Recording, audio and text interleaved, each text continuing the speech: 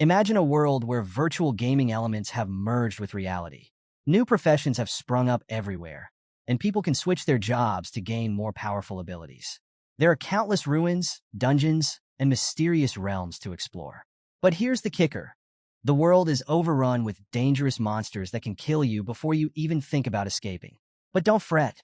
By hunting these monsters, people can gain experience points, collect materials, and even snag some epic equipment to strengthen themselves. As fearsome as these monsters are, they pale in comparison to the awe-inspiring dragons. Mysterious and rare, these dragons are as powerful as deities.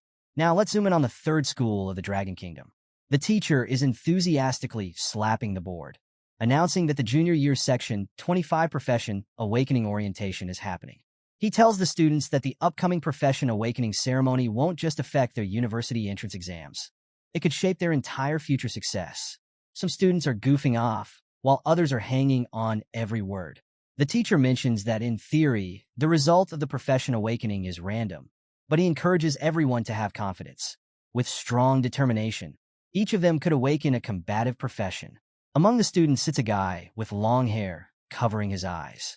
He's looking down at a paper that says they're taking the profession awakening aptitude test.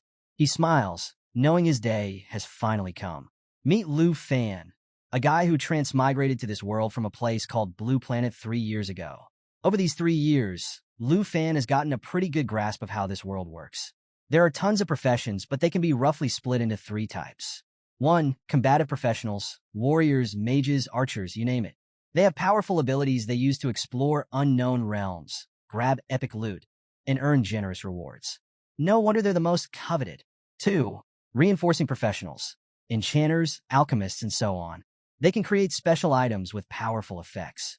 But here's the catch. Materials are pricey, so without a wealthy family backing them, nurturing their talent is tough. 3. Subsistence professions, chefs, herbalists, miners, etc. These are the everyday heroes, the backbone of society. Lu Fan's aunt, Han Ku, is one such hero. She's a chef who works tirelessly every day at her small steam bun shop to support Lu Fan's education. Even though she's only 8 years older than him, she selflessly takes care of him.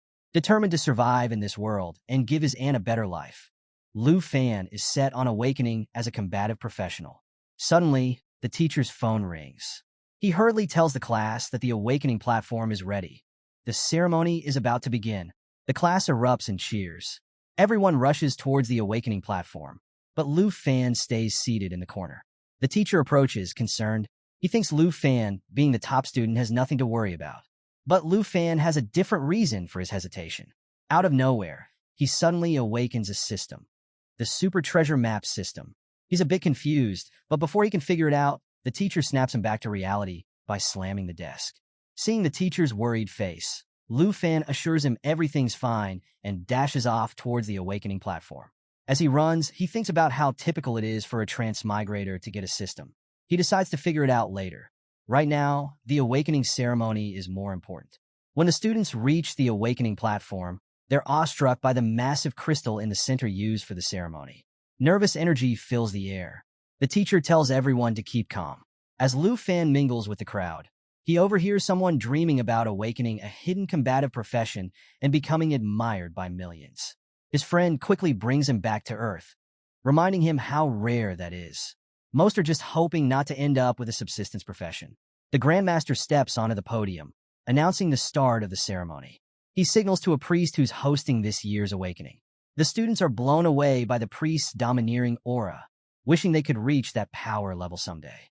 Lu Fan is equally impressed. Suddenly, his system pops up again, and he discovers he's acquired a new skill, the Eye of Appraisal. Curious, he uses it on the priest and learns he's a level 29 professional with the skill of Professional Awakening and a net worth of 5 million dragon coins. Lu Fan is absolutely floored. Just as the excitement was reaching its peak, the headmaster suddenly shouted for everyone to be quiet. The awakening ceremony was starting. He told the students to come up to the stage as soon as their names were called. Meanwhile, Lu Fan was lost in thought. He realized that even if his aunt sold buns for their entire lives, she'd never earn as much as that wealthy priest they saw earlier. The headmaster began calling out names one by one. First up was Zhang Tao, the top student in their section. Lu Fan wondered if Zhang Tao would awaken as a combative professional. The students were buzzing, saying that with his insanely high attributes, he was definitely going to awaken something powerful. Even though awakenings are supposed to be random, everyone knew that higher attributes usually gave you better chances.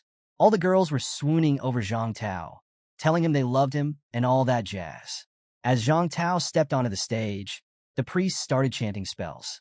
The awakening crystal began to glow, and suddenly, a fireball emerged from it. Zhang Tao had awakened as a pyromancer. Everyone was stunned. Having a pyromancer among them was huge. The students were envious. Zhang Tao now had a bright future ahead of him.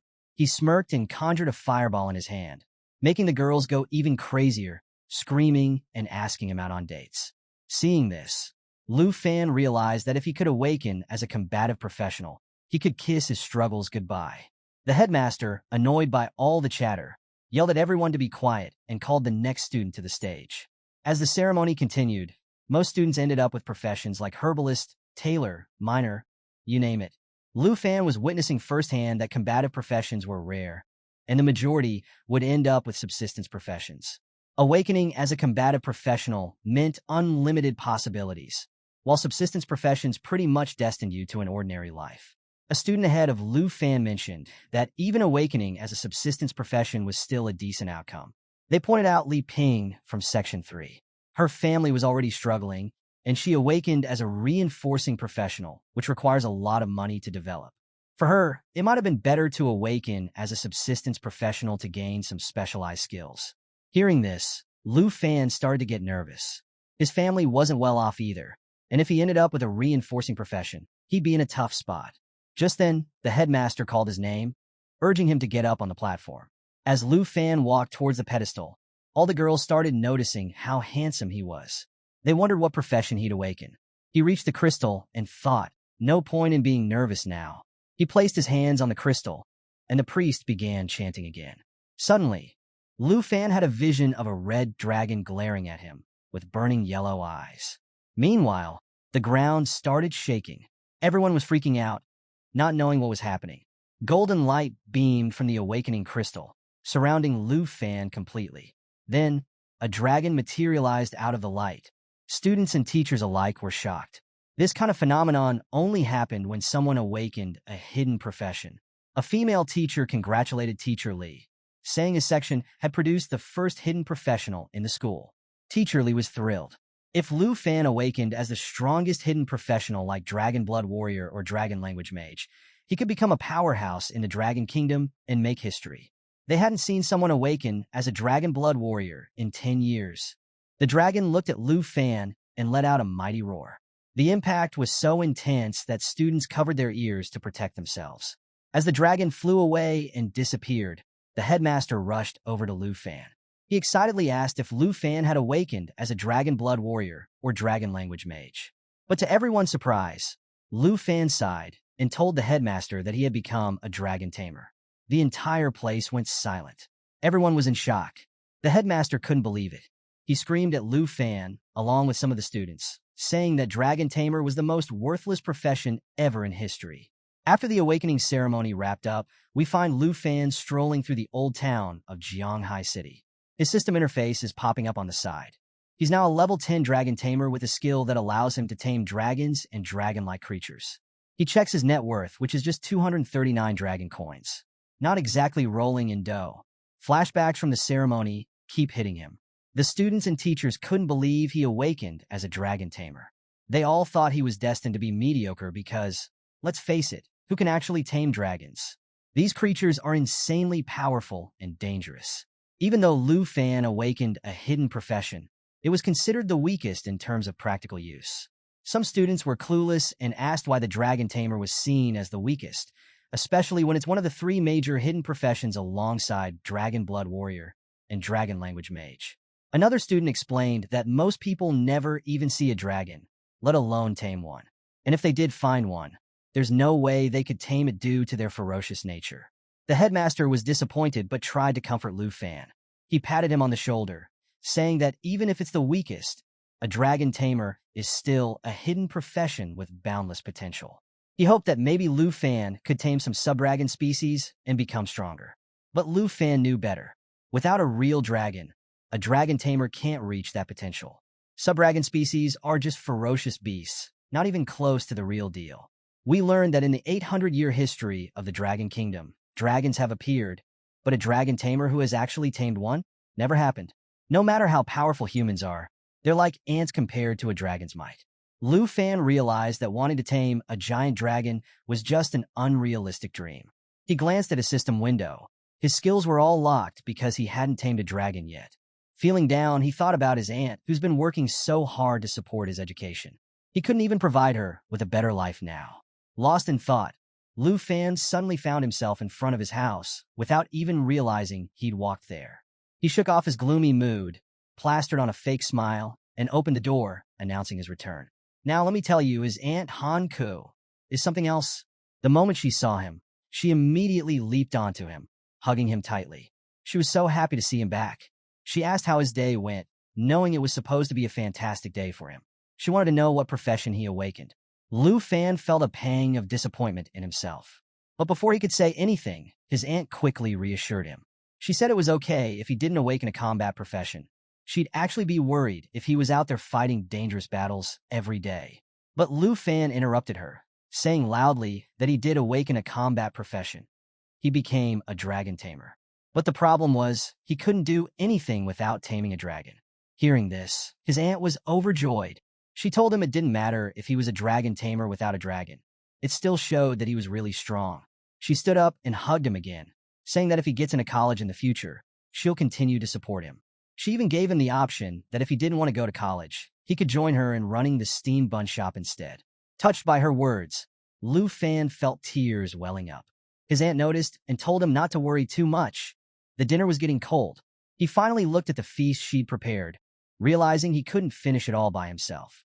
After dinner, Lu Fan collapsed onto his bed. He thought about how, even though his aunt was only 26 years old, she'd been working in a labor-intensive job for years. He remembered her hands full of cuts and bruises, regretting that he couldn't change her ordinary life. He wanted to give her a better life, but how could he do that if he didn't do something as a dragon tamer? Frustrated, he punched his bed multiple times. If only I had a dragon, he thought. With a dragon, being a dragon tamer would really mean something, but he had no idea where to even find one. So, just when things were looking bleak, Lu Fan gets a notification from his system, congratulating him on receiving his first day's treasure map. He checks it out, and guess what? It's a divine-level treasure map on his very first day. Talk about luck. He suddenly remembers that his system is called the Super Treasure Map System. Back at the awakening ceremony, he only tried the appraisal function and hadn't even explored the treasure map feature. Curious, he taps on the treasure map icon. The system explains that treasure maps are classified into 4 categories: beginner, intermediate, advanced, and divine level. Oh, and get this. The system can combine 3 identical low-level treasure maps into one higher-level map. Another notification pops up, telling Lu Fan that every day he'll receive a randomly graded and randomly located treasure map. Plus, as long as he reaches the location, he can find treasures related to his corresponding profession. Wait a minute. Treasures related to his profession? That means Lu Fan might actually find a dragon and truly become a dragon tamer. He realizes that if he makes good use of his system, he could bridge the gap between being the weakest and the strongest. This divine-level treasure map might just be his last hope to turn things around. Determined, Lu Fan clicks on the divine treasure map. A big regional map pops up, showing that the treasure is located at Mount Shur Basin. He knows it's not too far from Jianghai City, and if he catches the last suburban bus tonight, he'll arrive there early in the morning. Fast forward to the next morning. Lu Fan's aunt wakes up, yawning in her nightdress. She turns on the light and notices a note on the dining table. She looks into Lu Fan's room, but he's not there. Meanwhile, we see a bus winding through the mountains. His aunt reads the letter, which says he's gone to Mount Shur Basin to do something that might be his only chance to change his fate as a dragon tamer. He tells her not to worry and that he'll return soon. Back to Lu Fan. He steps off the bus, and a few sketchy individuals are trailing behind him. Oblivious to them, he's determined to make a better life for himself and his aunt, no matter what. He looks around the outskirts of Mount Shur Basin, which looks pretty barren. Suddenly, someone bumps into his backpack. He turns around to see a muscular guy and a petite girl eyeing him suspiciously. Lu Fan jumps back and grips his weapon, ready for anything. Then, an old man with an eye patch grabs his shoulder from behind, asking if he'd like to join them. Lu Fan quickly shakes off the man's hand, telling them he doesn't need any companions. He suspects they're dungeon robbers. The girl pulls out a knife and suggests he rethink his decision. The eye patch man warns him that it's dangerous to be alone in the wilderness at night. Sizing them up, Lu Fan realizes they've probably been robbing and stealing materials for a while. Dealing with someone as powerless as him would be a piece of cake for them. Not wanting any trouble, he lies and says he's a summoner who doesn't need companions because he can summon elemental creatures if things get dangerous. Surprised by his answer, the group decides to back off. The eye patch man says that if Lu Fan's a summoner, their concerns are unnecessary. The girl gives him a sly smile, whispering that she hopes they'll meet again, calling him handsome and blowing him a kiss. Lu Fan's a bit flustered but relieved they're leaving. He thinks to himself that, yeah, the wilderness is dangerous, but it's way safer than getting stabbed in the back by dungeon robbers. Realizing that without strength, life is pretty fragile, he checks his system map and decides to move quickly. As he ventures deeper, he spots a herd of power horn horses, level 8 creatures with immense strength, grazing peacefully in an open field. He knows they won't attack unless disturbed, so he carefully takes a detour to avoid them. Even though the detour makes his journey longer, he doesn't feel safe at all. He soon encounters a group of giant horn antelopes. Moving slowly and cautiously, he accidentally steps on a frog he didn't see, which croaks loudly in pain. Oh! The antelopes turn their attention to Lu Fan, clearly irritated by the disturbance. Before he knows it, they're chasing him. He runs as fast as he can, hoping to escape.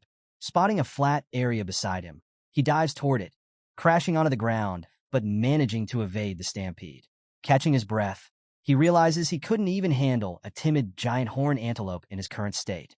He thinks, if I miss this opportunity today, my fate might end up like that poor frog. Just then, a notification pops up. He's arrived at the designated treasure map location. Ahead, he sees 2 giant rocks with a faint red glow emanating from behind them. This matches the treasure map's indication. He walks into the cave formed by the rocks and spots a huge pitch-black egg that's starting to crack. Could it be? Yes, it's a dragon egg. This could be the game changer he needs. His system pops up, confirming it's a black dragon egg of an unidentified level. Hearing the cracking sounds, he knows the dragon is about to hatch. But suddenly, he hears rustling from the tall grass behind him. On high alert, Lu Fan grips his cleaver. He realizes that while things had gone smoothly so far, he couldn't escape the notice of a wild beast. He turns around and slashes at the approaching creature. It's a bloodthirsty gray fox. The fox catches his cleaver in its sharp canines, snarling fiercely. It howls and lunges at him with all its might. Lu Fan manages to deflect it, throwing the creature to the ground. He takes a few deep breaths, trying to recover his stamina.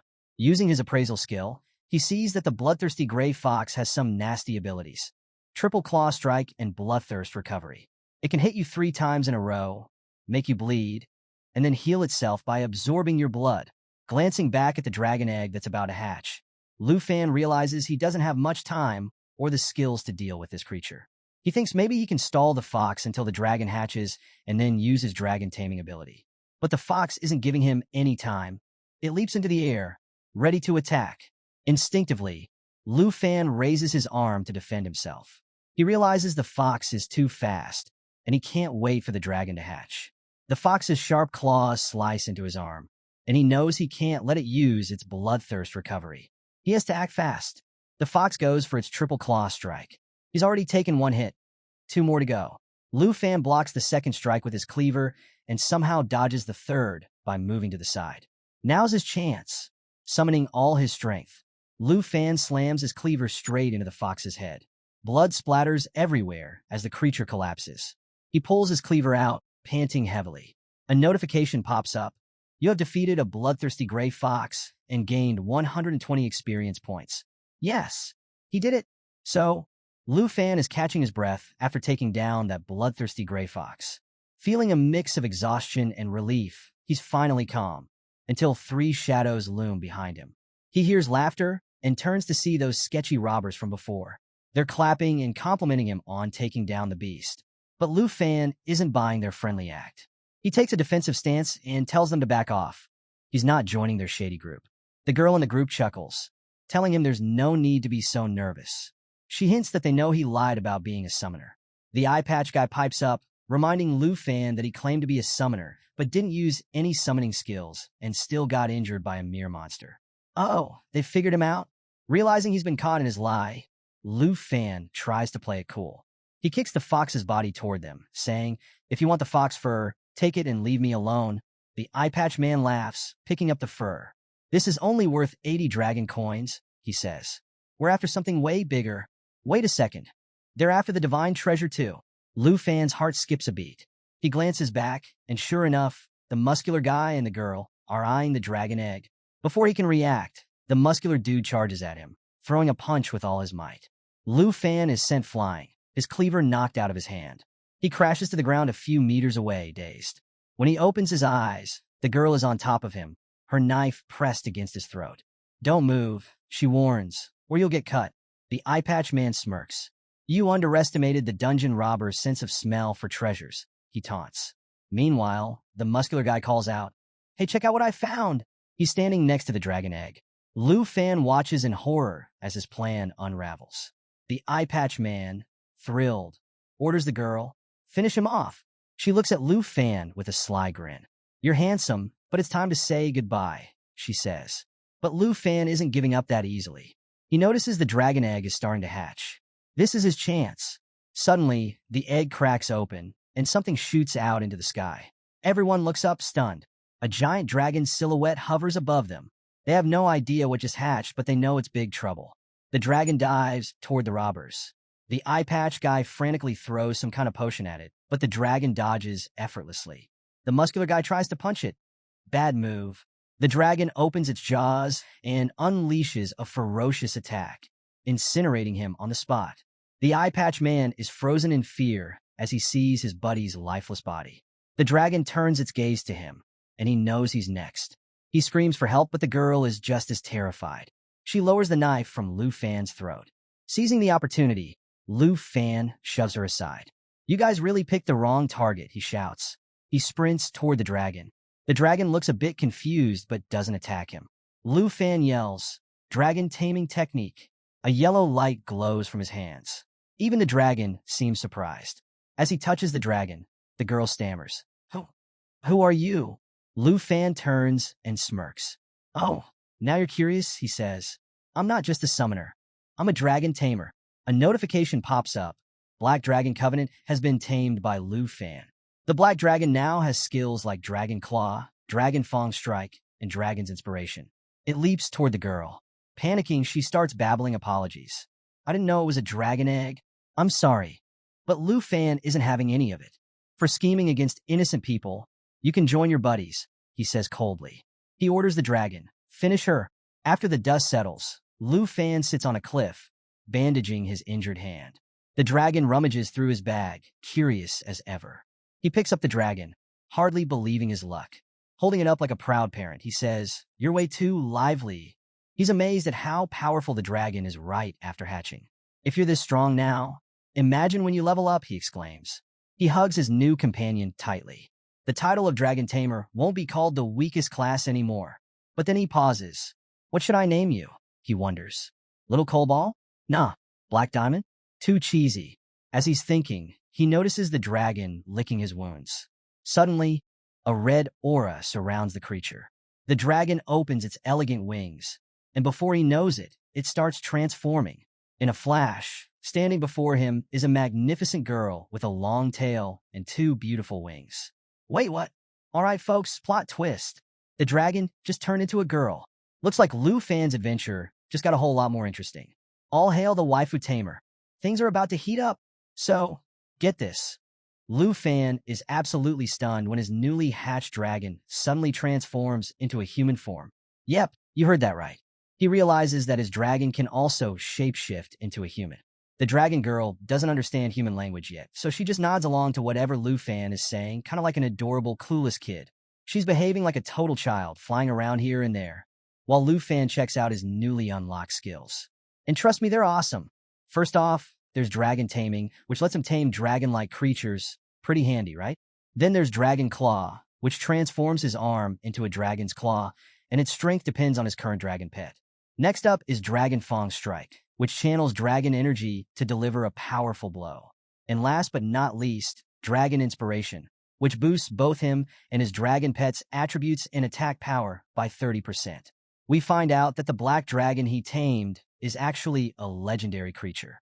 Lu Fan realizes that now that he's successfully tamed a dragon, all his skills have been unlocked.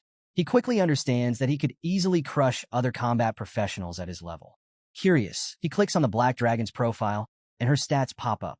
Get this. The dragon has a strength of 342, agility of 267, spirit of 359, and endurance of 373. Talk about overpowered. She has multiple attacks, including Mighty Jaw Assault, which lets her charge forward and tear into targets, causing continuous bleeding damage. Then there's Lava Flame, which continuously spews flames, dealing damage while healing herself. She also has Black Dragon Heritage, which reduces all damage taken by 50%, grants immunity to all debuffs, and increases her self-recovery ability by 500%. And as if that wasn't enough, she has a special skill called Bloodline Connection, which provides a 10% attribute bonus to Lu Fan himself. Lu Fan is absolutely blown away by how powerful this dragon hatchling is. Even at level 1, she's got these insane skills and nearly 400 points in various attributes. He realizes that even a skilled human expert 20 levels higher wouldn't stand a chance against him now. What's even better is that the Bloodline Connection directly doubles all of Lu Fan's attributes. He finally understands that this is why he feels so much stronger after taming the legendary Black Dragon. Overjoyed, Lu Fan thinks to himself, "This is exactly what I'd expect from one of the 3 strongest hidden professions." He realizes that no matter how strong other hidden professions are, they don't stand a chance against the dragon race. Without a doubt, the Dragon Tamer is indeed the strongest hidden profession, not the weakest like everyone thought. Just then, he notices the dragon girl munching on the eggshell she hatched from. He figures that even though she can transform into a human, she still behaves like a newborn dragon. But there's still one important question. What should he name her? Suddenly, inspiration strikes. Since she's a little black dragon born just before dawn, he decides to name her Xiaoyi. When he tells her, she beams with delight and gives him the cutest smile. Lu Fan is thrilled that she likes her new name. Feeling happy that all the danger was worth it, he pats her head and asks if she's hungry. Xiaoyi looks up at him and nods with that same adorable smile, finishing off the remaining eggshells. Lu Fan tells her it's time to go hunt some monsters to fill her belly. They can't go back home on empty stomachs, right? He stands up, smiling, thinking about the upcoming trial that determines whether he can enter the university. Many students are out there honing their skills, seeking opportunities. The prestigious Southern Province's Top Scholar Award and a spot in the highest educational institution in the Dragon Kingdom are now within his reach. But he knows he can't take the entrance lightly. Leveling up and mastering skills should be his top priority for both him and Xiaoyi. With renewed determination, Lu Fan starts running, and Xiaoyi follows closely, smiling as well. He tells her they're heading deeper into Mount Shur Basin. There are monsters there even tastier than eggshells. As they advance, they suddenly hear some noises. A group of creatures is sprinting toward them at insane speeds. Lu Fan quickly pulls up his system interface, which identifies them as plains hyenas. These beasts have an attack called Rending Bite, which inflicts continuous bleeding damage, and Putrefaction, which gives a disease debuff. On the bright side, if they defeat them, they'll drop canine teeth worth 95 dragon coins each. So, Lu Fan realized that these hyenas were way more dangerous and tougher than that bloodthirsty gray fox he fought earlier. Remember, even though he defeated that fox, he got pretty banged up in the process. So naturally, he's a bit hesitant to take on these new threats. But guess what? Xiaoyi, our awesome dragon girl, isn't one to back down. She's already airborne with a devilish grin, clearly excited about getting some new snacks. Lu Fan understands that she wants to take the lead this time. His eyes light up with confidence as he thinks. Mount Shur Basin holds no danger for the strongest dragon tamer and his dragon. Both Lu Fan and Xiaoyi are grinning as they advance toward the plains hyenas, ready to send them straight into Xiaoyi's stomach for lunch. The dragon soars high, and as the hyenas roar, she takes a deep breath. Her stomach starts glowing with a fiery aura. Then, bam, she unleashes her lava flame attack, and the hyenas are engulfed in flames. As the creatures burn, Lu Fan and Xiaoyi rack up experience points. With each lava flame she hurls, Lu Fan keeps an eye on the system, watching their levels soar. Lu Fan hits level 11, and Xiao Yi reaches level 3. Smiling, he tells Xiao Yi not to waste any more time on these small fries. They turn their attention to a den inside the mountain. Lu Fan tells Xiao Yi that a big guy has been waiting for them. Suddenly, 3 sets of eyes glare at them from the darkness. The creature steps out. It's got 3 heads, each oozing with killing intent. It's none other than the 3-headed blood lion, a level 25 beast. This lion-like monster has multiple attacks, including Roar, which boosts its defense and attack power, Trample, dealing massive damage in its target range, and Triple Flame, which inflicts 3 instances of fire area damage. Defeating this beast will net them a whopping 23,790 experience points and drop valuable materials like Blood Lion's Tooth and Blood Lion Skin. Lu Fan knows that normally, taking on a level 25 elite boss would require a strong team of monster hunters. But hey, he's a dragon tamer now. He can handle anything. He orders Xiao Yi to engage the 3-headed lion in battle. As they advance, the lion uses Roar, boosting its stats, and starts charging up its heavy attack, Triple Flame.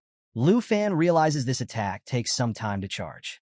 He tells Xiao Yi to coordinate with him to interrupt the lion's skill. Xiao Yi's body becomes engulfed in flames, and Lu Fan grips his cleaver tightly.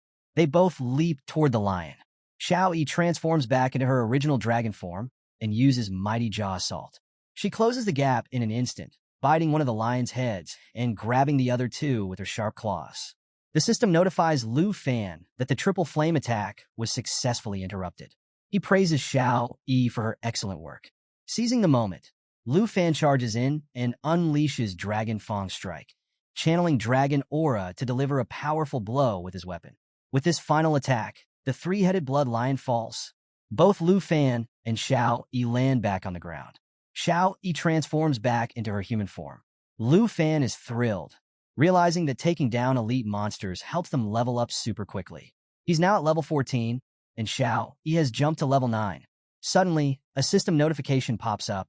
The treasure map system has been triggered, and a new treasure map for the day has been sent to him. A sly smile spreads across Lu Fan's face as he wonders what exclusive item for dragon tamers this new treasure will lead them to. He turns to Xiao Yi and says, "Ready for some treasure hunting?" She immediately nods with a big smile. Now, shifting scenes deep within Mount Shur Basin, we meet a group of 3 people. A blue-haired girl asks her uncle if they should really let such a rare opportunity slip away. Her uncle, Sun Gu, replies that they don't have a choice. Sun Gu is a warrior, and he explains that the fortuitous realm requires at least 5 people to activate, and they simply don't have enough. He suggests sending Miss Kai back to Jianghai City to bring more people. But Miss Kai, who is a rogue, interrupts him. She points out that even with her agility, a round trip would take a full day. We learn that the blue-haired girl is Qin Xiu, though her profession remains a mystery for now. She tells the group that fortuitous realms appear randomly and offer rewards greater than regular dungeons. However, they only exist for 24 hours, so Sun Ji's plan wouldn't work in time before the realm disappears. Sun Gu tries to cheer her up, saying that if she gets into one of the top 10 universities, she'll have plenty of opportunities to explore secret realms. But Qin Xiu isn't having it. She's so close to this amazing opportunity. Suddenly, Sun Gu and Miss Kai hear a noise. They spin around, ready to fight, but it's just our guy Lu Fan, casually passing by.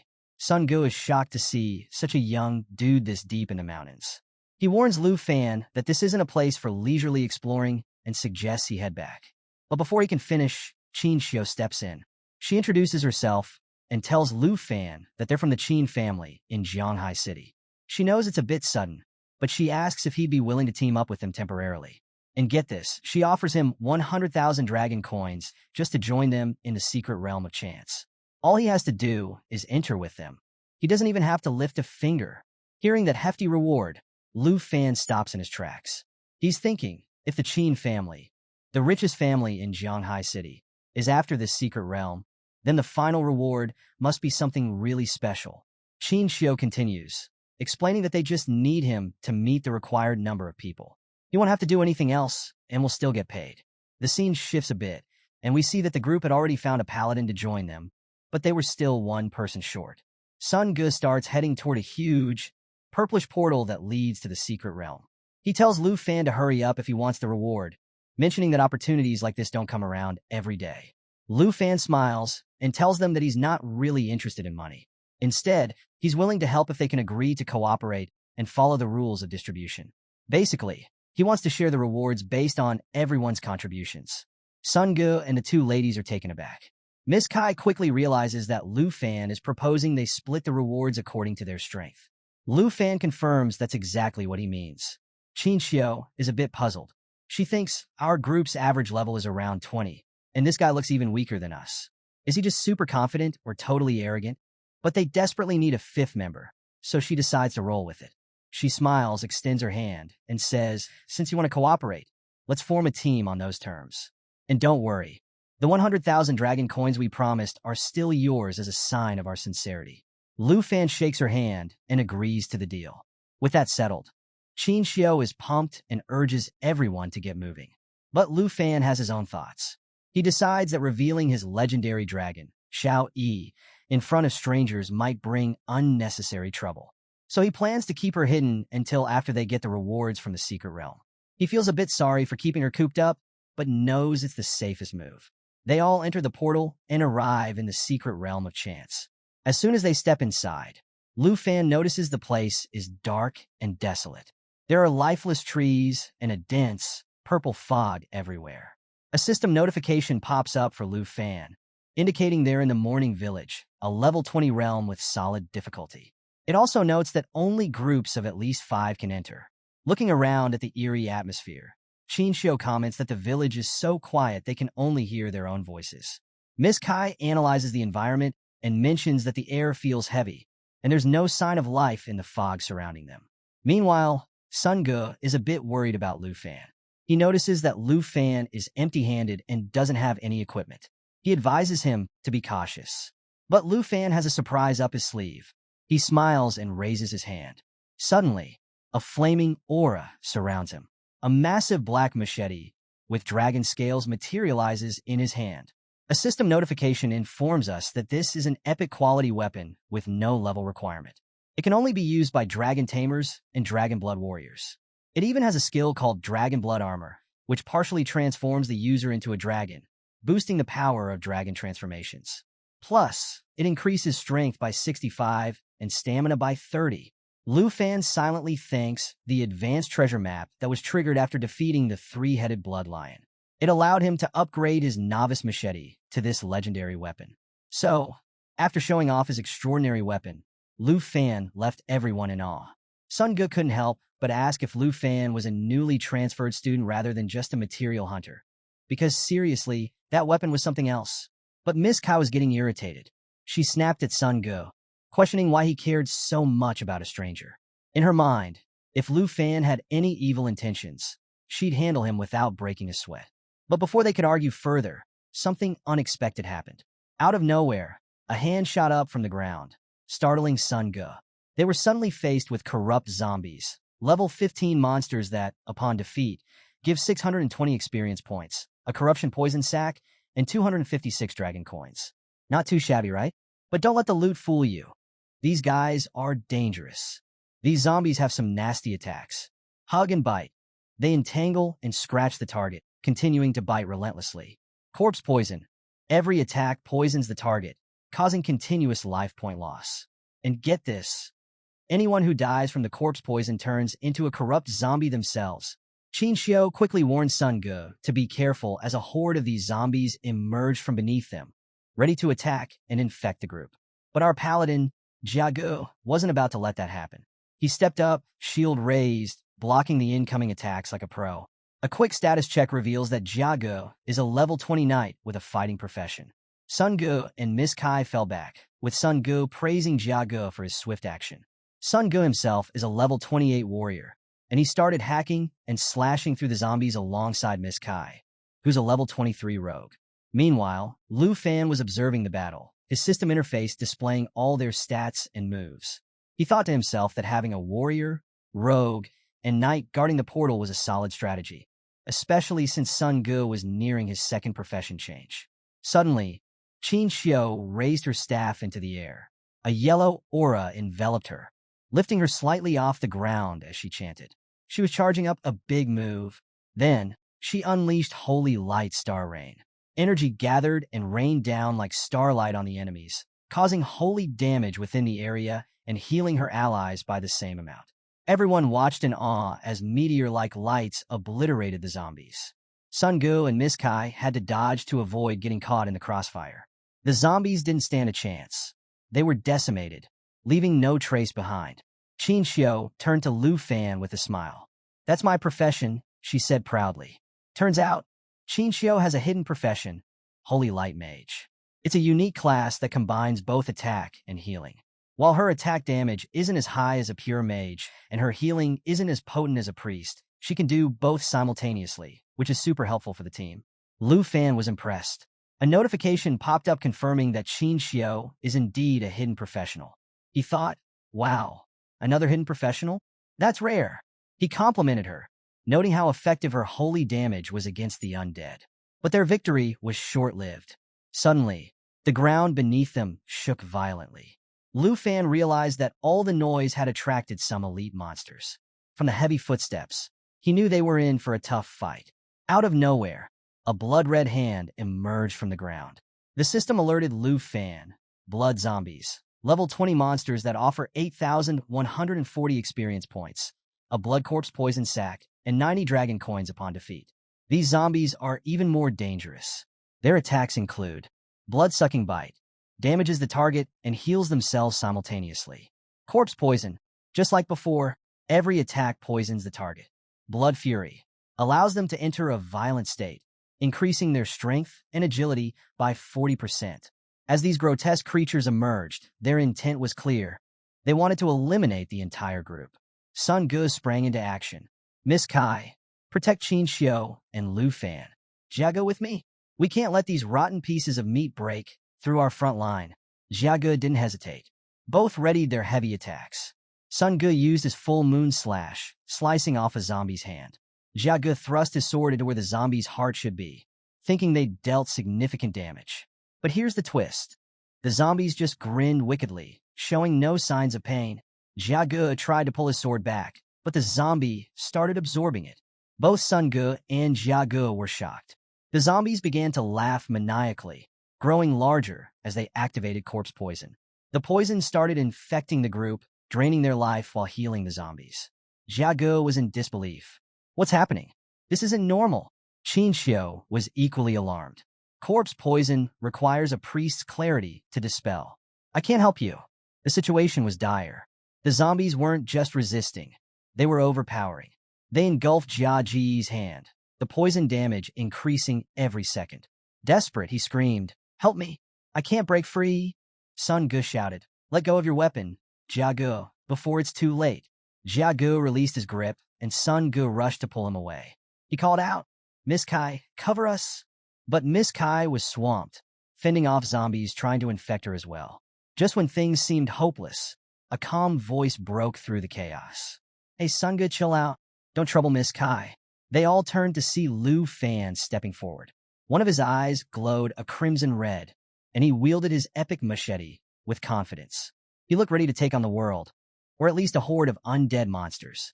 Sun Gu was frantically telling Lu Fan to get out of the way of the red blood zombies. He was worried that Lu Fan would get seriously hurt. But Lu Fan had this intense determination in his eyes. Ignoring Sun Ji's warning, he wielded his legendary ink dragon machete, surrounded by a fiery yellow aura, and lunged straight at the zombie, slashing its throat. Everyone was absolutely stunned. I mean, jaws dropped. Sun Gu couldn't believe what he was seeing. Lu Fan, a supposed newbie, just took down a zombie like it was nothing. Lu Fan casually handed Sun Gu his sword back, telling him not to back down and to keep moving forward, all with a confident smile. But Sun Gu was like, "Hold up. What's your level?" Exactly. He couldn't wrap his head around how a transfer student could have such insane attack power. But they had bigger problems. Jia Ge, the paladin, was gravely wounded. Qin Xiu rushed over to heal him, urging him to hang in there. Lu Fan, with a dragon aura literally glowing from one of his eyes, told Sun Gu that he's just a normal level 14 student. "No need to lie," he said. He explained that he came to Mount Shur Basin to get some practice in for the big exam. Qin Xiu, while healing Jia Ge, overheard this and realized that Lu Fan was the same age as her. She couldn't believe that a level 14 student could have higher attack power than Sun Ge, who was level 28. But before she could process that, a red blood zombie sneaked up behind her, grinning menacingly. Miss Kai saw it and leaped into action, shouting for Qin Xiao to watch out. But guess what? Lu Fan was even faster. He dashed in, pinned the zombie against a wall, and took it out with his legendary machete. As he pulled his weapon from the fallen zombie, Lu Fan warned everyone that the zombies were only going to get stronger. He offered to take the front line, asking if everyone was okay with that. Sun Ge was hesitant, but Qin Xiao remembered hearing rumors about a mysterious figure in Jianghai City, a hidden class dragon tamer. Could it be Lu Fan? She smiled and told him they'd count on him from now on. With Lu Fan and Sun Ge leading, she could focus on healing Jia Ge, and Miss Kai would cover the rear. Lu Fan introduced himself, and as soon as they heard his name, the group's suspicions were confirmed. He was indeed the rumored dragon tamer, but Qin Xiao still couldn't figure out how a dragon tamer, considered the weakest class, could be so strong. Fast forward, and the team is now at the center of the village, battling hordes of blood zombies. Lu Fan was deep in thought. He realized that Qin Xiao's profession couldn't remove the deadly corpse poison, and the teleportation gate would only appear after they defeated the secret realm guardian. Time was running out. If they didn't hurry, Jia Ge could die and turn into a zombie himself. Miss Kai wondered why they hadn't encountered the secret realm guardian yet. Just then, Jia Ge, mustering all his remaining strength, noticed zombies sneaking up behind Sun Ge. He shouted a warning before collapsing. Qin Xiao rushed to his side, pleading with him to stay awake. Suddenly, a red beam of light shone from the debris. They all turned to see a massive iron-skinned zombie emerging, with multiple heads and a single glowing red eye. It was charging at them at insane speeds. This iron-skinned zombie was no joke. A level 20 monster that awarded 13,720 experience points and 40 dragon coins upon defeat. It had some nasty abilities. Corpse poison, assimilation absorption, which lets it absorb poison targets to increase its own HP, and steel skin, boosting its defense and endurance by 40%. Miss Kai gasped. They were facing the secret realm guardian. Lu Fan quickly pieced it together. Jia Ji's worsening corpse poison had attracted the iron-skinned zombie. He shouted to the group, "We have to defeat it before it absorbs Jia Ge." Sun Ge didn't hesitate. He charged in with his moonlight slash, but it didn't even scratch the monster. Lu Fan joined the fray, activating his dragon aura. He knew there was no time to waste. He plunged his black machete into the zombie's glowing eye, but still, nothing. The steel skin ability was making it almost invincible. Thinking fast, Lu Fan realized he needed more power. And quickly, he glanced at his status window and saw the dragon blood armor skill, which would partially transform him into a dragon. Meanwhile, the iron-skinned zombie was making a beeline for Jia Ge, preparing to use assimilation absorption. At that critical moment, Lu Fan shouted to Qin Xiao, asking her to coordinate holy spells with him. He began transforming, his hand morphing into a dragon's claw. He instructed Sun Ge to protect Jia Ge with Miss Kai's help. As Lu Fan's transformation completed, one of his hands was now a full-on dragon hand. Qin Xiao nodded and started chanting her holy spells, staff raise high. Together, they charged at the iron-skinned zombie. Lu Fan leaped at the creature with everything he had, while Qin Xiao unleashed her holy starlight rain, hoping to deal massive damage and finally take down the undead monster once and for all. So, the iron-skinned zombie boss is charging at Lu Fan and the group at insane speeds, screaming about wanting fresh blood and flesh. Creepy, right? But our boy Lu Fan isn't backing down. He leaps into the air, ready to attack this seemingly unstoppable creature. But then, something unexpected happens. The monstrous iron-skinned zombie starts disintegrating, its skin falling off bit by bit. Everyone's like, "What's going on?" Miss Kai realizes that the zombie is shedding its skin to increase its speed. Hearing this, Sun Ge figures out that the iron-skinned zombie relies on constant fusion and absorption to grow huge and maintain its body. Lu Fan quickly pieces it together. If the iron exterior isn't the original iron-skinned zombie, then the real body must be hidden inside all that iron. Sun Ge is super impressed with Lu Fan's quick thinking and instant action. In all his years serving the Qin family, he's never seen someone quite like Lu Fan. This guy is definitely rocking a hidden profession. Suddenly, with the iron skin disintegrating more and more, the original head of the zombie is revealed.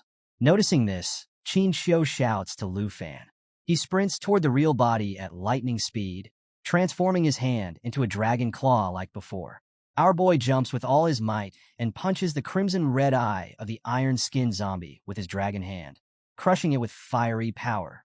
The zombie starts screaming in pain and agony as flames consume its original body, burning it down to ashes. Finally, the zombie is completely destroyed. Lu Fan lands gracefully, undoing his hand transformation and retrieving his legendary black machete. Everyone is absolutely stunned. They can't believe that a freshman just defeated the guardian of the secret realm of chance. Even Qin Xiao is a bit shaken. She's never seen such a powerful skill that can make a level 20 boss drop dead so easily. She's wondering, who exactly is Lu Fan? As the smoke clears, they notice a silver chest, the iron-skinned zombie's treasure box. Seeing it, Qin Xiao sighs and tells Lu Fan that their group will honor their agreement and distribute the rewards according to the rules. She even apologizes to Lu Fan for underestimating him earlier. They didn't realize his true power and were a bit rude, even though he wasn't. Sun Ge chimes in, complimenting Lu Fan and saying he's definitely capable of passing through the secret realm all by himself. It seems like the rest of them were just there to make up the numbers. Lu Fan smiles and thanks Sun Ge, then tells Qin Xiao that she should be the one to distribute the rewards to the group. Hearing that, Qin Xiao opens the chest, but everyone's in for a surprise. As the chest opens, it reveals multiple bottles of strength potions, normal quality consumables that increase strength by 2 points when consumed. There are also several antidote potions of rare quality, which eliminate corpse poison when used. But Miss Kai is skeptical. She thinks the rewards from the secret realm of chance are too underwhelming. The chest also contains a morning bracelet of excellent quality, which requires level 10 to wear and increases strength by 16 points and endurance by 17.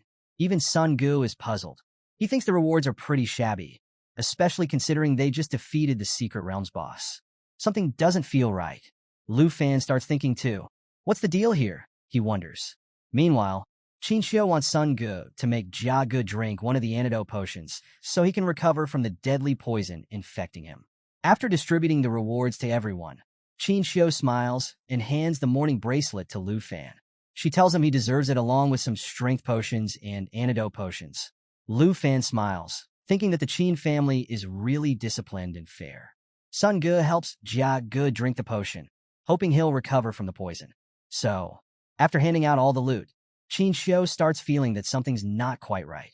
They've defeated the boss, but there's still no portal to exit the secret realm of chance. Weird, right? Meanwhile, Lu Fan is trying on his new morning bracelet when he notices something ominous heading their way. Miss Kai suggests that maybe they should start looking around for the portal, but before anyone can move, our boy Lu Fan shouts for everyone to stay put. He checks his system and realizes that even though they've beaten the blood zombies and the iron skin zombie, they haven't faced the final boss yet. There's still something lurking out there. Sun Ge is like, wait, how do you know there's more? But before Lu Fan can explain, Qin Xiao steps in. As a holy light mage, she can sense a very dark presence nearby. Spooky. They head toward the lakeside of the morning village, and let me tell you, it's super creepy. Dark and gloomy, with the water giving off a stench that'll make your nose hairs curl. The group figures that if Qin Xiao senses something, they better check it out. After all, the secret realm isn't that big. Maybe they missed a spot when they first got here. As they approach the murky water, we catch a glimpse of something horrifying beneath the surface. A massive tentacled monster with multiple gruesome eyes and crimson pupils, seething with anger. It's clearly ticked off that they've been wiping out its minions. Lu Fan feels the impending danger. Suddenly, multiple tentacles bristling with eyes burst out of the ground. Everyone's shocked, scrambling to keep their distance from this monstrosity. Even the status window can't identify what this creature is or what level it's at. Realizing Lu Fan was right all along, Sun Ge admits that this tentacle monster must be the true final boss.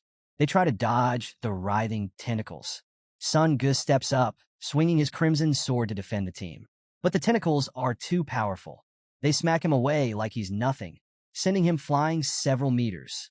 The group's strongest member is down. Oh. Suddenly, Qin Xiao senses the tentacles zeroing in on her. Before she knows it, they're lunging at her with insane speed.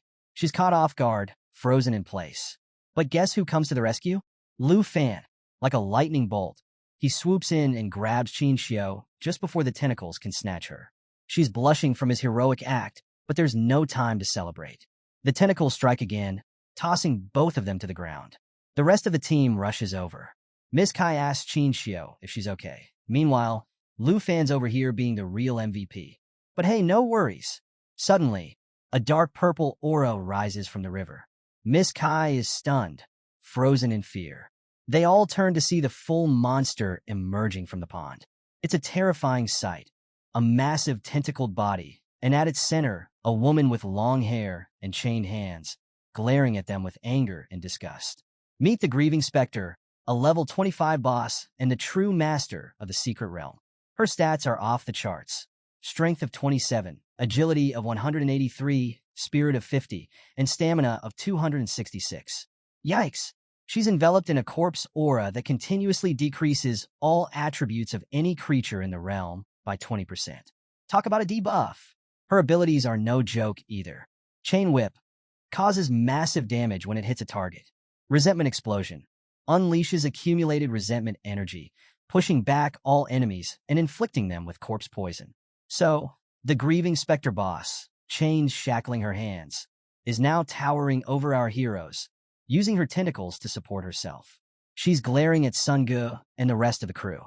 Miss Kai is absolutely shocked to see the real boss of the secret realm finally appear. Meanwhile, little Jia Ge has regained consciousness and wants to jump back into the fight. But Sun Ge calms him down, saying he'll protect everyone, including Jia Ge, until he's fully recovered. Jia Ge insists, but Sun Ge firmly tells him, "Don't push yourself. You just got some of your energy back." But amidst all this, Sun Ge doesn't notice that the boss's tentacles are about to slam down on him from above. At the last second, he looks up and somehow manages to block the tentacle with his sword. Phew! Our main man, Lu Fan, sees the danger and charges toward the real monster, wielding his big black legendary machete. He knows that Sun Ge and Jia Ge are barely holding on, and it's up to him to take down the boss. Lu Fan realizes that as long as the boss is still a zombie, there's only one way to defeat her. He spots the original body of the Grieving Spectre boss, who's actually controlling all these tentacles, and immediately leaps toward her. But the boss isn't going down without a fight. She makes this creepy, distorted face, her mouth opens weirdly, and she starts screaming at Lu Fan. She activates Corpse Chi Envelopment, emitting a nasty aura that reduces all attributes of creatures in the secret realm by 20%. Not good. Everyone is affected by this, including Lu Fan. But our boy isn't giving up. He dodges ferocious tentacle attacks, jumps onto one of the chains shackling the boss, and starts sprinting toward her main body. Even the boss is shocked by his bold move. Qin Xiao shouts, "Lu Fan, watch out for the iron shackles." But before he can react, the boss unleashes her chain lash attack, whipping chains from the sunken lake toward them, causing massive damage. Lu Fan loses his balance on the chain and starts falling, but he grips his machete tightly. Now the boss is furious. She looks at the group with pure rage and starts whipping her chains everywhere, intent on wiping them out. Sun Ge jumps in, blocking a chain and yelling to Qin Xiao, "Be careful." Miss Kai and Jia Ge try to defend themselves, but Jia Ji's shield shatters from just one hit. Things are looking grim. Despite all this, Lu Fan is still on the offensive, desperately trying to reach the main body. Suddenly, he notices a tentacle sweeping right beside him, heading straight for Sun Ge and the others. The monster taunts, "If you keep resisting, your whole group will die." Fueled by anger, Lu Fan shouts, "Everyone, get out of the way!" He charges up his Dragon Strike attack again, channeling his dragon energy to deliver a powerful blow. The Grieving Spectre boss is hurt, but not defeated. She starts lashing out desperately, her chains whipping in a continuous assault against Lu Fan and the team. Realizing he needs more power, Lu Fan unleashes his dragon blood transformation, turning his hand into a dragon claw. With this newfound strength, he breaks through the chains attacking him and the group. After this epic move, Lu Fan lands on the ground, having destroyed the boss's chains that were attacking them. Sun Ge looks at him and says, "This boss is too much for us right now. We need to retreat and come up with a strategy." Even Qin Xiao is worried. She tells Lu Fan, "We're all in bad shape and no match for her. If we don't leave the secret realm now, we'll be in grave danger." So, the Grieving Spectre boss is still glaring daggers at Lu Fan, ready to unleash another devastating attack. But our guy isn't backing down. He turns to the group and says, "You all should retreat to the village where we've already taken care of the zombies." He assigns Sun Gu and Miss Kai the task of making sure everyone gets there safely. Qin Xiu is visibly worried. She asks, "What are you planning to do by staying here alone?" But Lu Fan just waves her off with a confident smile. "I'll handle the boss no matter what," he assures them. He urges them once again to retreat quickly. Miss Kai nods, agreeing that it's the best course of action. She encourages Qin Xiu to come with them. Qin Xiu hesitates, clearly torn about leaving Lu Fan to face the boss alone. But she knows they can't change his mind. Now here's where things get really interesting. Lu Fan raises his hand into the air, and suddenly, a flaming aura engulfs the battlefield. He's opening a portal. He figures that even without the boss's 20% attribute debuff, the team wouldn't be much help against her. Instead of risking their safety, he decides to bring in someone who can really turn the tide. The grieving Spectre boss is seething, her eyes filled with killing intent. But even she doesn't see what's coming next. Lu Fan calls out, "Xiao Yi, come join me for some fun." And bam! Out of the portal emerges his legendary black dragon, Xiao Yi. She doesn't waste a second, immediately grabbing the boss's tentacles with her powerful jaws. The group's jaws drop. They're absolutely floored. Lu Fan just summoned a mighty dragon right before their eyes. And get this, the dragon is even bigger than when we first saw her. She uses her sharp claws and massive wings to fend off every tentacle the boss throws at her. Even though Lu Fan hadn't planned on revealing Xiao Yi to the group, he had no choice if he wanted to defeat the boss. Xiao Yi, ever the loyal companion, follows his commands without hesitation. She unleashes her giant assault attack, rushing at high speed and biting the boss, causing continuous bleeding damage. Tentacles snap and crumble under her might. The grieving Spectre boss screams in agony, her attacks becoming more frantic but less effective. But Xiao Yi isn't done yet. She goes in for the final blow, tearing off the boss's chains and forcing her back into the watery depths from which she came. And just like that, the secret boss of the Realm of Chance is defeated. Sun Gu is left speechless. How did Lu Fan dismantle that enormous boss in just 2 blows, he thinks. It's both terrifying and awe-inspiring. Jiaga can't believe his eyes either. Witnessing the sheer power of a dragon is something he never imagined he'd experience. The whole group is a mix of shocked, terrified, and, let's be honest, a little impressed. They always believed that seeing a dragon meant certain doom, but here they are alive and well. Qin Xiu finally pieces it together. The rumors she's heard about a mysterious dragon tamer in Jianghai City, they're all about Lu Fan, the so-called worthless dragon tamer. Clearly, there's nothing worthless about him. We see Lu Fan patting Xiao Yi affectionately. "Great job," he tells her with a smile. So, we get transported back 3 centuries ago into the tragic past of the grieving Spectre boss.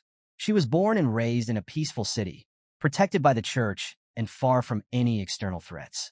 Life was pretty blissful for her, until a devastating plague hit and turned everything upside down. Her grandfather fell ill, and soon, lifeless bodies started piling up by the lake faster than they could be buried. Desperate to save her community, she turned to the dark arts, hoping to find a cure. But instead of becoming the savior she wanted to be, she was labeled a dark witch. Her newfound powers allowed the living to say their final goodbyes to their loved ones by summoning spirits. But she couldn't cure the dying. One day, the church father showed up with 2 knights carrying chains. They ordered her capture, blaming her for the disaster. Confused and hurt, she wondered why they were treating her this way. All she did was help people find closure. Her hands were bound with iron chains, and the knights dragged her away under the church's orders. They threw her into the lake, and the weight of the chains pulled her deeper and deeper. As she sank toward the lake bed, her breath fading, she questioned why the church was punishing her when she'd done nothing wrong. Fast forward to the present. Lu Fan approaches Xiao Yi, his gaze meeting hers as he gently touches her. Sun Gu and the others are left speechless, wondering how someone like Lu Fan could summon such a formidable dragon. Seeing the black dragon Xiao Yi, Sun Gu announces that they can finally leave the hidden realm. But Lu Fan isn't so sure.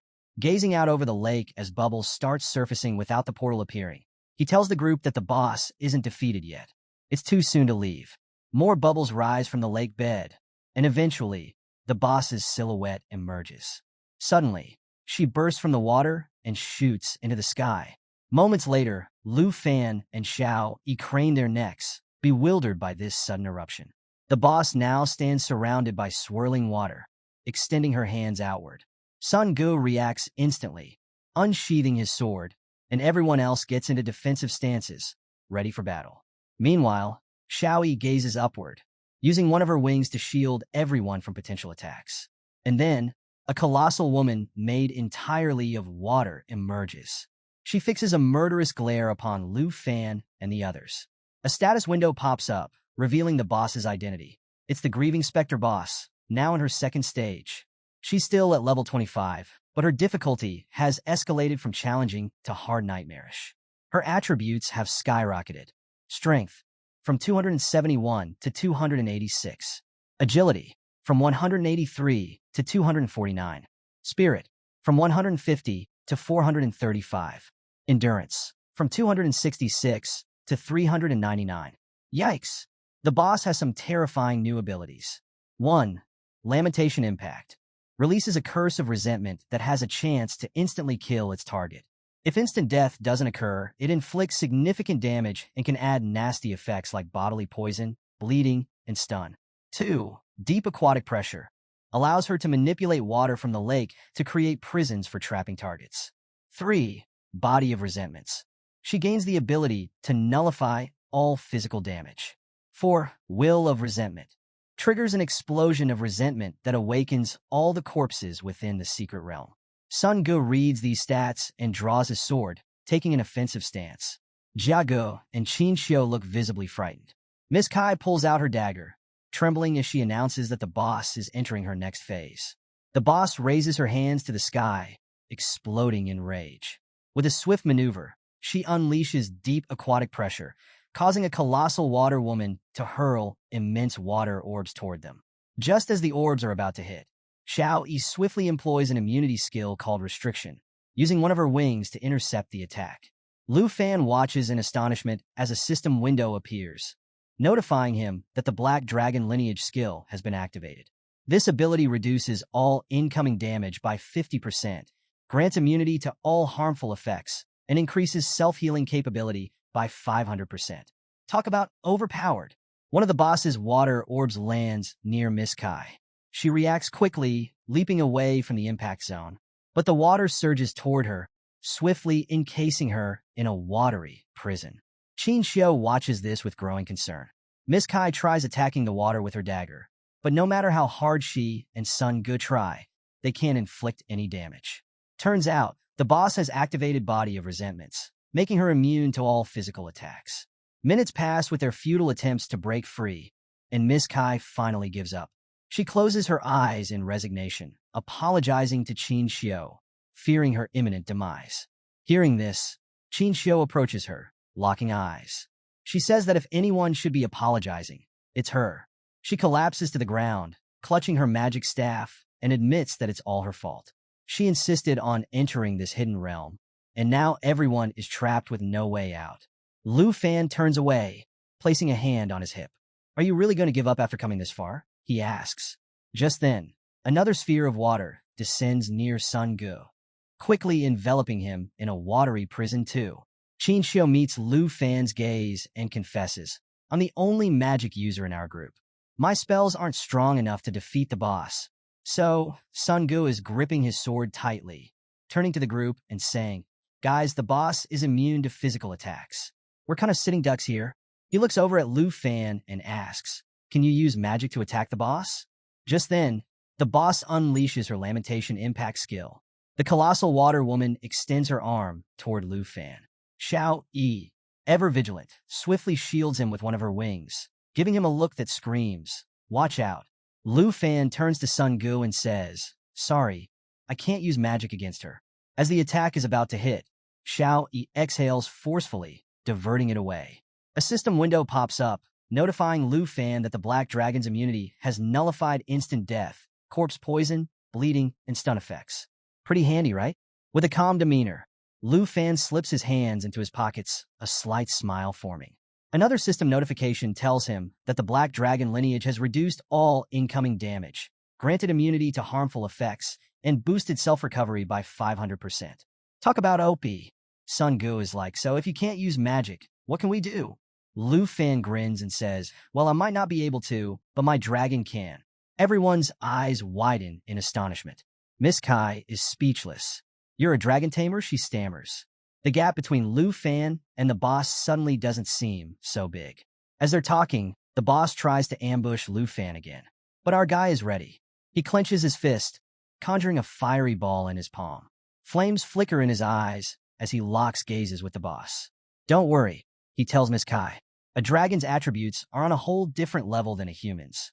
The boss guides the water woman's hand toward Lu Fan, triggering Lamentation Impact once more. It strikes Xiao Yi, but another system notification assures Lu Fan that they're immune to all those nasty effects. Surrounded by a fiery aura, Lu Fan activates Dragon Inspiration, empowering both himself and Xiao Yi. Her stats skyrocket. Strength, from 968 to 1,258. Agility, from 767 to 997. Spirit, from 959 to 1,246. Endurance, from 976 to 1,268. With renewed vigor, Lu Fan points at the boss and commands, Xiao Yi, unleash your lava blaze. Within moments, Xiao Yi spews a fierce torrent of fire directly at the boss. The flames engulf her, slowly consuming her watery form. Xiao Yi's lava blaze not only deals continuous damage, but also heals herself. Win-win. The sky fills with swirling flames as the boss's form starts to disintegrate. Qin Xiu stands at the lake's edge, speechless at the overwhelming display of power. Jia Ge joins her, both of them gazing up in awe. As Xiao Yi's flames intensify, the watery prisons holding Miss Kai and Sun Ge begin to evaporate. Miss Kai is freed and left speechless. Sun Ge looks up, solemnly declaring, this power, it's catastrophic. Moments later, the boss starts to explode from within under the intense heat. A wave of flames erupts in all directions. In a last-ditch effort, the boss triggers her will of resentment, trying to awaken all the corpses in the secret realm. But it's too late. The colossal water woman disintegrates, shrouding the area in a purple haze. The boss dissolves entirely, revealing a portal and a treasure chest materializing on the ground. Xiao Yi reverts to her human form, hovering in the air with a satisfied smile. The system notes that the Black Dragon Realm's level has increased, but keeps the details under wraps. Lu Fan clasps his hands together, smiling up at Xiao Yi. Great job, he calls out. Just then, a system notification reveals that his own level has increased by 5. Not too shabby. The area is engulfed in a veil of smoke from the boss's explosion. Qin Xiu hurries over to check on Miss Kai. Sun Ge grins, pointing out the portal. It's over, he announces. Jia Ge stands up, coughing from the smoke. Is everyone okay? He asks. Suddenly, they hear a noise behind them. Turning around, they see village zombies resurrected by the boss's last move, slowly advancing toward them. Sun Ge glances up and is astonished to see Xiao Yi nearby. Without hesitation, Xiao Yi rushes toward the zombies, activating her lava blaze again. She soars above them, unleashing torrents of fire from her mouth. The zombies begin to disintegrate almost instantly. Sun Ge looks up in awe. Is that the giant dragon? He asks Qin Xiu. She nods, equally stunned. She's effortlessly defeating them, zombies that gave us so much trouble. Lu Fan walks over to them with a smile. Yep, that's Xiao Yi, the Black Dragon, he says. He turns to Sun Ge. No need to be tense. Xiao Yi has everything under control. He adds, once we distribute the rewards, we can prepare to leave. Walking toward the chest, he grins and says, according to the rules, I'll choose first. He looks back at the group. Anyone got a problem with that? Qin Xiu shakes her head. No objections here, she replies, smiling. So, Lu Fan steps up to the treasure chest and opens it. As it begins to glow, a big smile spreads across his face. Qin Xiu stands behind him, clutching her magical staff, watching eagerly. The rest of the team waits in anticipation as Lu Fan reveals the loot. Inside the chest are several awesome items. 1. Holy Light Staff. An excellent quality weapon with 32 spirit points and 19 stamina points, requiring level 10 to use. It has a cool ability called Holy Light Seal, which lets the user bind a target with light. The duration depends on the user's spiritual attributes. 2. Twilight Robe. Also excellent quality, offering 35 spirit points and 15 stamina points, with a level 10 requirement.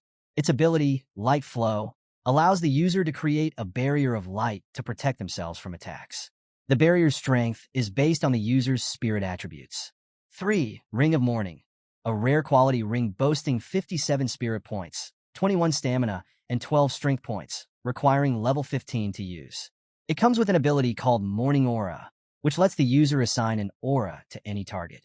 Attacks launched by someone with this aura accumulate resentment value, leading to negative effects like poisoning, bleeding, and dizziness when it builds up.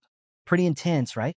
4. Job Transfer Scroll, a rare consumable item that offers a chance for a non-hidden profession to transfer into a hidden profession of the same type. Without a second thought, Lu Fan picks the Job Transfer Scroll. Holding it up, his body emits a blue energy as a system notification confirms he successfully obtained it. Qin Xiu approaches him and says he doesn't need to go out of his way for them. The items are his according to the rules. But Lu Fan replies with a smile, saying he's not trying to be overly generous. The equipment has spirit attributes, making it more suitable for her. All he needs is the Job Transfer Scroll. Touched, Qin Xiu looks into the chest and says that if it weren't for him, they might not have made it out alive. Lu Fan watches her quietly, curious about what she's planning. After a moment, she takes out the Ring of Morning and extends it to him, asking him to accept it. He accepts the ring without hesitation, closing his eyes briefly as he holds it. Qin Xiu stands up, still holding her staff, and starts blushing while gazing into his eyes. She's wondering what other surprises he might have up his sleeve. He's definitely a hard person to figure out. Meanwhile, Xiao Yi is playfully interacting with Jia Ge. Uncle Sun Gu observes Lu Fan, thinking he's a really interesting guy. Miss Kai joins them, smiling as she tells Qin Xiu it's time to prepare to head back. Later that night, Lu Fan returns to his Aunt Han Ke's bun shop. As soon as she sees him, she throws her arms around him, clearly relieved. She tells him how worried she was, saying he's been facing so many dangers lately. Lu Fan is a bit surprised, but also touched by her concern. He gently asks what's wrong and suggests she let go since his clothes are dirty from being out in the wilderness. But Han Ke just hugs him tighter, saying she doesn't care. She was so scared when he left without telling her. She feared he might not come back. Feeling a bit guilty, Lu Fan apologizes for leaving without warning and promises he won't make her worry like that again. He wipes away her tears and reassures her that everything's fine now. Han Ke smiles and then notices Xiao Yi, who is sitting nearby. She starts stroking Xiao Yi's head, and Xiao Yi closes her eyes, clearly enjoying the attention. Han Ke tells Lu Fan how surprised she was when she first met Xiao Yi, remarking that such a cute girl is actually an incredibly powerful dragon. Lu Fan chuckles at that. Han Ke then asks Xiao Yi if she's hungry, noticing that she might not have eaten enough lately. Xiao Yi eagerly nods. She's definitely hungry. While they're chatting, Lu Fan approaches holding the Job Transfer Scroll. He tells his aunt that this is a reward he specifically chose for her from the dungeon. He explains that if she uses it to change her profession to a hidden one, she wouldn't have to run the bun shop anymore. Han Ke is taken aback and says she can't accept such an expensive item. She suggests he sell it instead and use the money to buy equipment for his upcoming big exam. But before she can finish, Lu Fan pulls out his phone and shows her his bank balance. With a big grin, he tells her that he doesn't lack money or equipment anymore. She's amazed to see how much money he has. Lu Fan explains that he sold a lot of the materials he collected during his trip, and that his companion Qin Xiu promised him a reward of 100,000 dragon coins. He assures his aunt that they won't have to worry about money ever again. Oh, after hearing Lu Fan's words, Han Ke approached him with joy shining in her eyes. She couldn't help but shed a tear of happiness. Lu Fan insisted that she use the Job Transfer Scroll he had brought for her right away. With a grateful smile, she agreed, taking the scroll from him. As she opened the scroll, it began to shine brilliantly. Blue energy enveloped her body, causing her hair and dress to float as if she were weightless. She was surprised but also excited by this newfound sensation. Slowly, the scroll dissolved, and she found herself floating gently in the air, absorbing the energy from it. Lu Fan shielded his eyes from the intense light, looking up at Han Ke. He asked if she had been successful. Surrounded by the glowing blue aura, she turned to him and confirmed that she had indeed succeeded. She had obtained the hidden profession of enchantment chef. Lu Fan was amazed and asked what was special about this new profession. Han Ke explained that she now had a skill called enchantment cooking, which allowed her to prepare food with various buffs. Lu Fan grinned, praising her by saying that her cooking was already fantastic, so the additional attributes would be incredible. She chuckled, saying he was just flattering her. Changing the subject, Lu Fan wondered where Xiao Yi had disappeared to. Turns out, while they were talking, Xiao Yi had snuck into the kitchen and devoured all the food. After filling her stomach with all the buns, she fell asleep right there on the floor. Classic Xiao Yi. Meanwhile, over at Qin Xiu's family villa that same night, Qin Xiu sat in her father's study. Her father, Qin Shanhai, was seated in his office chair, swirling a glass of champagne. He asked her if it was true that a dragon tamer named Lu Fan had summoned a powerful black dragon to save their lives. Qin Xiu admitted that her stubbornness had almost cost them dearly. She reflected on how strong Lu Fan was. Despite both of them having hidden professions, the gap between them was like that between a firefly and the moon. Her father gazed out the window, contemplating. He asked if she had told anyone else about the dragon. She assured him that she hadn't, as she had promised Lu Fan that the Qin family wouldn't reveal anything about the dragon. Qin Shanhai turned back to her, praising her for her discretion. He pointed out how many people covet the power of dragons and how chaotic things could become if that information leaked. Feeling anxious, Qin Xiu pleaded with her father not to disclose anything, reminding him that Lu Fan had saved their lives. She asked if he had any issues with Lu Fan's dragon. Her father laughed heartily, assuring her that he wasn't that kind of person. He then asked how she planned to repay Lu Fan for his help. Relieved, Qin Xiu explained that she had promised Lu Fan a reward of 100,000 yuan when she invited him to join their team. Qin Shanhai sighed and suggested she take a purple tongue card and personally visit Lu Fan the next day to thank him properly. She nodded, but then asked why he wouldn't come along if he was so curious about Lu Fan. With a wink, Qin Shanhai said he would love to meet the Dragon Master, but had important matters to attend to. Typical dad move. Early the next morning, a new character enters the scene, the princess of Taizi Kingdom. She's a short girl wielding a magic staff, accompanied by her assistant, a tall man with black hair, dressed in black armor, and carrying a suitcase. They've come to Zhanghai City, supposedly to study, but we all know there's more to it. They arrive at Hanku's bakery while she's busy preparing pastries. Noticing customers, Hanku asks them to wait a moment. She opens the door slightly and, with a warm smile, tells them there are no steamed buns available today. The princess, Jinju, isn't impressed. She asks her assistant if this is really the place they're looking for, questioning whether he's brought her to a garbage dump. Ouch! The assistant, Cui Hong Tai, nervously assures her that according to their investigation, this is indeed the correct location. Hanku, a bit puzzled, asks who they are. Suddenly, Cui Hong Tai forcefully pushes the door open, accidentally hitting Hanku on the arm. She cries out in pain. Both the princess and her assistant stride into the shop. The princess informs Hanku that they're here to find someone, specifically a dragon tamer named Lu Fan. Hearing the commotion, Lu Fan comes downstairs. He sees his aunt holding her arm in pain and immediately rushes to her side, asking if she's okay. Meanwhile, the princess wrinkles her nose, complaining to her assistant about the unpleasant smell of the place. Talk about rude. Lu Fan is understandably upset. He asks Hanku what's going on. She tries to assure him she's fine. The princess catches his attention and asks if he is Lu Fan, mentioning that she, the princess, has made a special trip just to see him. Confused, Lu Fan asks who she is and why she's looking for him. The assistant steps forward, introducing her as Princess Jinju from the Taizi Kingdom, and himself as Cui Hong Tai, her assistant. With a confident smile, the princess says she's come to offer him a breakthrough opportunity. Lu Fan raises an eyebrow, clearly puzzled. She continues, noting that being a dragon tamer must be tough. She then signals to her assistant. Cui Hong Tai opens the suitcase, revealing a dragon egg inside. Lu Fan is shocked, starting to sweat. The princess tells him that as long as he accepts her request, the dragon egg will be his. She points at him and lays out the conditions. She wants him to be her servant and obey her every command without question. Seriously? This spoiled princess thinks she can just buy him off. So, Cui Hong Tai is holding a dragon egg with both hands, proudly showing it off to Lu Fan. Meanwhile, the bratty princess, Jinju, starts boasting that the egg is a reward she obtained from the armored dragon lair. She's totally convinced it's the only dragon egg in the world. Hanku, Lu Fan's aunt, is completely baffled and pretty upset about the idea of her precious nephew being turned into a slave. She's questioning the harsh terms of this so-called contract. Curious, Lu Fan opens his status window to check out the egg's details. Turns out it's an egg of an armored dragon, which has a naturally tough shell that reduces incoming damage by 30%. But get this, the only attack it has is swinging its giant tail in a fan-shaped area. This land dragon is actually weaker than a wyvern.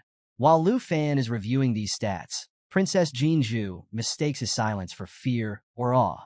She even calls the mediocre egg a powerful dragon. Lu Fan cuts her off, pointing out that while the attributes are okay, the only thing this armored dragon has going for it is endurance. He jokes, questioning if this can even be called a dragon. The princess is shocked by his remark. She questions whether Lu Fan really knows what he's talking about, and if he understands what a dragon egg means to a dragon tamer. As she's lost in her own thoughts, Hanko wonders how a child could be so audacious as to demand someone become her slave. Lu Fan reassures his aunt not to worry. He'll handle the situation. The princess continues her tantrum, declaring that a dragon tamer without a dragon is worthless. She insists that if Lu Fan becomes her servant, he could become the strongest person in history. She asks if he's not excited about the prospect of fame and power. Trying to stay polite, Lu Fan calmly says he refuses. That's our guy. I knew he wouldn't fall for that offer. Now, it's time to see how he'll handle this spoiled princess. The refusal hits the princess like a ton of bricks. She asks him to rethink his decision, incredulous that he's turning down the chance to make history as a dragon tamer. At this point, Lu Fan is getting annoyed. He tells her to leave if that's all she came for.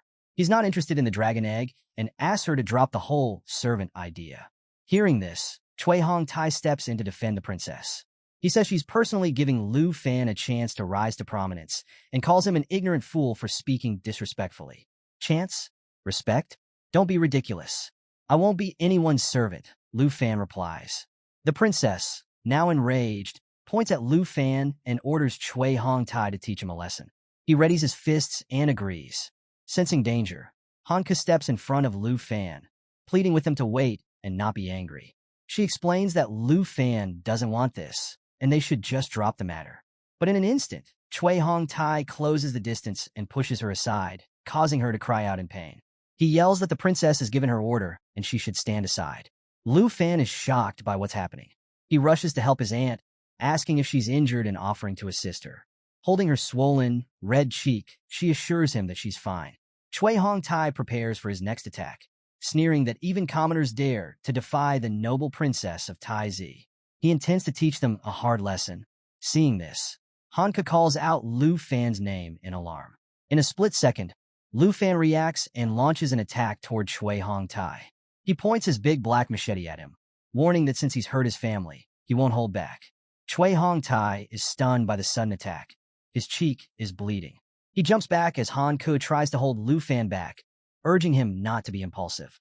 The bratty princess, clueless about what just happened, demands to know what's going on with Cui Hong Tai. She still wants to teach Lu Fan a lesson. After experiencing Lu Fan's unexpected counterattack, Cui Hong Tai realizes there's more to Lu Fan than he initially thought. So Lu Fan, not one to tolerate disrespect, stepped up to the bratty princess and delivered a swift backhand slap right across her cheek. He didn't care which country she was from. He told her to shut her noisy mouth, take her trash, and leave his home. Watching the princess get slapped, Cui Hong Tai was furious. He attacked Lu Fan, yelling about how he could dare lay a hand on the princess.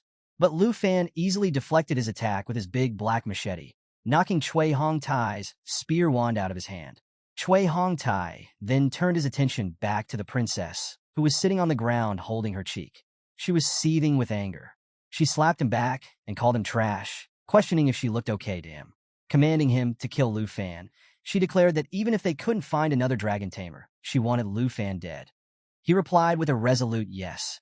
Meanwhile, back at Lu Fan's bedroom, his phone was ringing non-stop, much to the annoyance of our favorite dragon waifu, Xiao Yi. The caller was Qin Xiao, who found it strange that Lu Fan wasn't answering. She was certain she had the right number he gave her when they returned to the city. Wandering the streets, she tried to recall where his house was. Suddenly, an explosion rocked a nearby wall, startling her. It was Cui Hong Tai, who had been knocked through the wall by Lu Fan. He looked pretty beaten up. People on the street started noticing the commotion, shouting that a foreigner was causing trouble. The bratty princess yelled at the onlookers to go away and stop staring. Lu Fan emerged, walking slowly like a champ, his big black machete in his left hand. Chui Hongtai kneeled, admitting he couldn't defeat Lu Fan, noting that his attributes were too high. The princess sneered, offering to help him out. She began chanting a spell, and dark, ominous energy started swirling around her. Lu Fan noticed that her spell was the exact opposite of Qin Xiu's holy spells. Realizing the princess was also of a hidden class, he braced himself. Just then, Qin Xiu rushed toward him, surprising Lu Fan. He wondered why she was there. As the princess finished her chanting, all the ominous dark energy poured into Chui Hongtai. He screamed from the surge of power, and both Lu Fan and Qin Xiu had to shield their eyes from the intense flash of energy emanating from him. A status window revealed that Chui Hongtai's class was a combat class guardian knight, while the bratty princess, Jinju, was a combat class advanced spiritual witch. Chui Hongtai had transformed into a monster. I am here to help you, Qin Xiu declared, taking a defensive stance in front of Lu Fan. Chui Hongtai leaped into the air to attack them. Lu Fan quickly pushed Qin Xiu aside, telling her she needed to take care of his Aunt Han Ku, who was inside the shop. Chui Hongtai landed a heavy attack, but Lu Fan managed to dodge just in time. The spot where he had been standing moments before was completely destroyed by the impact. Sliding back, Lu Fan realized that Chui Hongtai's attack power had skyrocketed and that he had truly become a monster. He thought to himself that he'd have to use Dragon Inspiration and Dragon Claw together to stand a chance.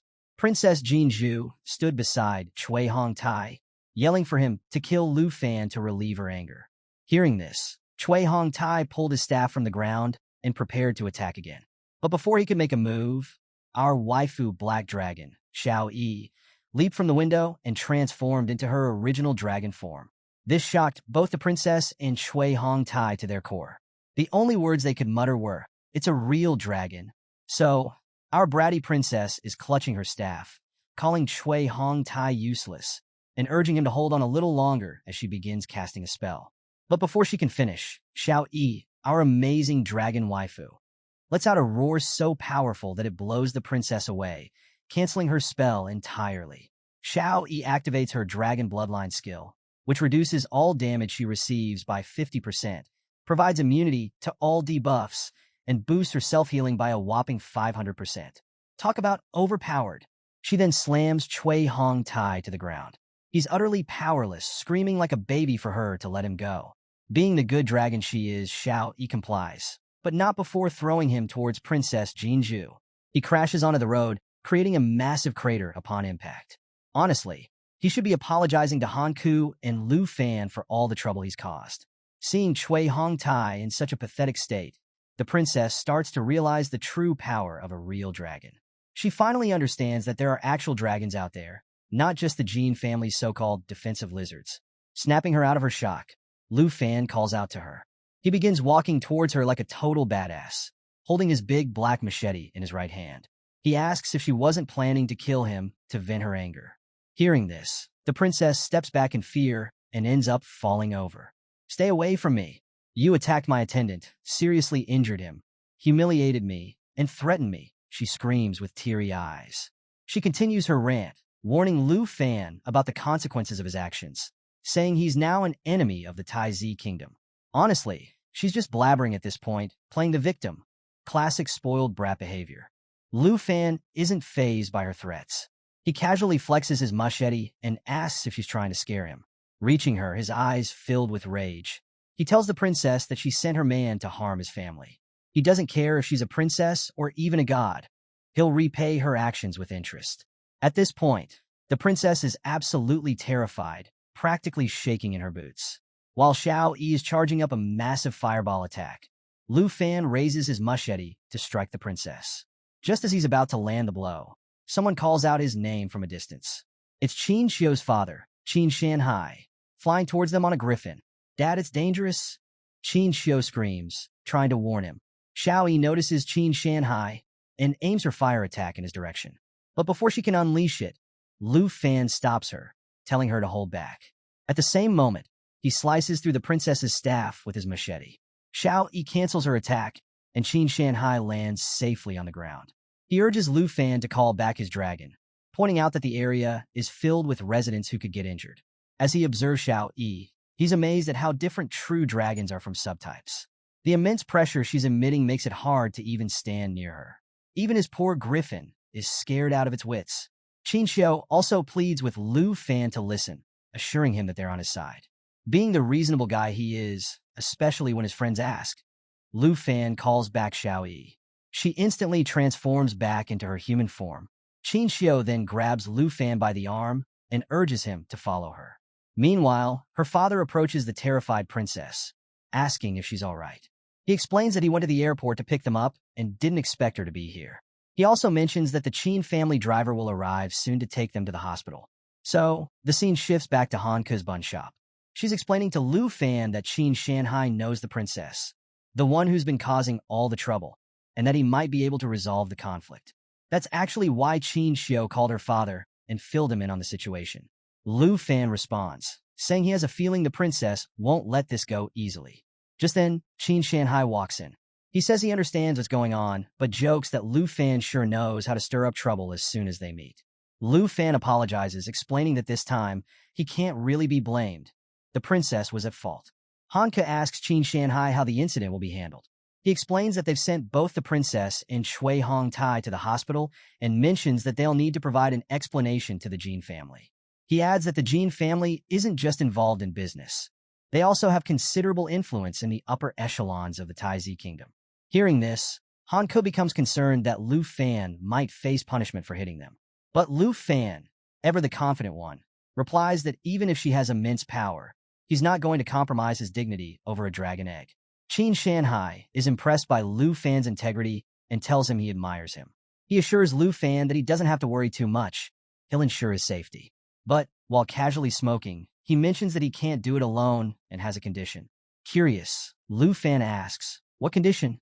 Pointing his cigarette at Lu Fan, Qin Shanhai says, "Achieve the position of South Province champion in the grand exam." He further explains that he'll do his best to keep the princess at bay until the exam is over. Hearing this, Qin Xiu chimes in, pointing out that it won't be easy. There are countless top students in the entire South Province. Qin Shanhai adds, "But only if you surpass them and become the champion can I help you." Suddenly, Lu Fan gets a determined look on his face. He tells Qin Shanhai that he understands the situation and accepts the condition. Meanwhile, over at the hospital, the princess is fuming. She's pacing back and forth, angrily talking on the phone. She's yelling that Qin Shanhai is obviously favoring Lu Fan since he hasn't been caught yet. The person on the other end tries to calm her down, saying they'll contact high-level officials in the kingdom to resolve the situation. But she's not having it. She orders them to put pressure on the higher-ups, insisting it's her command. She angrily declares that she's going to make Lu Fan pay. Looks like she still hasn't learned her lesson. But honestly, with Lu Fan and his dragon companion around, I bet even her entire empire wouldn't stand a chance. The scene shifts to the next day at the 3rd middle school, just before the grand exam. All the students are gathered, and the playground is buzzing with excitement. Everyone's checking out each other's levels and trying to form groups.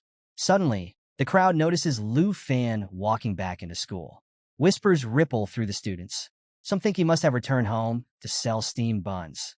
Others remark that even though Lu Fan was once a brilliant student, he's now considered a nobody, and no school wanted him. Yet here he is still participating in the exam. But little do they know, Lu Fan is not the same as before. Even though he feels a bit nostalgic hearing their gossip, he's too laid back to let it bother him. Suddenly, the headmaster's voice booms over the chatter, urging all the students to calm down. He announces that the South Province Grand Exam is about to begin. Lu Fan is standing amidst a sea of students, deep in thought. After leveling up to 15, he's realized that the treasure maps he's been receiving daily haven't been used yet.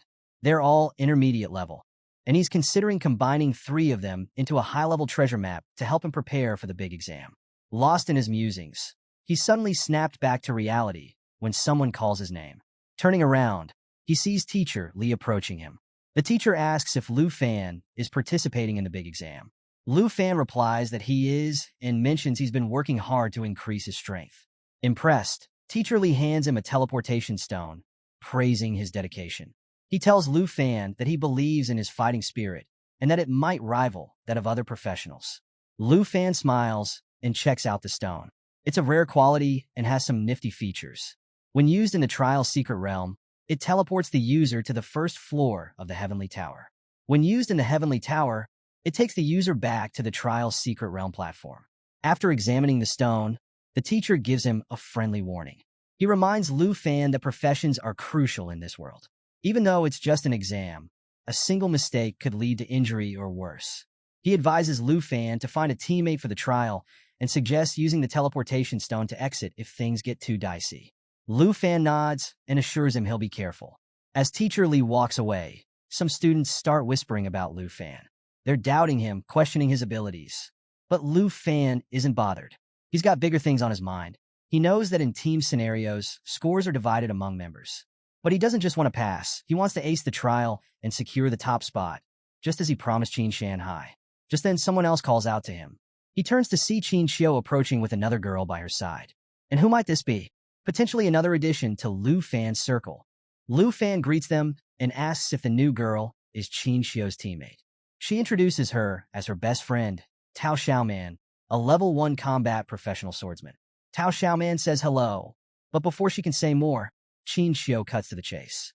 She asks Lu Fan if he'd like to team up with them for the trial. Tao Xiaoman is taken aback by the invitation, and to her surprise, Lu Fan politely declines.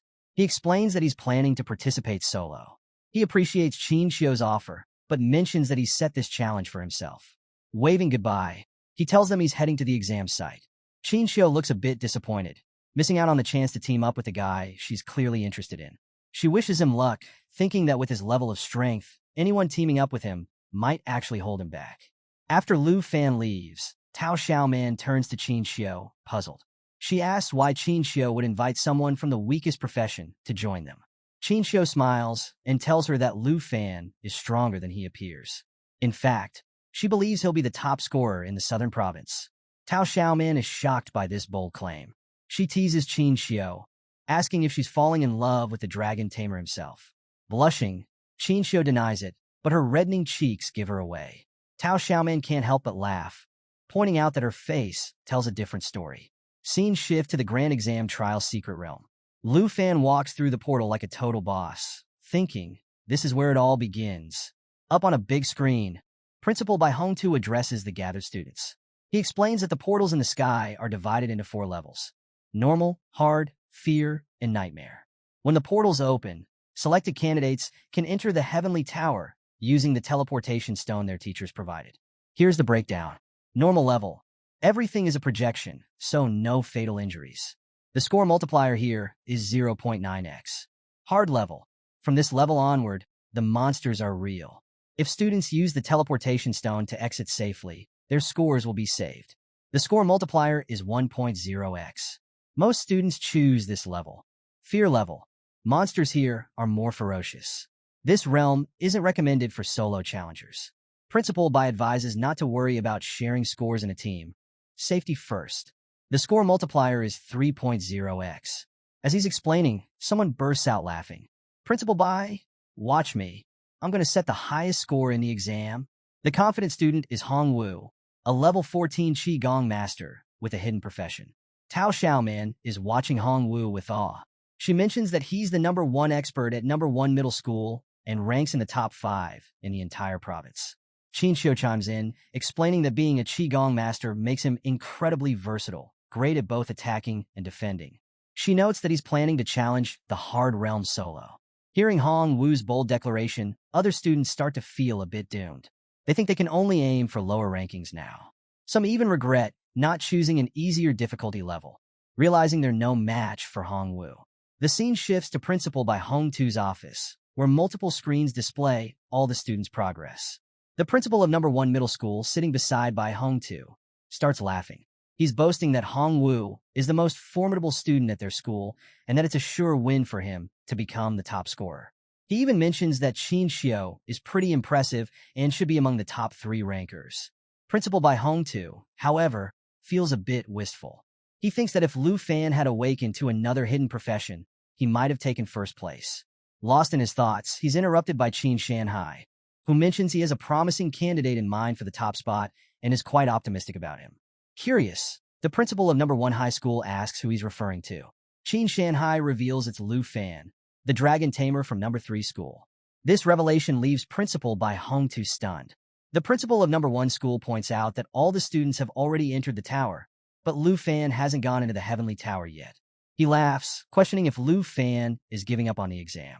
He dismisses Qin Shanhai's suggestion, asking what could be expected from a dragon tamer. Pointing to the scoreboard, he notes that Hongwu is already on the 4th floor and ranked first. Suddenly, Principal Bai Hongtun notices something. With a shocked expression, he realizes that Lu Fan isn't giving up. He's waiting for the last difficulty level portal to appear. He's choosing the Nightmare Trial.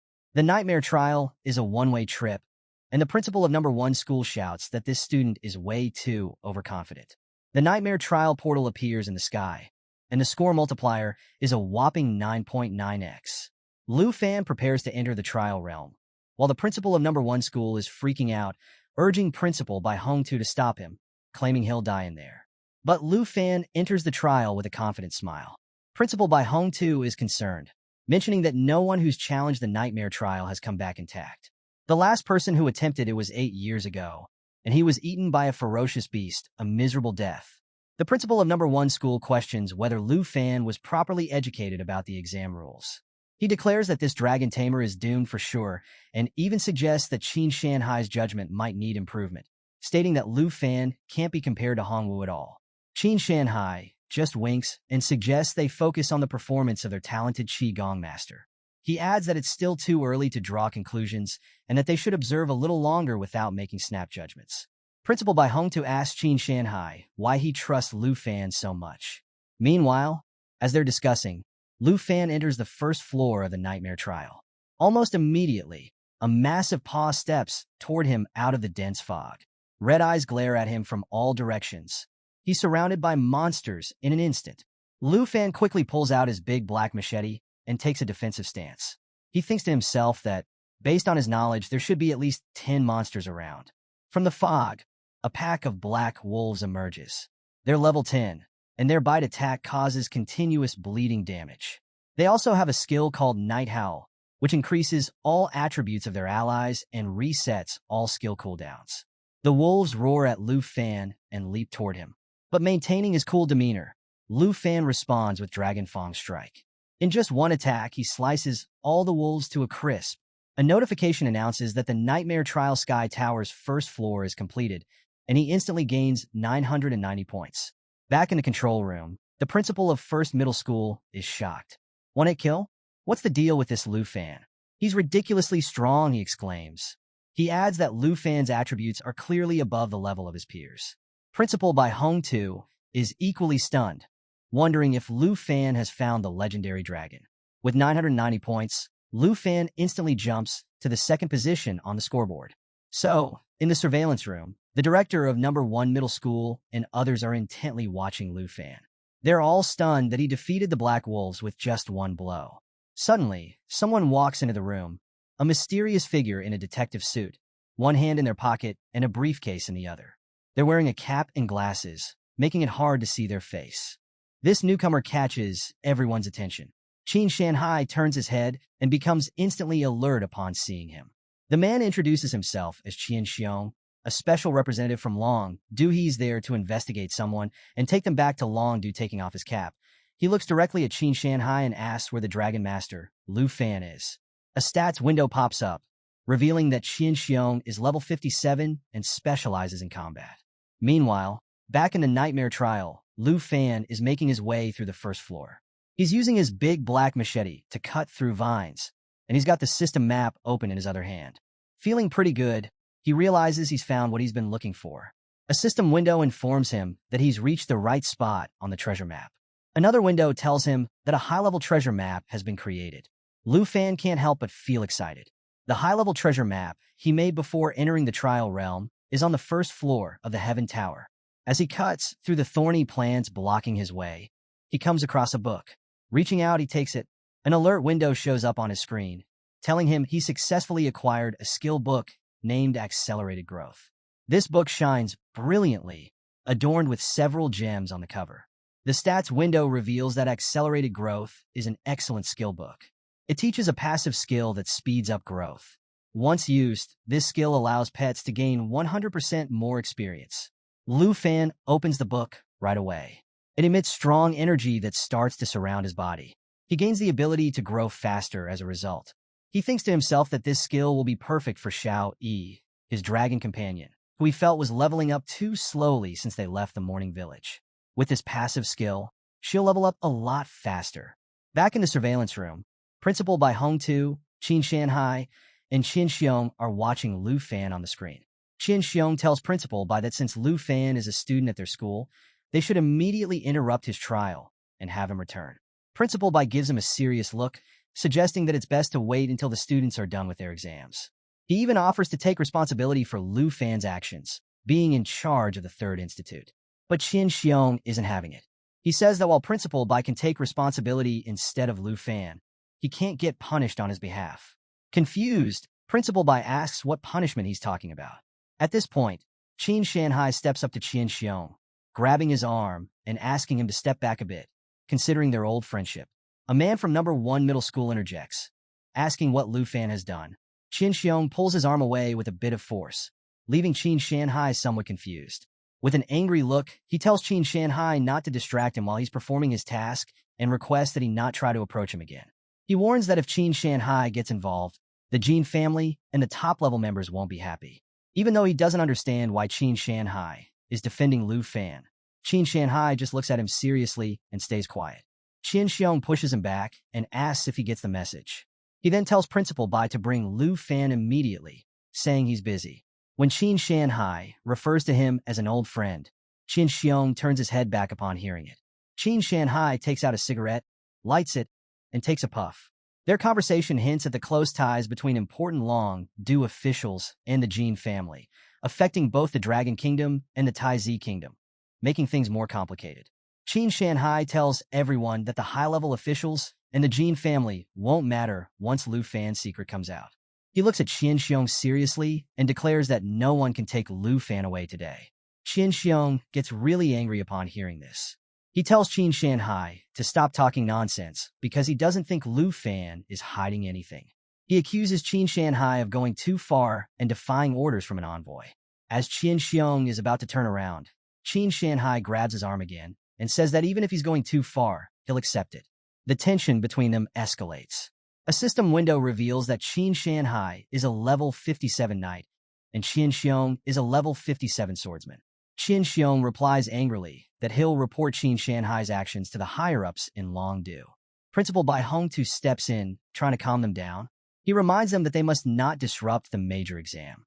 Qin Shanhai then poses a question to Qin Xiong, asking if he's not curious about Lu Fan's secret, one that could shock the higher-ups of Longdu and the Jin family. So, Qin Xiong just realized that Lu Fan is currently challenging the nightmare level of the trial. This revelation absolutely shocks him. He's questioning how Lu Fan dares to attempt such a difficult level and what's so special about him. Meanwhile, Lu Fan is standing in front of a massive gate, thinking about testing his limits by relying solely on himself. Now that he has this new passive skill, he figures it's a good idea to summon Xiao Yi early to gain more experience. He checks his status window, which now includes the growth acceleration skill. This awesome skill increases the experience gained by his pet by 100%. Not too shabby, right? Back in the surveillance room, the principal of the first school remarks to Qin Xiong, "Didn't you see him taking out multiple opponents in a single move earlier?" They're both amazed at Lu Fan's capabilities. At that moment, Lu Fan shouts, "Come out, Xiao Yi," and summons the Black Dragon. With a loud roar, Xiao Yi appears. Both the principal and Qin Xiong are utterly stunned by the sudden appearance of the dragon. Qin Xiong is at a loss for words. The only thing he can mutter is, This is a dragon." Xiao Yi then raises her claw and attacks the gate. Watching the dragon's power, Qin Shanhai is sweating bullets. Even though he's seen her before, witnessing her strength again is still shocking. In an instant, Xiao Yi completely destroys the gate, filling the entire area with rubble. Qin Shanhai turns to everyone and says, "Now you've seen Lu Fan's secret." Everyone in the room is in awe, sweating at the sheer power of the dragon. He points toward the screen and announces that Lu Fan is the only dragon tamer in history who has a real dragon. Principal Bai Hongtu is also stunned. The only words he can muster are, "Lu Fan really tamed a giant dragon." They continue watching the screen, which shows the Nightmare Trial's second floor. Xiao Yi is using her flame breath to burn everything in sight. Flames are everywhere.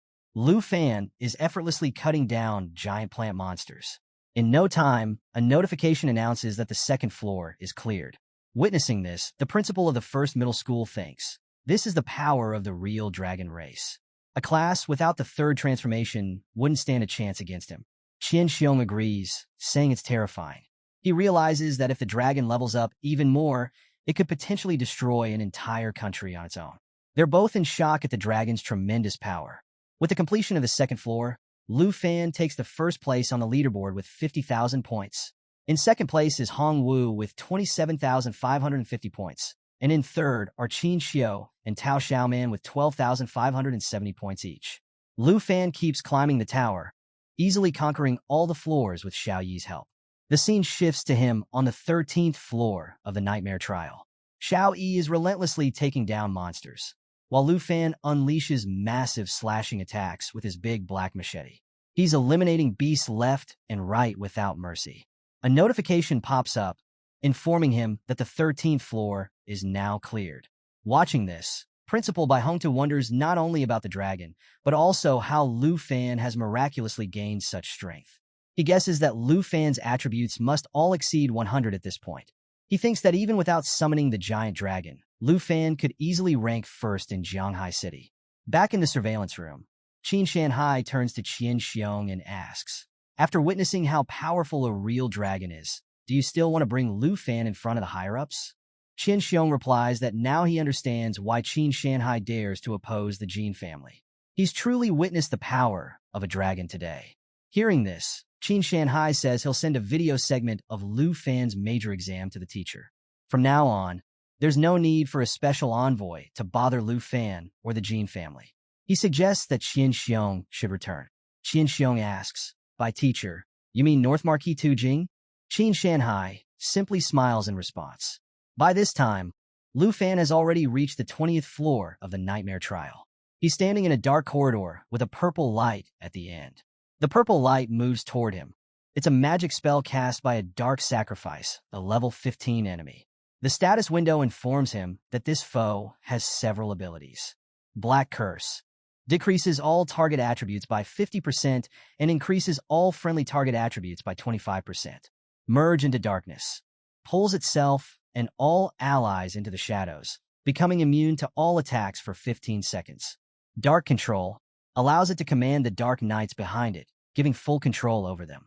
Looking at all these enemies, Lu Fan thinks that with the accelerated growth effect, Xiao Yi should be close to leveling up. He orders Xiao Yi to use Lava Blaze. Xiao Yi starts charging up her Lava Blaze attack. In the next moment, she releases a massive burst of fire. The status window informs that the attack continuously spews flames forward, dealing damage while healing the dragon. Talk about multitasking. The entire floor gets covered in flames, and all the Dark Knights and menacing enemies are reduced to ashes. A notification pops up, informing that the 20th floor is now cleared. Several other notifications appear. The Black Dragon Xiao Yi has leveled up to 11. Lu Fan's own level has increased to 16. With the completion of the 20th floor, Lu Fan's score skyrockets, leaving other players far behind. He smiles and tells Xiao Yi, let's conquer the Heavenly Tower together. So, the scene shifts to a massive explosion on the 50th floor of the Fear Trial. Turns out, it's Hong Wu making waves. A new notification pops up, announcing that the 50th floor has been cleared. Hong Wu is feeling pretty smug, thinking to himself that this year's grand examination is exceptionally tough. He wonders why these monsters aren't on the 70th floor instead. Despite the challenge, he's convinced that he'll secure first place. He considers Qin Xiao his only real competition, but since she's in a team, her points will be halved. Confident as ever, he declares that the title of top scholar in the Southern Province examination is destined to be his. He even laughs and tells Principal Bai Hongtu to keep watching his performance, suggesting the principal should start contacting the heads of the top universities to prepare for his admission.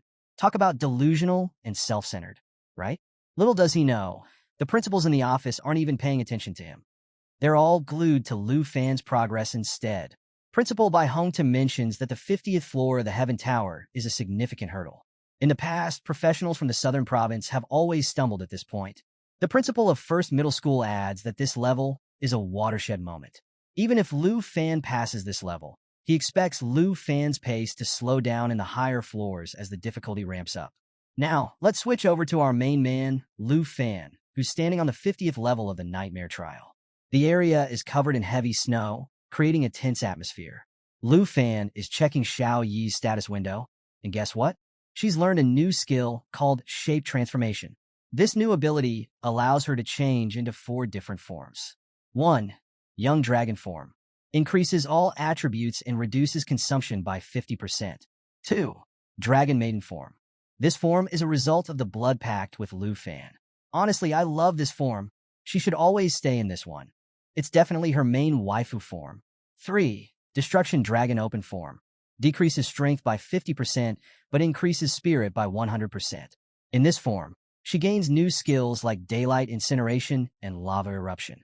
4. World-Ending Form. Reduces spirit by 50%, but increases strength by 100%. Skills acquired in this form include Earth Bend and Fearful Roar. While Lu Fan is busy checking out these awesome new abilities, the stones around him start to move. They form into massive creatures with glaring red eyes fixed on him. There are 3 monsters in total. The status window informs him that these entities are Amethyst Mountain Giants, level 20. They have several skills. Mountain Arm. Deals massive frontal damage by swinging their rock arms. Landslide. Probably not something you want to get caught in. Amethyst Rock. Reduces magic damage received by 50% and makes them immune to armor-piercing effects. Back in the surveillance room, Principal Bai Hong-tu is concerned. He wonders how Lu Fan is going to fight 3 nightmare-level bosses at the same time. The principal of First Middle School chimes in, saying he expected the 50th floor to slow down Lu Fan's rapid climb. He thinks Lu Fan's score is already high enough to place him first in Jianghai City. In his opinion, it's very likely that Lu Fan will become the top scholar of the Southern Province. He even laments, saying, "Why isn't such a promising student from our first middle school?" Gotta love that friendly rivalry. So, the scene shifts back to the 50th floor, where our boy Lu Fan is about to face off against some seriously tough monsters. The status window shows that the monsters are gearing up to use their Mountain's Arm attack. A powerful move heading straight for Lu Fan. But does he look worried? Not at all. He's thinking that now that he's halfway up the tower of the ladder, the difficulty has definitely ramped up from the previous floors. Since the challenges are getting tougher, he figures it's time to up his own game as well. Just as the massive attack is about to reach him, Xiaoyi steps in, blocking the incoming blow with her left hand. Lu Fan stands there in the midst of the chaos, not even breaking a sweat. He decides it's time to pull out all the stops and orders Xiaoyi to try out her World Ender form. She instantly roars in agreement, and in the next moment, her dragon body becomes enveloped in red flames. Watching this epic transformation, Principal Bai Hong-tu comments that Lu Fan is definitely up to something. As the dragon begins to emerge in her new form, everyone is in awe. And let me tell you, Xiaoyi's new form is seriously cool. Her entire body turns pitch black, and her eyes glow menacingly red. The system informs them about the successful transformation. Xiaoyi's strength skyrockets from 456 to 2,912, while her spirit decreases from 1,424 to 712. She also gains 2 new skills, Earth Shatterer and World Ending. Everyone in the monitoring room is amazed by the dragon's transformation. Principal Bai Hong-tu is stunned, questioning how this dragon can even switch combat forms. Qin Shanhai is equally surprised, admitting that such a transformation sends shivers down his spine. Back on the battlefield, Lu Fan is facing off against the monsters. One tries to attack him from behind, but he instantly senses it and effortlessly dodges by leaping into the air. He activates his Dragon Inspiration skill, which boosts all his and Xiaoyi's attributes in attack power by 10%. He then orders Xiaoyi to launch a mighty jaw assault on one of the monsters. In a flash, the dragon shatters the monster's head. Watching this, the principal of First Middle School is utterly shocked, exclaiming that a level 20 boss was just shattered like it was nothing. Principal Bai Hong-tu analyzes the situation, thinking that to break through the defense of an Amethyst Mountain Giant, the dragon's attack power must have exceeded 2,000 points. As the first monster crumbles, the second one tries to grab Lu Fan, but he easily dodges again, maneuvering his body to avoid the monster's grasp. He then uses Dragon Claw to launch an attack, resulting in a massive explosion. Meanwhile, Qin Shanhai turns to Qian Xiong and points out that, given Lu Fan's strength, He must feel fortunate for not taking Lu Fan away earlier. Qian Xiong is speechless, completely focused on the ongoing battle. Lu Fan continues to effortlessly dodge all the monster's attacks. Then, Xiao Yi unleashes world-ending roar, which adds a vulnerability effect to the monster. Lu Fan prepares to deliver the final blow, but to his surprise, Xiao Yi has already launched Earth Shatterer. This causes massive damage to the entire area, opening up a large black pit into which the monster falls. The system announces that the Black Dragon has leveled up to level 12, and Lu Fan himself has leveled up to level 16. He's absolutely thrilled with this outcome, thinking that choosing the Nightmare level was definitely the right choice. He realizes that as long as the difficulty continues to rise with each level, he'll keep getting stronger after clearing each one. A notification pops up, announcing that the 50th floor has been successfully conquered. Lu Fan starts walking toward the portal to head to the next floor, with Xiao Yi following right behind him. Back in the monitoring room, Qin Shanhai remarks that the so-called 50th floor watershed poses no difficulty for Lu Fan. The principal of First Middle School adds that the dragon's strength far exceeds his understanding. Principal Bai Hongtu then turns to Special Envoy Qian Xiong, asking him, given his extensive experience in Dragon City, if he can gauge the terrifying numerical value of the dragon's strength attribute after changing form.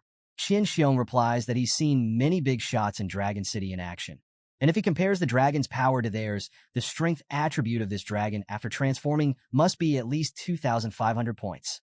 Hearing this, the principal of First Middle School is astonished. 2,500 points? Our levels and attributes aren't even worth mentioning, he exclaims. Principal Bai Hongtu nods, thinking that, as he previously anticipated, the dragon's attributes are only going to get higher. The principal of First Middle School then mentions that since they've passed the 50th floor, the X+1 mode will gradually come into play. Qin Shanhai asks what he means by X+1. Principal Bai Hongtu explains, yes, the X+1 mode was established by the scholar who first designed the trial. After the examinees pass the 50th floor, every floor filled with ordinary monsters is followed by a boss floor. This setup makes the trial more like a real secret realm, constantly putting the examinees in mortal danger. He continues, however, in the Nightmare level tower of the ladder, whether it's an X floor or a 1 floor, all have been replaced with Nightmare level bosses. Bai Hongtu gave us some juicy details about Nightmare mode X+1. Get this. Instead of fighting just one boss, you've got a whole squad of them coming at you. And as if that wasn't enough, each boss gets a crazy boost to their power. Qin Shanhai chimed in, admitting that, yeah, it sounds terrifying, but hey, why waste brain cells worrying about strategy when Lu Fan is out here smashing bosses left and right? While Bai and Qin discussed, the scene cut to Lu Fan, who was going all out. His big, black machete, Black Dragon, was tearing through another boss like it was nothing. Oh, and let's not forget Xiao Yi, the world-ending dragon, casually munching on the head of a defeated boss. The notification flashed, announcing Lu Fan and Xiao Yi had just cleared level 70, with Xiao Yi leveling up to 13 and Lu Fan hitting level 18. Qin Shanhai couldn't help but point out that from the 50th floor onward, the Tower of Heaven was designed to be a nightmare, pun intended, with scaling difficulty. Yet, with Xiao Yi by his side, Lu Fan didn't even need fancy strategies. As Lu Fan wiped the blood from his mouth, he ordered Xiao Yi to follow, and she eagerly obeyed, casually splitting a monster's head in half.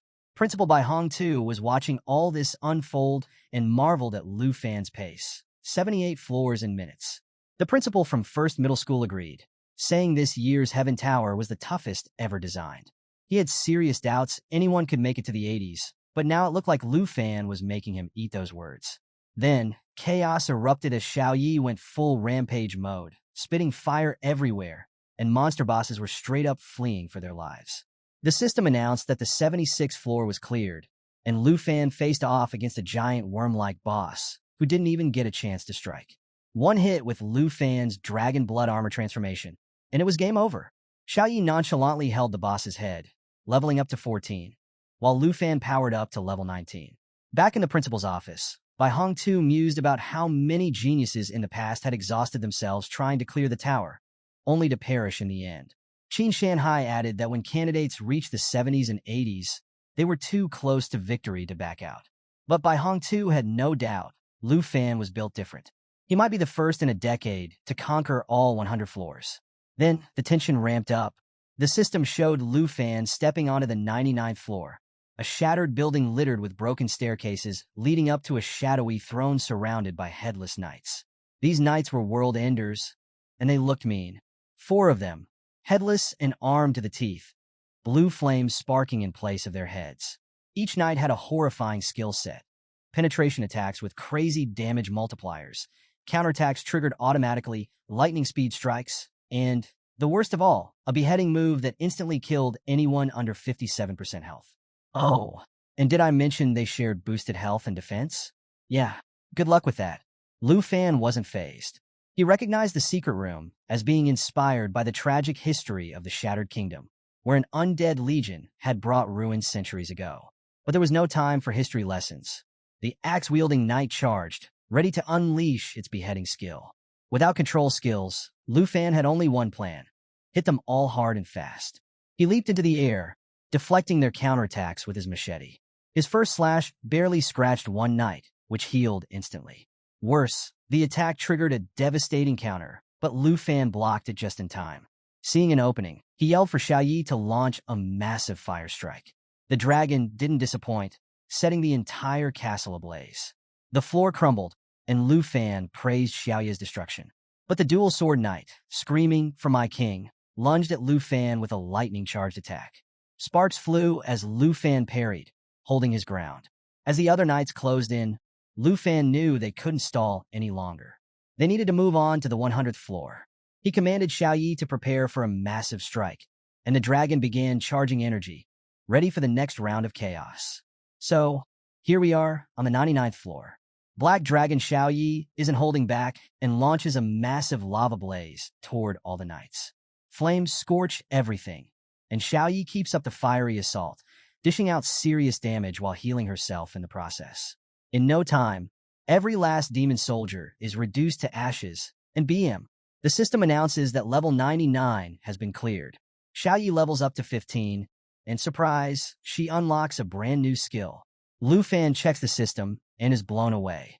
Black Dragon Xiao Yi is getting more OP by the second, while he himself hits level 20. With excitement bubbling, Lu Fan knows there's only one thing left: the final level trial. Back in the surveillance room, jaws are dropping. The first middle school principal can't believe his eyes as the door to the 100th level of the nightmare trial swings open. Even Mr. Qin Shanhai admits they're witnessing history being made. Principal Bai Hong too, usually cool and composed, is visibly shaken. He's like, hold up, this was never supposed to be possible. Meanwhile, Lu Fan reaches the 100th floor. He yanks out a sword embedded in the throne, and a powerful aura surges around him, with Xiao Yi at his side. The scene in front of them? Absolutely horrifying. A crumbled kingdom, skeletal remains scattered everywhere, and on the throne sits the World Annihilation Emperor, a terrifying level 60 boss surrounded by an army of 500 demon soldiers. Lu Fan's not fazed, though. He checks out Xiao Yi's new skill, Cataclysm. This thing is no joke. A 3-stage attack that rains destruction, burns enemies, and detonates the area. Lu Fan's thrilled.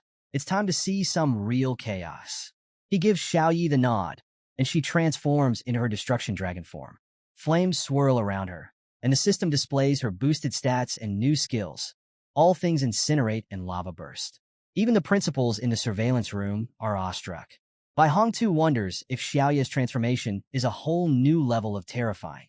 Qin Shanhai is stunned, realizing that Lu Fan has been holding back this kind of firepower. As the demon commander orders the undead army to defend the emperor, Lu Fan doesn't waste a second. He shouts for Xiao Yi to get ready. Charging forward, he grabs a skeleton soldier and shouts for Xiao Yi to unleash Cataclysm. The destruction dragon lets out a deafening roar, takes flight, and rains down hellfire. The system's casualty count skyrockets, with soldiers incinerated left and right. Flames spread like wildfire, and within moments, the undead army is reduced to less than 200. The destruction dragon's relentless assault leaves only a handful of soldiers standing. Xiao Yi detonates the burning area one last time, and the remaining enemies are swallowed by flames. The surveillance room erupts into shocked silence. The principals marvel at how a mere student could wield such power. Qin Shanhai, still in disbelief, sees the undead army practically wiped out. The system reports just 42 soldiers left, then 37. with the demon commander stepping forward, demanding Lu Fan kneel before their king. Lu Fan grips his dragon sword tightly. Xiao Yi continues her onslaught, and the remaining enemies fall one by one. Finally, the battlefield is engulfed in flames, leaving only devastation behind. Bai Hong too watches, deep in thought, realizing even the four horsemen couldn't hold a candle to Lu Fan's power. The first high school principal's eyes widen in disbelief as he notes that Lu Fan has racked up an unbelievable score of 989,500, a record untouched for 30 years. Bai Hong too can't help but wonder if Lu Fan will actually claim the exam award. Staring at the screen, he mutters that this year's test is the hardest yet, and the reward should match at least 3 rare pieces of gear. Back in the tower, Lu Fan surveys the destruction, sword in hand. He declares that all the trash has been cleared and challenges the final boss, the Annihilation Emperor, to make his grand appearance. So, as the smoke finally clears, out comes the last boss, radiating this suffocating, sinister energy. Without even flinching, it stomps the ground, draws its sword, and glares at Lu Fan with a look that screams, "You're dead." The system window pops up to remind Lu Fan that only one undead soldier remains. The boss doesn't waste time, building up momentum and lunging straight for our hero. But Lu Fan's not just going to stand there. Oh no. He activates dragon armor, and his arm transforms into a wicked dragon claw, the power tied to Black Dragon Xiao Yi herself. With his hands morphing into these beastly claws, an intense aura bursts around him. Smirking, Lu Fan stretches his dragon claws forward and signals to Xiao Yi to gear up for an attack. Xiao Yi fixes the boss with an intimidating stare, claws extended, ready to pounce. The boss swings with all its strength, trying to end Lu Fan in one blow. But Lu Fan blocks it effortlessly, dragon claws against a blade. Seeing his moment, he orders Xiao Yi to strike. She activates all things incinerate, and let me tell you, it's a spectacle. Xiao Yi flaps her massive wings, releasing fire tornadoes that slam into the boss and send it hurtling backward. The boss struggles, plunging its sword into the ground to stop its backward slide. It's shocked, realizing that its strength is fading fast. The source of that power drain? Lu Fan's ring, the Lament Ring, which saps the life force of enemies. Lu Fan, with a cocky grin, points to the ring and taunts the boss, reminding it that the power drain isn't stopping anytime soon. The system confirms. The Lament aura is in full effect.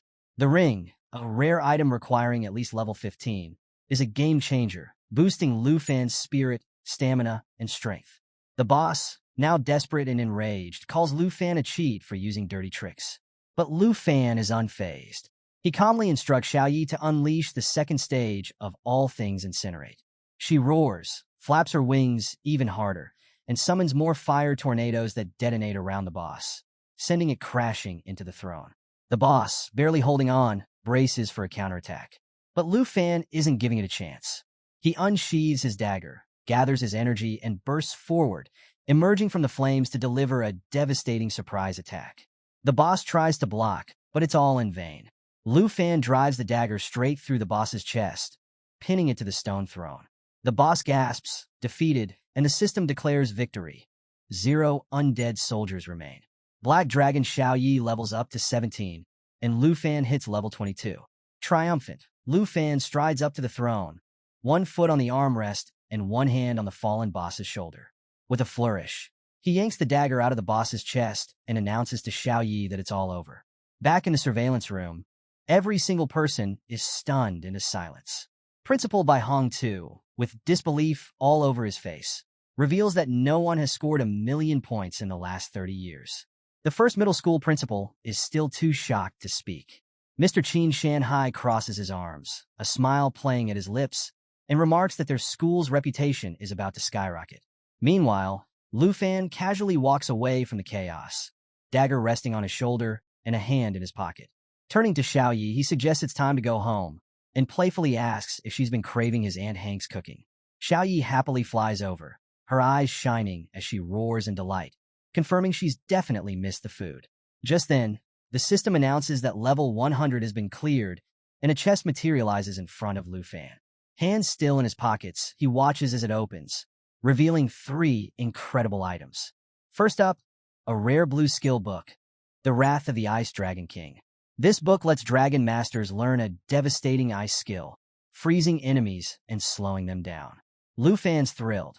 He thought he'd have to wait until level 30 to get control skills. The second item is a rare Spirit Wind Ring, which boosts agility, stamina, and spirit, with a skill that increases speed by 35%. Although Xiaoyi can't use it, it's perfect for Lu Fan. And the last item? A legendary red cloak called Flames and Frost Cloak, offering huge stat boosts and incredible protection against fire and ice attacks. It can even enhance damage against ice and fire enemies. Lu Fan drapes the cloak over his shoulders, slides on the ring, and picks up the skill book, feeling ready for anything. He pulls out his teleportation stone, creating a portal to return to the school. Appearing in the surveillance room, he greets everyone and asks Principal Bai Hongtu if he can head home and wait for his results. The teachers stare, astonished, until Bai Hongtu steps forward, pride radiating from his expression. He praises Lu Fan, declaring him the pride of the school and promising his photo will hang on the Wall of Fame. The first middle school principal pipes up, noting that the Wall of Fame is for heroes who've died fighting monsters, and jokingly asks if Bai Hongtu is cursing Lu Fan.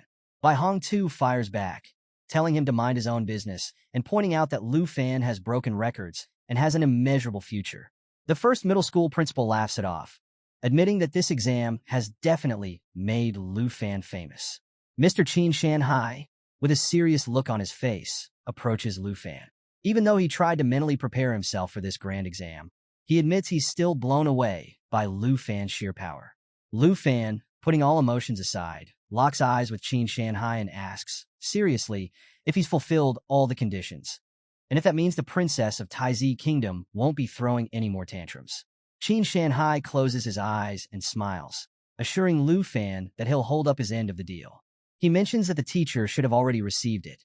Lu Fan's a bit confused, raising an eyebrow and asking what teacher he's talking about.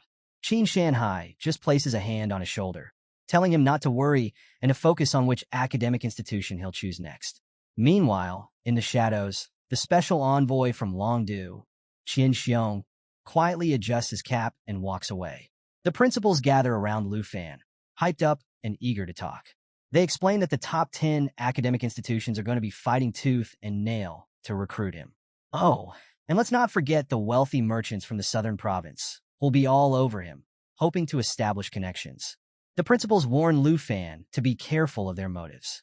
Amid all the chatter, the first middle school principal excitedly asks if Lu Fan could call out Black Dragon Xiaoyi so they can see her in person.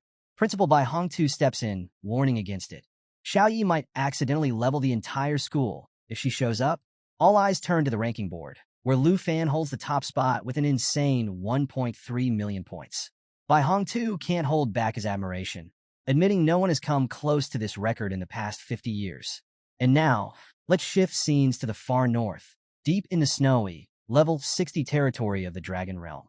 At a fortified base, Marcus Tujing, the northern frontier marquis, sits with gray hair and a weathered face, sipping wine while watching recordings of Lu Fan and Black Dragon Xiaoyi's battles. The scenes leave him refreshed, even smiling. But before he can enjoy the moment, someone knocks on his office door. A man in a jacket enters, carrying reports. Apologizing for the interruption, he hands over the files. Tu Jing, suddenly serious, asks if there's any new evidence. The man lays the files on the table, confirming that everything Qin Shanhai deduced was spot on. As Tu Jing reads, his expression darkens. The reports detail a conspiracy involving Princess Taizi Jinju and her inner circle. Even more shocking, Lord Ruan Chongfeng, a high-ranking official in Dragon City, is deeply entangled in this plot, secretly supporting the Jin family. Learning this, Tu Jing's grip tightens around his wine bottle until it cracks. His jaw clenches as he calls Ruan a scheming traitor. The white-haired subordinate explains that Ruan and the Jin family have been pretending to maintain friendly relations between nations, but privately, Ruan's been granting them all kinds of privileges. Furious, Tu Jing shatters the bottle into pieces and stands up. Ruan Chongfeng, he realizes, has been backing Princess Jinju, letting her do whatever she pleases. With rage burning in his eyes, Tu Jing orders his subordinate to strip Ruan Chongfeng of all titles and power, declaring that Dragon City has no place for someone like him. If Ruan has any complaints, Tu Jing dares him to face him personally. And if the Jin family tries to meddle again, he'll send the Griffin squad to greet them. The subordinate, wide-eyed but understanding, nods and steps back. But Tu Jing isn't done. Pointing at the door, he instructs the man to monitor which school Lu Fan picks and to make sure the institution provides ample resources. Watching the red moon hang over the snowy landscape, Tu Jing reflects on how the young dragon tamer, Lu Fan, has brought a glimmer of hope. He's eager to meet this legend, but with so much to handle in the Northern Realm, who knows when that will be. At the same time, in a luxurious hotel room in the city, Princess Jinju sits on her bed. Her phone rings, and the news hits her like a ton of bricks. Ruan Chongfeng has been dismissed by none other than Marquis Tu Jing. Panic flashes across her face, but the caller quickly tries to calm her down, saying there's some good news. Curious but frustrated, she demands to know what it is, worried about losing their chance to capture the dragon tamer. The caller explains that with the big exam results about to be published, they've discovered another dragon tamer besides Lu Fan in Qingzhou City. Princess Jinju's rage turns to intrigue, a wicked smile spreading across her face. She thinks this could be a game changer and hopes the new dragon tamer will be easier to manipulate. At the trial site of 3rd Middle School, Lu Fan bids everyone goodbye and takes his leave. Just as he vanishes, a portal opens, and out steps Hongwu.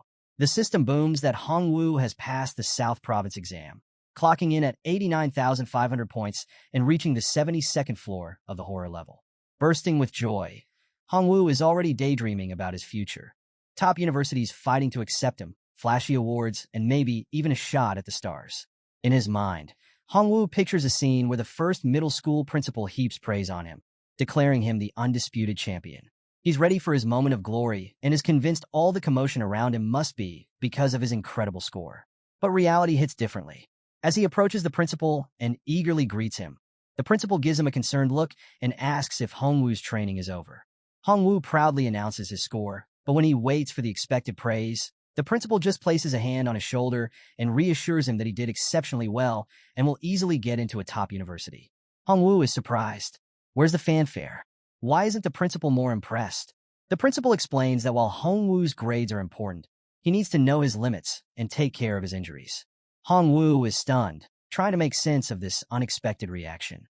But with a bit of thought, he realizes the principal's message: stay humble. With newfound appreciation, Hongwu thanks the principal, understanding that a little humility goes a long way.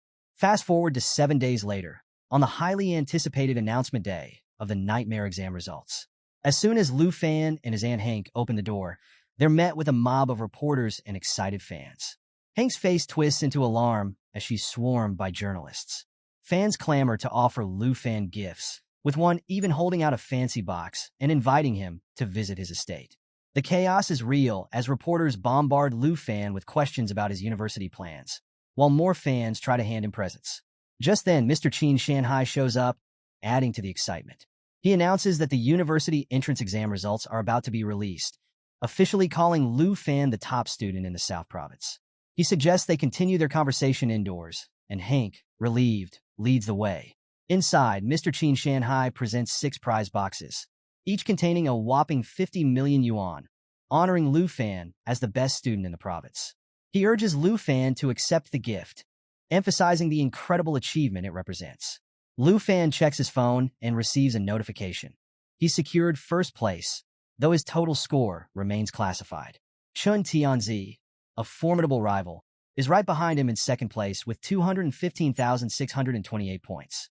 Mr. Qin Shanhai reveals that on top of the prize money, Principal by Hong Tu has sent even more rewards. Lu Fan's eyes light up with curiosity as the first gift is unveiled: a skill book titled Roar of the Blue Dragon King. This spell unleashes a powerful lightning attack, paralyzing enemies and stacking power for a massive impact. Lu Fan can already picture how this skill will mesh with Xiaoya's magic, transitioning from ice to thunder for an even more devastating effect. Next, Mr. Qin Shanhai presents a legendary thunder potion, which boosts lightning power and permanently increases Lu Fan's power attribute by 20. Lu Fan knows this will make his thunder magic even more formidable.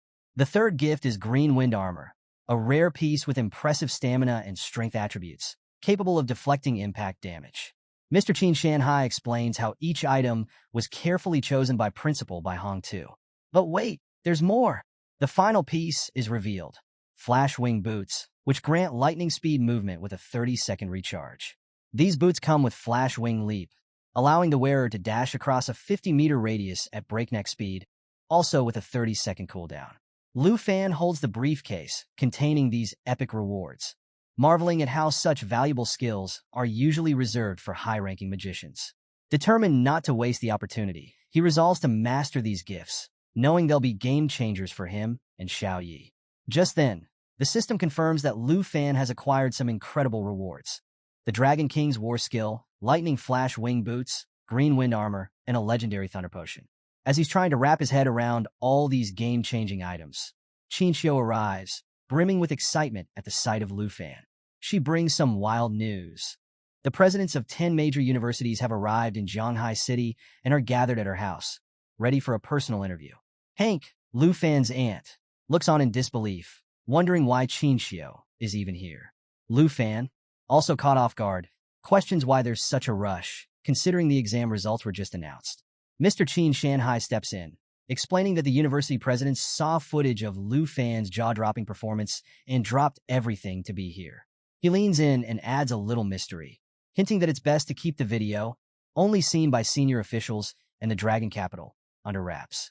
Mr. Qin Shanhai then whispers that the situation with Princess Jinju has been handled, and a certain teacher is eager to meet Lu Fan. Placing a reassuring hand on Lu Fan's shoulder, Mr. Qin Shanhai promises there's no need to rush. They'll handle everything soon enough. Just then, Qinxiu shyly approaches Lu Fan, holding out a purple card. She explains that she wanted to thank him the last time they met, but was interrupted by Jinju. Lu Fan's eyes widen at the card's value. Their deal was for 100,000 dragon coins, but the card is worth a staggering 10 million. Mr. Qin Shanhai laughs, emphasizing that the card represents the Qin family's deep gratitude. Then Mr. Qin Shanhai announces that an escort will arrive in the evening to take Lu Fan to Jiangshan Park. He can't help but joke about the luxurious villa the city awarded Lu Fan for being the top scorer. Hank moves closer to Lu Fan, and Qinxiu, embarrassed, tells her father to stop teasing. She grabs Lu Fan's hand and reminds him that they have an appointment with the academy officials. Now let's switch scenes to the Dragon Kingdom, outside Qingzhou City. A jeep pulls up in the forest, and out steps the arrogant Princess Jinju. She demands an update from her subordinate, Cui Hongtai, asking about the progress of the dragon tamer they've been monitoring. Cui Hongtai reports that this dragon tamer, Chen Tianji, has reached level 19, and his armored dragon is already at level 14. Jinju raises an eyebrow, impressed. Dragon tamers, she notes, are always full of surprises, leveling up fast and taking down enemies way above their rank. We then cut to Chen Tianji himself, a level 19 dragon tamer, facing off against a ferocious wild monster. The monster attacks with brutal force, but Chen Tianji leaps into the air, dodging with agility. The fight is intense, but with a single, powerful strike, Chen Tianji takes down the monster, leveling up to 20. Watching from a distance, Jinju begrudgingly admits he has skill and is glad he hasn't wasted the dragon egg she gave him. Chen Tianji respectfully thanks her, vowing he won't tarnish the royal family's reputation. But Jinju isn't all praise. She makes it clear that she'll be disappointed if he fails her, just like the last guy did. With a stern glare, she announces that from now on, Chen Tianji will wield the dragon lance, asking if anyone has a problem with that. Cui Hongtai immediately replies, "As you wish, Your Excellency." Chen Ti bows deeply, expressing his gratitude for the powerful spear and armored dragon. With this newfound power, he's confident he can challenge the top scorer, Lu Fan. Jinju, however, can't help but think about Lu Fan. His exact score is still a mystery, but speculation is swirling that it could exceed 300,000 points. A flicker of hope lights up in her eyes, but she's also boiling with anger at the thought of Lu Fan. Turning to Chen Tianji, she commands him to engrave Lu Fan's name into his memory and never rest until he's defeated and Black Dragon Xiao Yi is claimed. She promises Chen Tianji that if he succeeds, she'll ensure he becomes the greatest dragon tamer in Taizi history, ranking just below her. Chen Tianji, ever loyal, bows again, vowing to live up to her expectations. As Jinju leaves, she can't resist a final dig. She calls Chen Tianji wiser than Lu Fan, bitterly remembering how Lu Fan failed to seize the chance she offered. Before departing, she orders Cui Hongtai to go to Zhanghai City and investigate which university Lu Fan plans to attend. Cui Hongtai nods, but Jinju adds a warning. If he fails, he'll be dismissed. With a determined expression, Cui Hongtai promises to complete the mission. And there's Jinju, glaring at the horizon, vowing that Lu Fan will pay for crossing her. Meanwhile, at the Qin family villa, just outside the grand reception hall, Qin Xiu is blushing as she asks Lu Fan if he's decided which academy he's going to apply to. But before he can even answer, she quickly adds that it's really her dad who's curious. Apparently, her dad suggested it'd be a great idea if they both applied to the same academy, so they could look out for each other. Lu Fan, ever cool, agrees, mentioning that he's heard teamwork is crucial for academic success. He even jokes that since they've worked together before, they'd make a good team, especially if they ever went into the wilderness. But he admits he hasn't quite made up his mind yet and promises to let her know later. Qin Xiu looks flustered, and inwardly, she worries. She doesn't know how many points Lu Fan scored exactly, but she's terrified of the gap between them widening. With determination, she vows to catch up and apply to the same academy as him. Lu Fan, with a warm smile, says it sounds like a good plan. As he pushes open a door and walks into a large room, he's met by a fat man dressed in priest robes. The man stands up excitedly, recognizing Lu Fan and cheerfully showering him with praise for his performance in the entrance exam video. A woman sitting next to the priest, her face hidden behind a mask, chimes in, acknowledging Lu Fan as the first dragon tamer in history to actually have a dragon companion. She asks if he's thought about which academic institution he'd like to join as the top scorer in the southern province. But before Lu Fan can answer, the fat man from Jiangnan Academy butts in, practically shouting that Lu Fan shouldn't hesitate. Jiangnan Academy doesn't mess around, he says, offering an annual scholarship of 10 million dragon coins, unlimited resources like potions, and access to exclusive secret realms. The masked woman scoffs, calling the fat man out for trying to win over the top scorer with little things, even though they're all heads of the Dragon Kingdom's top academies. The fat man turns red with anger and throws back an even better offer. Northern Academy will grant Lu Fan 20 million dragon coins per year and access to a top-secret realm in the Snow Kingdom, reserved just for him. And with that, the room descends into chaos. Everyone's arguing, each academy trying to outdo the others. One head says Northern Academy has resources, but they're not the only ones. Another promises countless opportunities to explore hidden secret realms. It's an all-out bidding war, and they're practically tripping over each other to sweeten the deal for Lu Fan. Watching this circus unfold, Lu Fan is silently stunned. He didn't expect his interview to turn into a heated auction, and he's completely lost on which academy to pick. Then Gahan, the head of Dragon Capital Academy, steps up and drops a bombshell. He declares that Dragon Capital Academy controls this year's national trial quota, and he's willing to give it to Lu Fan. Everyone freezes. The fat man from Jiangnan Academy spins around, wide-eyed, asking if it's really true. He can't believe a newcomer like Lu Fan is even being considered for the national trial, given that he's only just changed professions. The masked woman jumps in, calling it absurd. She reminds everyone that previous candidates were rigorously selected, and other nations are already preparing for this monumental event. Giving the quota to a freshman, she says sounds like a bad joke. Lu Fan stands there, bewildered, and wonders aloud what the national trial even is. Gahan explains, and it's a big deal. The national trial is a super-secret realm constructed through a collaboration of 23 countries. Every 3 years, each nation sends a young participant, under the age of 25, to represent them.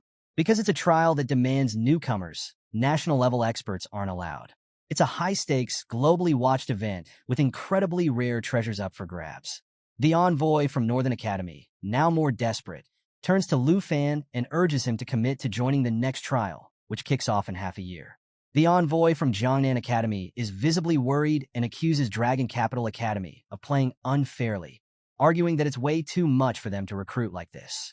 Hearing all these envoys, Gahan confidently lays out the ultimate offer. Those who pass the national trial get the chance to become national-level experts. From being the top in the southern province to possibly ruling the entire Dragon Kingdom, Dragon Capital Academy is pulling out all the stops for Lu Fan. In the middle of this heated exchange, a system notification suddenly appears in front of Lu Fan, revealing that a new treasure map has just been sent. Lu Fan is taken aback. It's been ages since he got the first divine treasure map, which led him to Black Dragon Xiaoya's egg. Excited and curious about what this new map could bring, he realizes the treasure's location is within Dragon Capital Academy.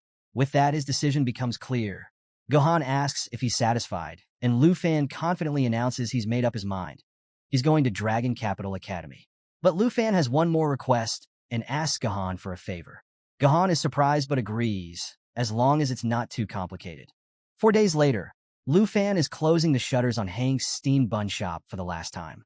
Hank sighs, feeling nostalgic and admitting she never imagined leaving this place after so many years. Lu Fan, dusting off his hands, reminds her that there's no reason to feel reluctant. After all, they now have a villa and savings. Hank smiles, reminiscing about when Lu Fan was a small child moving in with her, and she marvels at how fast time flies. Just then, a car pulls up, and Qin Xiu and Tao Shimon jump out, waving excitedly. They're here to pick up Hank and Lu Fan, ready for their big move to Dragon Capital Academy. Tao Shimon grins, announcing that they'll all be students at the academy now, and Qin Xiu's family has even chartered a plane for them. Hank waves back happily, while Lu Fan is surprised to see that Tao Shimon has also applied to Dragon Capital Academy. She explains, a bit smugly, that she got the same score as Qin Xiu and decided to follow her there, all because of Lu Fan. Qin Xiu blushes furiously, trying to cut her off. Hank, feeling emotional, apologizes for the trouble, but admits she never expected Lu Fan to go out of his way for her. She recalls how he asked Gahan for help getting her a spot at Dragon Capital Academy, given her rare hidden profession as an enchantment chef. Gahan agreed to help, but warned that it would ultimately depend on the Academy's decision once they arrived. Tears well up in Hank's eyes as she hugs Lu Fan, explaining how she once dreamed of attending a prestigious academy, but never thought it could actually happen. Lu Fan gently tells her not to cry, and Qin Xiu happily urges Hank to get in the car because they need to catch their flight.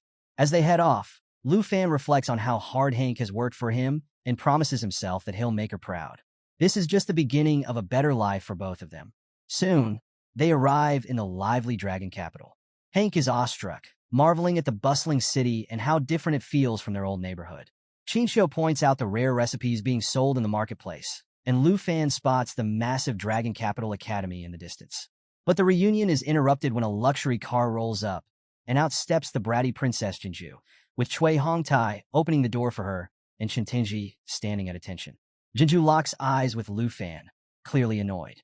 Lu Fan, equally irritated, wonders why she keeps popping up and why she can't just leave him alone.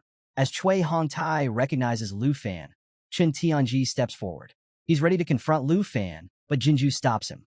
She reminds Chun that, without Ruan Changfeng's support, they can't afford to stir up trouble and risk getting sent back home. Chun Tianji apologizes, backing off for now. Qin Xiu, curious, remembers her dad mentioning that Jinju had come to the Dragon Kingdom to study. She wonders aloud if he was referring to Dragon Capital Academy. Tao Shimon, sensing the tension, asks what's up with Jinju and her entourage, while Hank gently tries to calm Lu Fan down. Just then, Gahan arrives, surprised to see both groups together.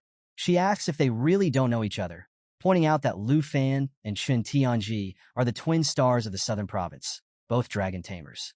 Lu Fan's jaw drops, shocked to learn that Chen Tianji is also a dragon tamer. Before he can even process this revelation, Chen Ti steps forward, sneering with barely contained rage, and tells Lu Fan that he's heard his name many times. But Lu Fan, feeling the exhaustion from their long journey, asks Gahan if he and his group can finally get some rest. Hank eagerly agrees, urging him to leave quickly before anything else holds them up. Gahan steps in and graciously offers to show them their accommodations, adding that if anything isn't to their liking, she can make adjustments. She mentions that she'll explain the details of freshman orientation tomorrow. The bratty Princess Jinju, of course, insists that she'll handle things on her own and walks off. They soon reach the dormitory area, where Gahan introduces the villa zone for first-year students. She explains that there are 30 villas in total, and each year, the freshmen's comprehensive ranking, based on their entrance exam performance, determines who lives here. With Lu Fan ranked first, he gets villa number 1. Chen Tianji, despite being ranked second in the southern province, sits at 18th overall and will be staying in villa number 18. As Gahan explains this, Lu Fan can't help but think it's ridiculous that he and Chen Tianji are being called the twin stars of the southern province. To him, it's clear that Chen accepted Jinju's terms and sacrificed his dignity. Qin Xiu looks a bit disappointed, nervously admitting that she and Tao Shimon didn't make it into the top 30 and should probably check in at the student dorms instead. Gahan confirms that she'll take them there later, although the villa area's conditions are way better. Then, Hank, ever the playful one, clings to Lu Fan's arm and sweetly asks Gahan if they can all live with him.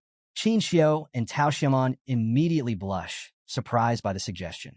Gahan considers it, saying there's no rule against it and that it shouldn't be an issue if the villa's resident has no objections. Hank turns to Lu Fan, pouting and reminding him of her special cookies, asking if he really wants to give that up. Lu Fan quickly says he doesn't mind at all. Hank beams with joy, grabbing Qin Xiao and Tao Xiaomon and declaring that it'll be great for them all to live together. She's already imagining how it'll strengthen their teamwork and make future expeditions into secret realms more efficient. And there it is, folks, the moment you've been waiting for. The harem is officially moving in together. Our Giga Chad Lu Fan is making the right moves, setting the stage for who knows what kind of shenanigans. Lu Fan, with a small smile, tells Qin Xiao and Tao Xiaomon that living together will be more convenient since the dorms are quite far. If they stayed there, he'd have to trek across half the campus just to see them. Qin Xiao blushes and agrees, while Tao Xiaomon nervously says she'll go along with whatever Qin Xiao decides. She has to admit, the villas are way nicer than the dorms. Hank, meanwhile, swings Qin Xiao around, happily saying she can't wait to share her cooking with everyone. Tao Xiaomon, embarrassed but trying to maintain some authority, points at Lu Fan and sternly warns him. Living together is fine, but he better not get any funny ideas about Qin Xiao. She'll be watching him closely. Just then, a screen appears in front of Lu Fan, revealing that the treasure map's location is nearby. Realizing it's right next door in Villa Number 2, he asks Gahan who lives there. Gahan explains she only manages the Southern Province students and isn't familiar with the freshmen from other regions, but she thinks there's just one girl living there. Lu Fan tells the girls to head to Villa Number 1 while he goes to check out their neighbor. Hank cheerfully agrees, teasing him to bring back a gift. The girls, though, are quiet. Lu Fan quickly assures them he's only curious about who the second-ranked person is and that they shouldn't overthink it. As he walks off, Hank giggles, thinking that just the mention of a girl was enough to get him moving. She playfully wonders if he's finally growing up. Tao Xiaomon, however, feels a bit annoyed, thinking she underestimated Lu Fan. Even with 3 girls already living with him, he's still curious about the neighbor. As he heads off, Lu Fan can't help but feel embarrassed, wondering why it suddenly feels like everyone is misunderstanding his intentions. So, Lu Fan stands at the door of his mysterious new neighbor, cake in hand, and nervously hopes she likes sweets. He's even hoping to get invited inside, since he needs to grab the treasure before she finds out. As the door opens, he puts on his best smile and introduces himself as Lu Fan from Jianghai City in the Southern Province. The girl in front of him is dressed head to toe in black and doesn't say a word, just staring at him with a blank expression. Trying to break the awkward silence, Lu Fan offers her the cake, cheerfully explaining that it's a gift to celebrate being neighbors. He adds that they should become friends and get to know each other better. A system notification suddenly pops up, revealing that the cake can permanently increase agility by 3 points on its first use. Despite his friendly attempt, the girl still stays silent, just staring at him. Finally, she takes the cake, turns around, and introduces herself in a quiet voice as Jian Yang from Yunbei Province. Well, what do we have here? A new addition to Lu Fan's growing circle of potential admirers, maybe? Lu Fan is surprised by how cute her voice is, but he's sweating bullets trying to make conversation. He awkwardly asks if he can come in and sit for a bit, claiming he's thirsty and could use a glass of water. Internally, he panics, realizing it's a terrible excuse that makes his real intentions obvious. To his surprise, Jian Yang steps aside to let him in. Grateful, Lu Fan thanks her and slips inside, but as soon as she turns around to close the door, he vanishes. Lu Fan rushes through her house with the treasure map open, determined to find the treasure quickly. He peeks into her bedroom, where he only sees clothes scattered across her bed. Nothing useful there. Then he checks the bathroom, but still no luck. Finally, he opens another door and finds what he's been searching for. A beautiful jade dragon egg lying in an empty room that Jian Yang apparently hasn't used yet. A system notification confirms he's arrived at the treasure map location. Lu Fan is thrilled and quickly grabs the egg. Just as Jian Yang returns with a glass of water, Lu Fan speeds back to the entrance. He nervously says he suddenly doesn't feel thirsty anymore and needs to leave. Thanking her, he wishes her a good night and mentions that he hopes to see her at the freshman ceremony tomorrow before dashing out. After he leaves, Jian Yang walks around her house and notices her bedroom door open, with her clothes still a mess on the bed. She's confused and wonders if Lu Fan is actually a pervert. Later that night in Villa Number 1, Lu Fan examines the Jade Dragon egg with Xiao Yi. He reminisces about when he found Xiao Yi's egg and uses his dragon taming skills. The egg starts cracking, and soon, a tiny dragon hatches from it. A system window lists its skills. Life Spring, which continuously restores the life of all friendly targets. Jade Light, which removes debuffs and boosts all attributes by 30% with 3 layers of blessing that block damage. Natural Assimilation, which allows the dragon to absorb equipment traits. Jade Dragon Bloodline, which doubles the effects of dragon skills and boosts self-healing abilities by 500%. And Blood Contract, which provides a 10% attribute bonus to Lu Fan. Lu Fan realizes that the Jade Dragon isn't a combat type. It's clearly a support dragon. With over 600 spirit points and all effects doubled for him and Xiao Yi due to their shared bloodline, Lu Fan is blown away. He calculates that with the Jade Dragon's buffs, Xiao Yi's spirit attribute could reach nearly 12,000 during battle. Xiao Yi, meanwhile, is cheerfully playing with the little Jade Dragon. Lu Fan marvels at how powerful the Jade Dragon could become if it assimilates enough equipment. But he has one important thing left to do. Name it. Just as he's thinking, the little dragon chomps down on Xiao Yi's thigh. Panicked, Lu Fan tells them to stop fighting and decides to name the new dragon Xiao Fei, declaring it will be Xiao Yi's little sister from now on. Xiao Yi, not too pleased, tries to intimidate Xiao Fei. Lu Fan has to step in, telling both dragons to cut it out before they wake up everyone in the house. The next day, Lu Fan, Qin Xiu, and Tao Xiaomon stroll through the bustling campus of Dragon Capital Academy, heading to the freshman enrollment ceremony. Lu Fan notes that life professions and combat professions have to attend separate ceremonies. Qin Xiu confirms this, adding that their dear sister Hank has to be somewhere else for her life profession ceremony. Tao Xiaomon turns to Lu Fan and teases him, asking what all the noise coming from his room last night was about. Lu Fan begins to explain, but gets interrupted when 2 boys suddenly recognize Tao Xiaomon and Qin Xiu. The boys are stunned, calling the 2 girls campus belle level and marveling at how gorgeous they are. One of them daydreams about having one of them as his girlfriend, even saying he'd risk his life in a secret realm for them. But his friend quickly points out that both girls can't be his girlfriends, especially since there's a guy walking next to them. Inside the auditorium, Qin Xiu tells Tao Xiaomon that teacher Gahan mentioned hidden professions have to sit up front, so Tao Xiaomon decides to sit in the back since she can't be with Qin Xiu. Meanwhile, Lu Fan scans the room and spots someone familiar. Hongwu, the loud martial artist from the entrance exam in Jianghai City. Lu Fan gives him a calm smile, which only fuels Hongwu's anger. Hongwu remembers how his principal mocked him, telling him to check the rankings and see the huge gap between his score and Lu Fan's. Ever since then, Hongwu has been burning with rage and is now face-to-face with his rival. Tao Xiaomon, sitting alone, nervously wonders why all the hidden professions are grouped together and worries about whether Lu Fan will end up spending every day with Qin Xiu. Just then, Lu Fan notices Jian Ying quietly sitting in front of him. He awkwardly greets her, and Qin Xiu, surprised, asks if he knows her. Lu Fan explains that Jian Ying is their neighbor from Villa Number 2, which catches Qin Xiu off guard. She admits that Jian Ying is both beautiful and strong, considering she's ranked 2nd overall. Meanwhile, some students in the back are watching Lu Fan jealously. They complain that coming to Dragon Capital Academy has its perks, like being surrounded by all these stunning girls. One guy jokes that even if there are beauties everywhere, it has nothing to do with them. Another gets bold and thinks about asking for their contact info, but the mood shifts when a tall, well-dressed man steps onto the stage. The man introduces himself as Zhao Shenming, a level 78 Thunder Mage and the vice principal of Dragon Capital Academy, as well as a professor in the Combat Academy's magic department. Adjusting his glasses, he welcomes everyone and tells them their teachers will soon distribute their ID cards. He isn't a fan of long speeches, so he jumps right into explaining the Academy's rules.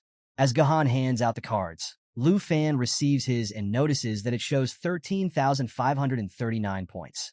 Zhao Shenming explains that these ID cards are not just identification, but also store personal points, the Academy's universal currency. Points are needed to buy weapons, potions, access secret realms, and more. The initial points come from their entrance exam scores. But then, a student stands up and complains about the entrance exam's varying difficulty across provinces, arguing that it's unfair for some to have an easier time scoring high.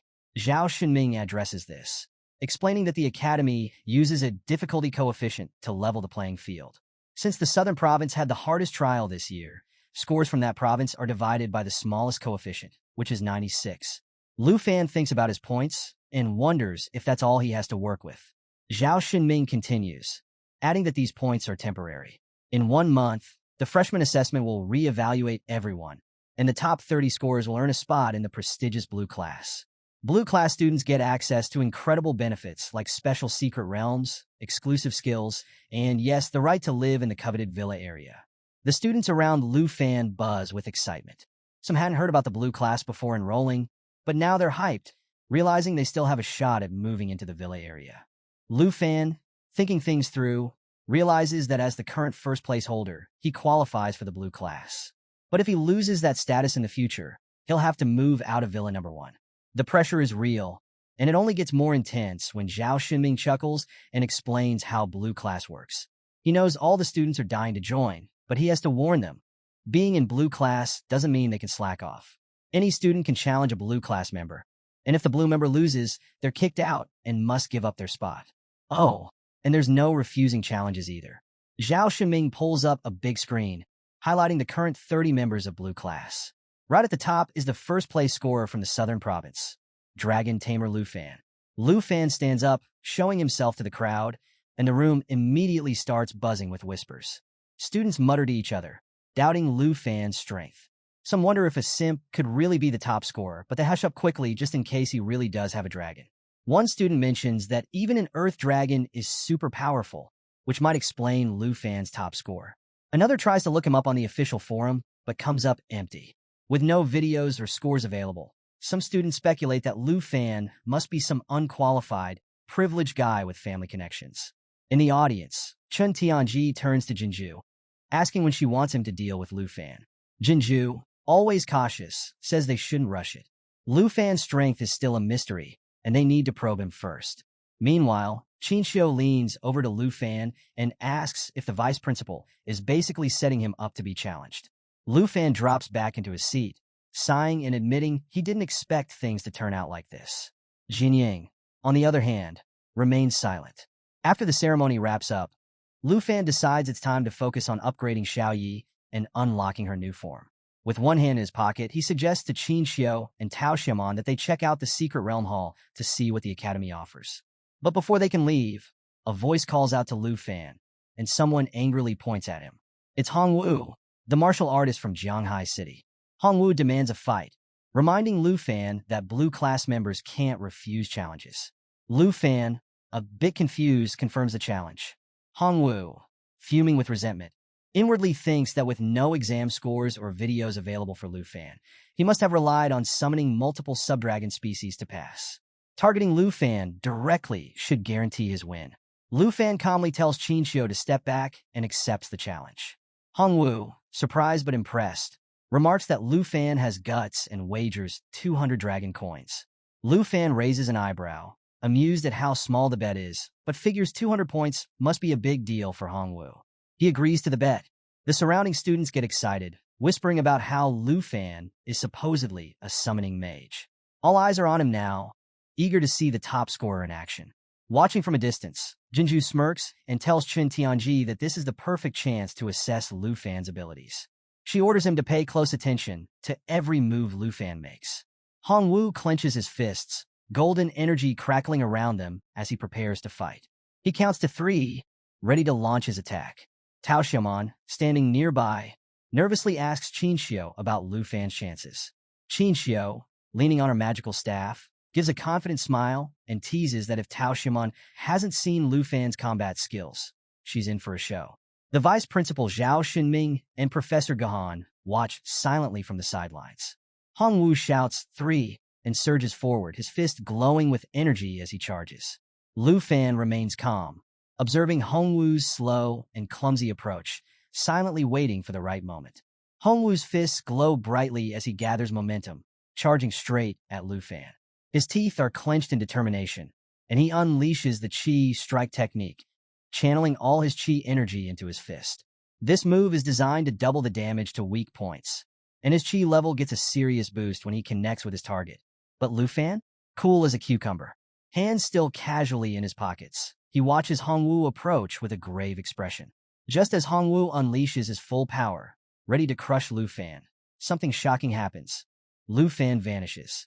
Hongwu skids to a stop, bewildered.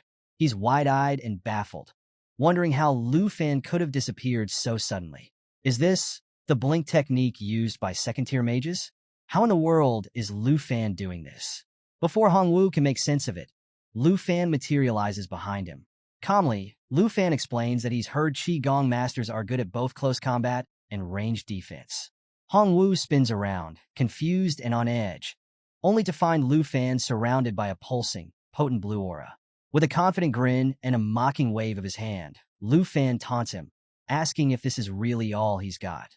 The crowd of students watching the duel is stunned, jaws dropping in awe at Lu Fan's strength. Hongwu, burning with rage, roars and launches a rapid barrage of punches using his Qi Rising Wave ability. Each strike sends out waves of force, and the damage increases with every punch. But Lu Fan moves like lightning, dodging every hit effortlessly, closing the distance between them. Hongwu grows desperate, thinking that if he can stop Lu Fan from summoning his dragon, he'll have a shot at victory. But Lu Fan doesn't need a dragon to handle this. He plants himself in front of Hongwu, fists clenched, a determined look on his face, and gears up for a powerful kick. Hongwu braces himself, spreading his arms wide to block, and defiantly declares that he's as unyielding as a rock. A brilliant golden aura envelopes his body, and he activates solid as a rock, his ultimate defensive technique. Every point of Qi he spends increases his defense, making him feel invincible. But here's the thing. Hongwu has no clue how powerful Lu Fan really is. With a burst of momentum, Lu Fan delivers a devastating kick to Hongwu's chest, shattering his supposedly unbreakable defense into pieces. The impact sends Hongwu flying backward, crashing to the ground, blood trickling from his mouth. Stunned, he struggles to process what just happened. Did he already lose? The crowd is dead silent, completely floored by what they've witnessed. Lu Fan had taken down one of the Academy's strongest martial artists with a single strike, without summoning his dragon or using any flashy skills. A student with brown hair wipes the sweat off his forehead, asking his blue-haired friend if the duel is really over. They had all expected to see a dragon, not a one-kick knockout. Another student, pale with fear, looks at Hongwu's bleeding form, wondering if he's seriously hurt. Hongwu lies on the ground, eyes shut, body trembling. Lu Fan walks over to him, reaches into his pocket, and pulls out his ID card. He places it on top of Hongwu's, reminding him with a smile that a bet is a bet, and the loser has to accept defeat. Since Hongwu was the one who challenged him, Lu Fan decides to collect the 200 dragon coins. A system window pops up, showing that Lu Fan's total points have increased to 13,739. Hongwu, propping himself up with one hand and clutching his chest with the other, glares at Lu Fan in disbelief. When he sees Lu Fan's total points, his expression turns to pure shock. Sweat pours down his face as he realizes the terrifying truth. With the 96x difficulty multiplier from the Southern Province, Lu Fan's entrance exam score amounts to a jaw-dropping 1.3 million points. In comparison, Chun Tianji's score of 210,000 looks pitiful. Overwhelmed, Hongwu collapses back to the ground, his arrogance and confidence shattered. He can't believe he was foolish enough to challenge Lu Fan. Meanwhile, Jinju watches from the sidelines, hands on her hips, and turns to Chun Tianji. She demands his assessment of Lu Fan's abilities. Chun Tianji, seething with hostility, admits that Lu Fan hasn't even summoned his dragon yet. He calculates that with Jinju's support, they'd only have a 70% chance of beating Lu Fan. Jinju, unimpressed, remarks that the odds aren't good enough. As Lu Fan casually slips his hands back into his pockets and walks away, Qin Xiu and Tao Xiaomon follow him. Hongwu, left in the dust, stares at the ground, filled with regret for ever underestimating Lu Fan. As Lu Fan and Qin Xiu entered the Grand Hall of Dragon Capital Academy's Secret Realm Center, Qin Xiu stood near the doorway, clutching her magical staff with a joyful expression. She nodded and told Lu Fan that Hank had already arrived. Meanwhile, Tao Xiaomon trailed behind, hands clasped behind her back, with a growing smile spreading across her face. Hank entered the hall, her expression full of concern. She rushed over to Lu Fan, asking if he was hurt and who had challenged him. Lu Fan, holding his tablet, turned to her with a calm smile, reassuring her that everything was fine. Tao Xiaomon joined them, fists clenched and cheeks slightly pink, excitedly recounting how Lu Fan had effortlessly sent Hongwu flying. Qin Xiu teased Tao Xiaomon, reminding her of when she had talked about how strong Lu Fan was. She even playfully compared him to Uncle Sun Ge, whom she had once thought unbeatable. Hearing this, Tao Xiaomon's curiosity grew, and she wondered just how powerful Lu Fan's dragon pet really was. Qin Xiu, with a knowing smile, assured her that Xiao Yi was even more formidable than they could imagine. As they chatted, Lu Fan approached, holding up his tablet to capture their attention. The group turned to look at him as he explained that he had accessed the Academy's secret realms and found one perfect for leveling up. The screen displayed the details. Lu Fan had 13,739 points, and the Academy had a total of 49 secret realms. The one he had selected was Poisonous Spiderwood Forest, a level 45 realm known for its terrifying difficulty. The minimum entry requirement was a group of 5, and opening the portal would cost 45 points. Closing his eyes for a moment, Lu Fan thought about how he could have already been leveling up Black Dragon Xiao Yi if it weren't for Hongwu's challenge. Hank stepped forward, her face full of worry. She reminded Lu Fan that while she was excited to join them, this realm wasn't child's play, it was potentially deadly. Lu Fan met her gaze with a confident smile and promised to keep everyone safe. Tao Xiaomon, still confused, pointed out that they only had 4 people and needed at least one more to form a full team. Lu Fan turned to Qin Xiu, his expression serious, and asked if she had any ideas. Qin Xiu looked around, scanning the area, and spotted Jianying sitting nearby, engrossed in her tablet. The two of them decided to approach her, hoping she'd join their team. When they reached Jianying, Lu Fan greeted her with a bright smile, but she met his gaze with a cold, disdainful look. Clearly, she hadn't forgotten their awkward first meeting during his dragon egg search. With a nervous drop of sweat on his brow, Lu Fan approached, feeling the tension in the air. Jianying glared at him, calling him a pervert, and the mood grew even more awkward. Hank, completely taken aback, tried to make sense of the situation, while Qin Xiu stepped back, confusion written all over her face.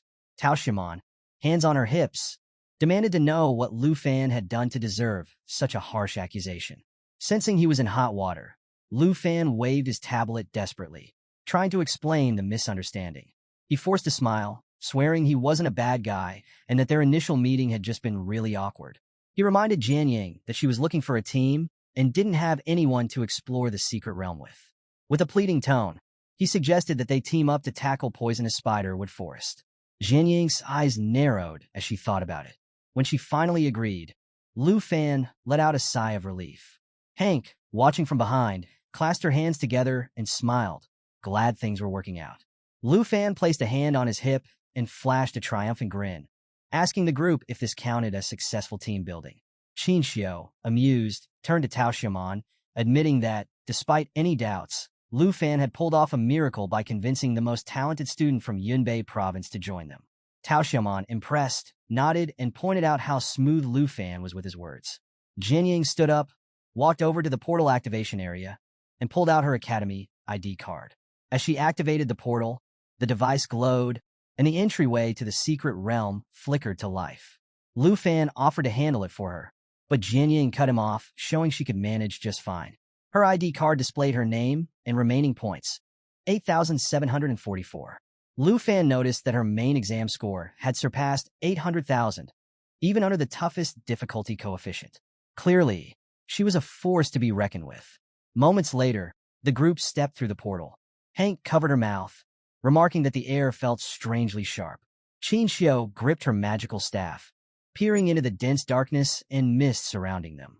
Lu Fan, taking in the ominous atmosphere, gestured ahead and announced that they had officially arrived at their destination, Poisonous Spiderwood Forest. So, our crew is making their way through the fog-filled forest, and let me tell you, the place is seriously eerie. Strange creatures lurk everywhere, and the tension is thick in the air.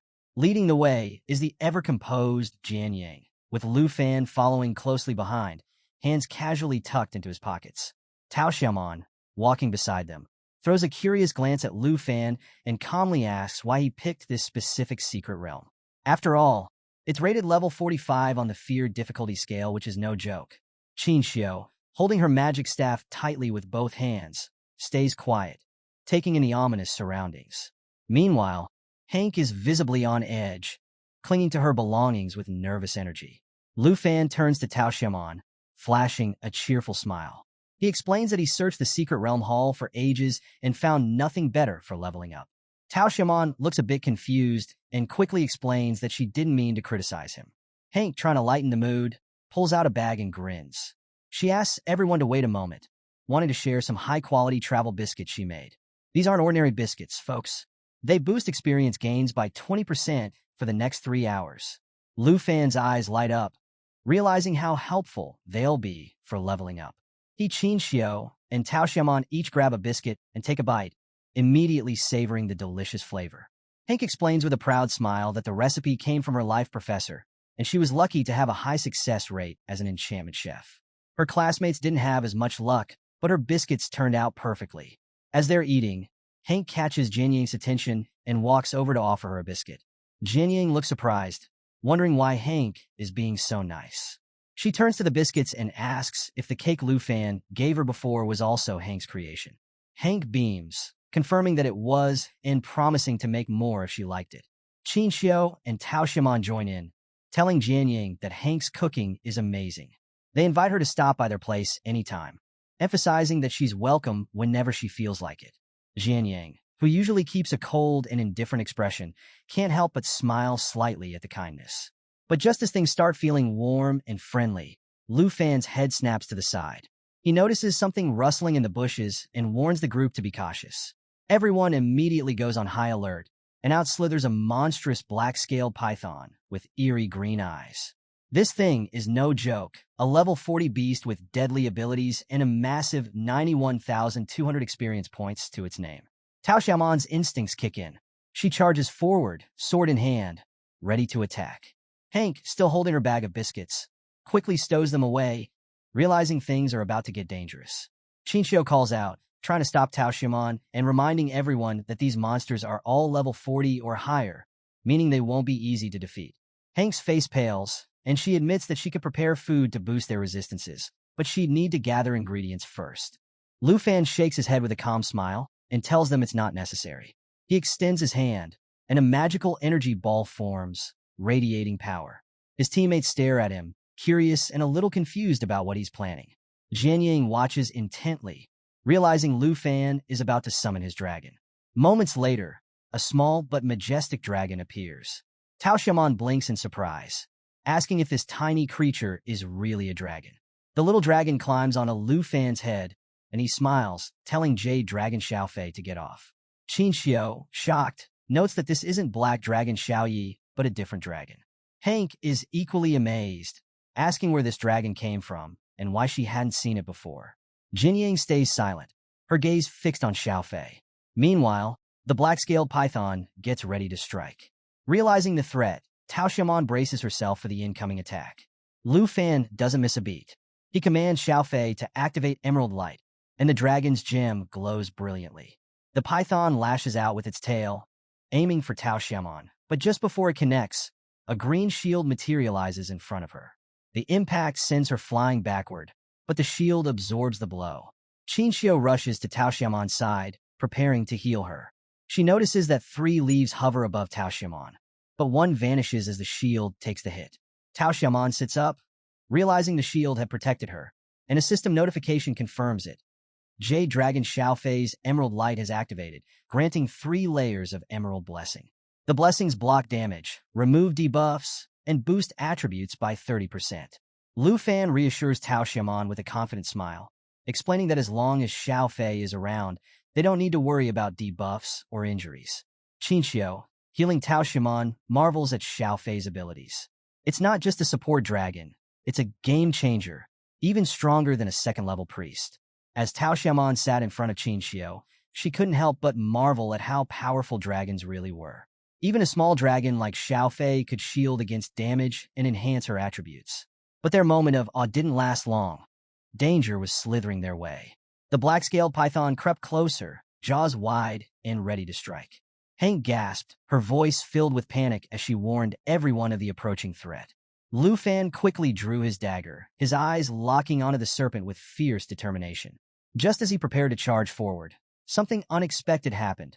A brilliant red beam of light cut through the fog, heading straight for the snake. Lu Fan paused, astonished, as the energy arrow pierced the snake's open mouth, taking it down instantly. It was Jian Yang, and she'd just saved the day with a perfectly timed shot. The group stood there, stunned, as they watched the snake crumple to the ground.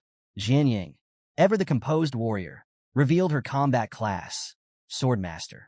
She held her weapon, Bloodbreaker, an epic-quality sword exclusive to sword masters, boasting incredible stats, 39 strength and 126 agility. Its abilities? Armor Breaker, which ignored 30% of the target's defense, and Agility Boost, which increased her speed by 40%. Lu Fan was thoroughly impressed, but he didn't have time to dwell on it. Jian Yang spun around, her sword ready for another strike. Lu Fan called out to Hank, urging her to duck. Hank turned, confused, but realized what was happening too late. A massive spider, with a gleam of malice in its eyes, was about to strike her with one of its razor-sharp legs. Jian Yang's sword intercepted the blow just in time, diverting the spider's deadly attack. Without thinking, Lu Fan lunged at Hank, pulling her to the ground. They rolled out of harm's way, narrowly avoiding the spider's leg. The creature pulled back, revealing its gleaming, silver-armored exoskeleton. This wasn't just any spider. It was the silver-armored spider, a level 40 beast with 15,750 experience points and the ability to drop a rare material called Silver Armor Shell. It had some nasty abilities, too. Poisonous fangs, mandible piercing, and a defensive skill called Silver Armor that made it immune to armor-breaking effects. Lu Fan helped Hank back to her feet, both of them catching their breath. Jian Yang, meanwhile, wasn't one to hesitate. She advanced on the spider, her eyes fierce with determination. The spider lashed out with its mandible-piercing attack, but Jian Yang dodged effortlessly. It tried again, but she was too quick, slipping out of its range and leaving it momentarily vulnerable. Lu Fan, dagger in hand, moved in to help. He caught Jian Yang's eye and urged her to stay cautious. Jian Yang glanced back, her mind racing as she tried to assess the situation. With a swift, precise strike, Lu Fan jabbed his dagger under the spider's jaw, and within seconds, the creature collapsed, defeated. Jian Yang didn't stop moving. She soared through the air, twisting mid-flight, and warned Lu Fan to stay alert. It wasn't over yet. Hidden in the shadows, more silver-armored spiders emerged from the bushes. Jian Yang landed gracefully, her eyes narrowing. She conjured 2 additional swords, Breaking Army Greatsword, a level 21 epic-quality weapon with a powerful Mountain Shaker ability that dealt 210% damage and spread damage to nearby enemies, and Water Cold Sword, a level 14 weapon that inflicted ice damage and slowed the target's movement. She turned to Lu Fan and the group, her expression serious. Beyond the lesser spiders loomed a massive, shadowy spiderweb, and there, waiting in the darkness, was the ultimate threat, the Black Web Hunter. This monster was level 46, a towering beast with 39,110 experience points and terrifying abilities. It could use Poison Fang to inject venom, chipping away at health, and Web Bind to trap victims in sticky webs, leaving them helpless. As the silver-armored spider lunged forward, Lu Fan and Jian Yang refused to just stand there and take it. With Jian Yang's 3 swords hovering around her and Lu Fan carrying the little jade dragon, Xiaofei, on his back, they both charged into the fray. Lu Fan took a moment to glance at Jian Yang's specialized weapons, realizing that her gear was far from ordinary. Before he could ask her about it, the spider struck with a sharp, armored leg, forcing them both to dodge effortlessly. Mid-leap, Jian Yang locked eyes with the spider, explaining to Lu Fan that sword masters could craft and level up their own weapons. She mentioned how she started with a basic level 1 sword and worked her way up. With that said, she spun through the air, summoning a blade of icy water that morphed into a frozen arrow. She fired it at the spiders, the frost rapidly spreading and freezing their bodies. Landing gracefully, Jian Yang fixed her gaze on the enemy, reminding Lu Fan that now wasn't the time for small talk. Lu Fan watched her, impressed, thinking that her skills were as versatile as a dragon tamer's. Just as she focused on the fight, another spider crept up behind her, jaws wide open, ready to strike. Jian Yang sensed the danger, but before she could react, Lu Fan intervened, deflecting the spider's attack with his dagger. Locking eyes with the monstrous arachnid, Lu Fan called for Xiaofei to activate Emerald Light. The little dragon soared into the air, extending its tiny claws toward Jian Yang and activating the spell. A radiant glow enveloped her, and 3 shimmering leaves appeared above her head, forming protective barriers. Jian Ying looked at Lu Fan, astonished and a bit speechless. Choosing to stay on the offensive, Jian Ying clenched her fists and activated Mountain Shaker. Her breaking army great sword surged forward, piercing through the spider's armored chest and bringing it down in a single, crushing blow. With her water-cold sword still in hand, she turned to Lu Fan with a grin, thanking him for the 30% buff from Xiao Fei's spell. With her boosted power, she swiftly dispatched another spider. Lu Fan couldn't help but smile, observing how Jian Ying's breaking army greatsword had incredible piercing power, while her water-cold sword excelled at defense and damage enhancement. Together, her weapons made her an exceptionally versatile sword master. Meanwhile, little Xiao Fei happily fluttered beside Lu Fan, having leveled up to level 2. But just as they started to catch their breath, a scream for help pierced the air. Lu Fan and Jian Ying whipped around to see a group of spiders surrounding Hank, Qin Xiu, and Tao Xiaomon. Hank had fallen to the ground, paralyzed with fear, but thankfully, Qin Xiu and Tao Xiaomon rushed to her aid. Qin Xiu grabbed her magic staff, instructing Tao Xiaomon to defend Hank. Tao Xiaomon immediately positioned herself in front of Hank, sword at the ready, bracing for the spider attacks. Lu Fan's heart raced with anxiety, and he dashed forward, little Xiao Fei following close behind. He told Jian Ying to find the black web hunter, the monstrous spider they knew was lurking nearby. Jian Ying, clutching her chest and catching her breath, couldn't help but smile as she prepared for the battle ahead. The spiders poised to strike, and Tao Xiaomon stood her ground, protecting Hank. Qin Xiu, her staff glowing with magic, summoned her powers, ready to provide support. Just then, Xiao Fei appeared above Hank, extending its little claws and casting emerald light to conjure protective leaves over her. Meanwhile, Lu Fan didn't waste any time. He cut through the spiders with swift dagger strikes, warning Jian Ying to steer clear of the sticky webs. He explained that getting ensnared meant almost certain death. Jian Ying, surprised by his concern, barely had time to process his words before multiple webs shot toward her. Reacting just in time, she deflected 4 webs with her swords, but the last one grazed her arm, leaving a painful cut. Gritting her teeth against the pain, Jian Ying knew she had to retreat. Holding her wounded arm, she sprinted toward the forest, her expression a mix of determination and fear. Lu Fan called out to her, worried, and asked Xiao Fei to heal her injury. But Qin Xiu caught Lu Fan's attention, battling the spiders and urging him to help Jian Ying. Tao Xiaomon, deflecting spider strikes with her sword, shouted to Lu Fan that they could manage with Xiao Fei's protection. Hearing this, Lu Fan made a split-second decision.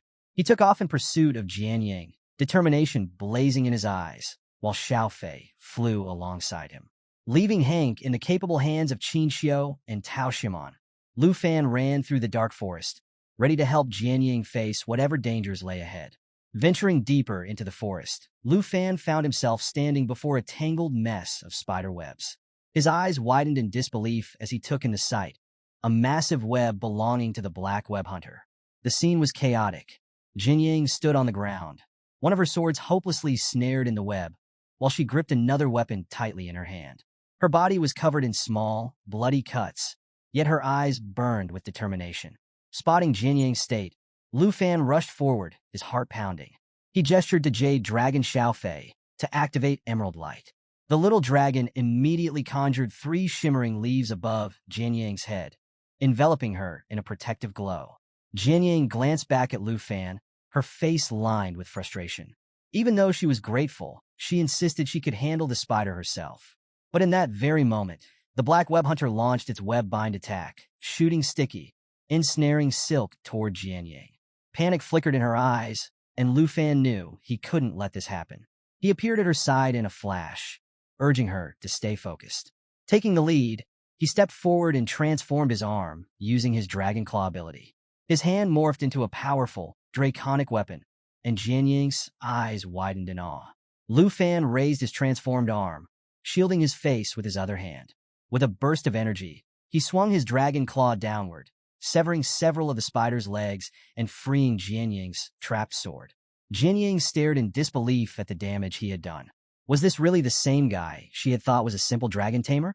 Lu Fan's power mirrored her Mountain Shaker ability, and she was stunned. With her sword now free, Jian Ying extended her hand, a faint glow surrounding her weapon as she activated Mountain Shaker once more. Lu Fan knew this was their moment. Drawing his dagger, he locked eyes with Jianying and signaled that it was time to attack together.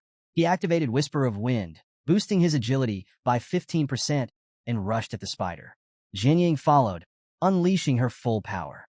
Lu Fan's Dragon Fang strike channeled dragon breath through his weapon, landing a devastating blow. At the same time, Jianying's Mountain Shaker inflicted physical damage, dispersing it among nearby enemies. The combination of their attacks was unstoppable, and they cleaved the Black Web Hunter in half. Jianying's Bloodbreaker sword pulsed with newfound energy, boosting her strength and agility.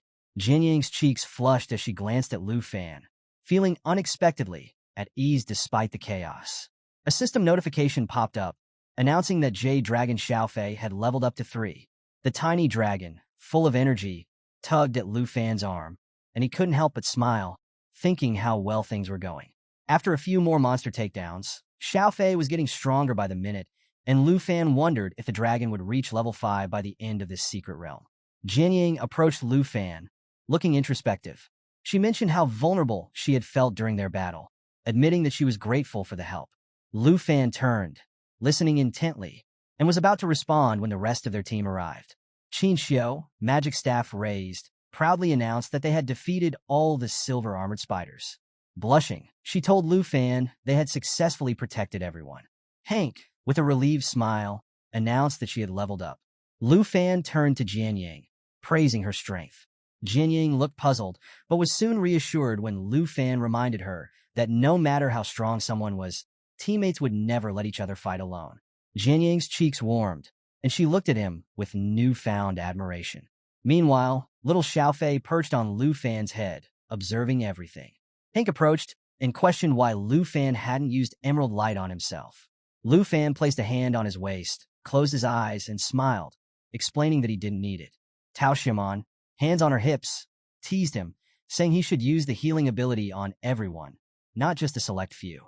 At Lu Fan's command, Xiaofei activated Fountain of Life. The little dragon's gem glowed brightly, and a wave of healing energy enveloped the team, restoring their health. Qin Xiu smiled, feeling revitalized and ready to fight again. Tao Xiaomon closed her eyes, placing a hand on her belly, and teasingly joked that Lu Fan's head was glowing green. Lu Fan chuckled, telling Xiaofei to stop healing her next time. The team burst into laughter, and even Jianying couldn't hide her smile. It felt good to have teammates by her side.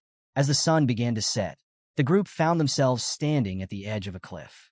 Xiaofei perched on Lu Fan's head as he peered over the edge, hands on his hips. Tao Xiaomon, holding the tablet, scratched her head, confused as the map seemed to end there. She approached Lu Fan, asking what lay ahead. He stayed silent, but when Qin Xiu looked down, her expression shifted to shock. At the base of the cliff lay a swarm of spiders, and among them was the secret realm's final boss. As Lu Fan and Qin Xiu stood at the edge of the cliff, the poisonous mist slowly drifted away, revealing a massive web below, crawling with hordes of small spiders. In the heart of that giant, sticky network sat the fearsome boss of this secret realm, the Screeching Spider Mother. Lu Fan focused on the status window hovering above the Spider Queen, analyzing its abilities. This monster wasn't just about raw power. It commanded an entire army of spiders with skills like regenerative feeding and collective fury. Taking down the queen wouldn't be a simple feat. Jianying approached the cliff, squinting at the scene below. With her typical calm, she commented that whether they were confronting the boss or its minions, the small spiders would have to be dealt with first. Meanwhile, Hank stepped forward, trying to steady herself. Qin Xiu quickly advised her not to look, but Hank clenched her fists and insisted she needed to learn, even if she was scared. Tao Xiaomon watched Hank's determination with a puzzled expression, admitting that the sight was enough to make even the bravest combat professionals feel queasy. Despite the warnings, Hank took a peek over the cliff's edge, her stomach churning at the grotesque sight of the spiders. Unable to handle it, she leaned against a nearby tree and wretched. Qin Xiu comforted her, rubbing her back gently, while Lu Fan closed his eyes and forced a smile, knowing his aunt was giving it her best effort. Jianying observed Hank's struggle and agreed that they needed to tackle the small spiders first. Tao Xiaomon powered up her tablet, and her eyes widened as she read the strategies shared by other teams. According to the comments, clearing this realm would typically take 4 days, and long-range specialists should draw out the enemies to make progress. Hearing this, Hank paled even more, clutching her tree for support. She asked in disbelief if they really had to stay here that long, pointing out that her provisions would barely last a day. She joked nervously about the idea of roasting spiders, which made Chinchio tear up in horror at the thought. At that moment, Lu Fan raised his hand toward the sky, a confident smile spreading across his face. It was clear he wasn't planning to follow the usual strategies. Jian Yang, puzzled, asked if he had another plan. Tao Shiman, tablet still in hand, raised her eyebrows and questioned what he was thinking. Chinchio looked at him directly, wondering if he intended to summon Black Dragon Xiaoyi. Lu Fan didn't keep them waiting. Extending his hand skyward, he called upon Black Dragon Xiaoyi. Flames erupted around them, and with a powerful roar, Xiaoyi materialized in her destruction dragon form. Her enormous, fiery wings and menacing horns loomed over the group, exuding a fearsome aura that made even Tao Xiaoman gasp in awe. The colossal dragon's arrival was nothing short of breathtaking. The screeching spider mother reacted instantly. Letting out a screech of its own, it commanded the smaller spiders to attack. The army's eyes glowed ominously, and a rain of sticky webs shot toward Xiaoyi. But with a confident smile, Lu Fan instructed his dragon to handle the smaller spiders. Xiaoyi descended, her wings beating with fierce energy, incinerating webs and setting the forest alight. Her wings expanded as she soared over the web, leaving a path of destruction in her wake. The ground beneath her sizzled and burned. Hank gripped Lu Fan's arm tightly, unable to believe the sheer power of Xiaoyi's transformation. Tao Xiaoman stood beside her, staring in awe and murmuring how Xiaoyi was more like a legendary dragon than anything she'd ever seen. Jian Yang, too, couldn't hide her astonishment. Lu Fan turned to Jade Dragon Xiaofei. With a grin, he knew it was time to power up Xiaoyi even further.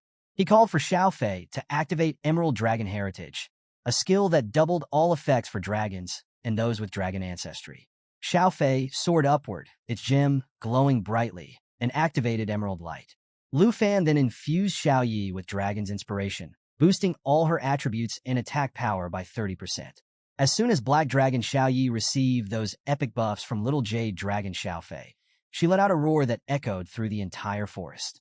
Her wings expanded, flames erupted around her, and in an instant, the nearby spiders were reduced to ashes. Xiaoyi, now at level 17, was supercharged. Her stats skyrocketed. 2,937 points in strength, 4,117 in agility, a whopping 9,902 in spirit, and an unbreakable 5,728 in endurance.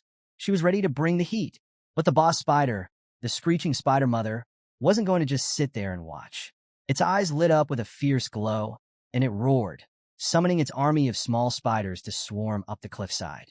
Lu Fan placed a reassuring hand on his Aunt Hank's shoulder, turning to Chinchio.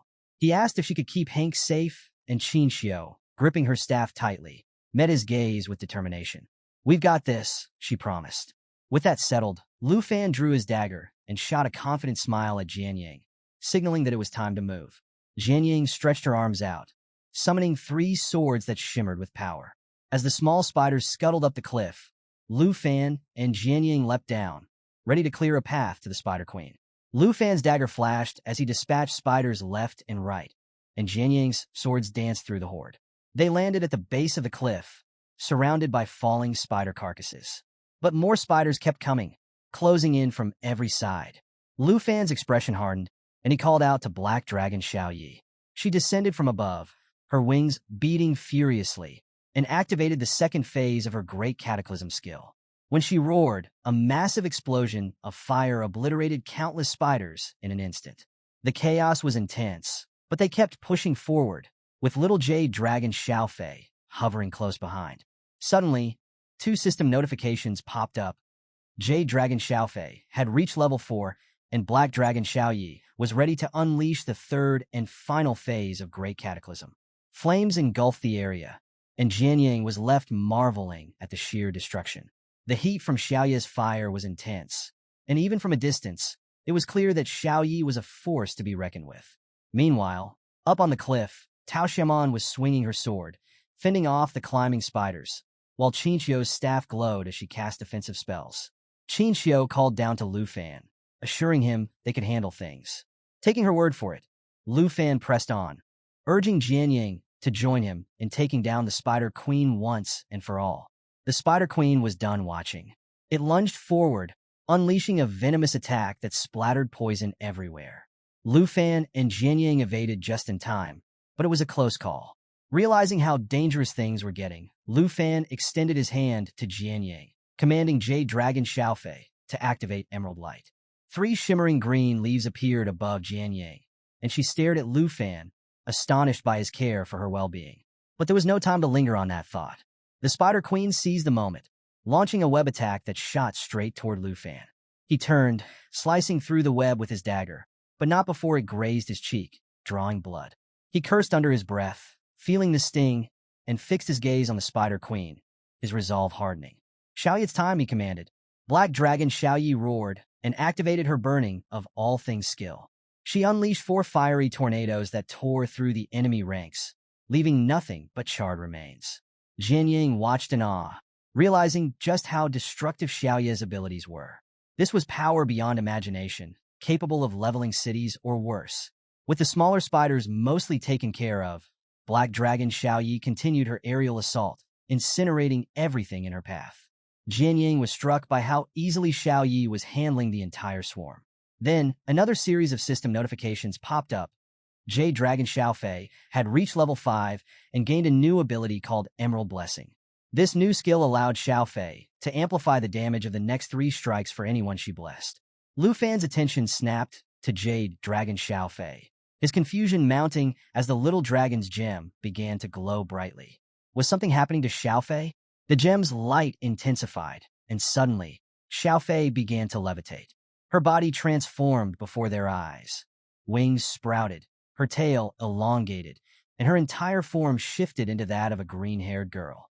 Lu Fan shielded his eyes, wondering if this was a metamorphosis like the one Black Dragon Xiaoyi had gone through. When he cautiously lowered his hand, he couldn't believe what he was seeing. Jade Dragon Xiaofei had evolved, gaining a new form and even stronger abilities. Looks like our Giga Chad Lu Fan just leveled up his team in the best way possible, with not 1, but 2 dragon waifus. As our heroes ventured deeper into the battle, things were looking seriously dicey.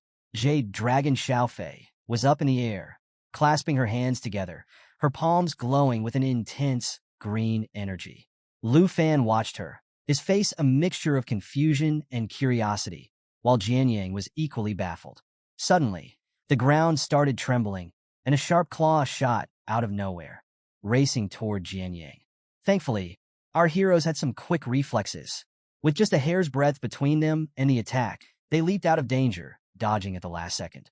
Jian Yang landed, 3 glowing emeralds swirling above her head, and stared at them in total confusion. What were these glowing gems? Well, let me explain. This was Jade Dragon Xiaofei's new skill, Jade Blessing. It applied 3 layers of Jade Dragon aura to the target, boosting the damage of their next 3 attacks. Jian Yang, never one to waste an opportunity, activated the buff and went straight on the offensive. With a fierce look, she extended her hand, sending her 3 swords flying toward the massive boss spider. The impact was insane. The Bloodbreaker sword, which hadn't even scratched the spider's silver armor before, now sliced through like it was butter.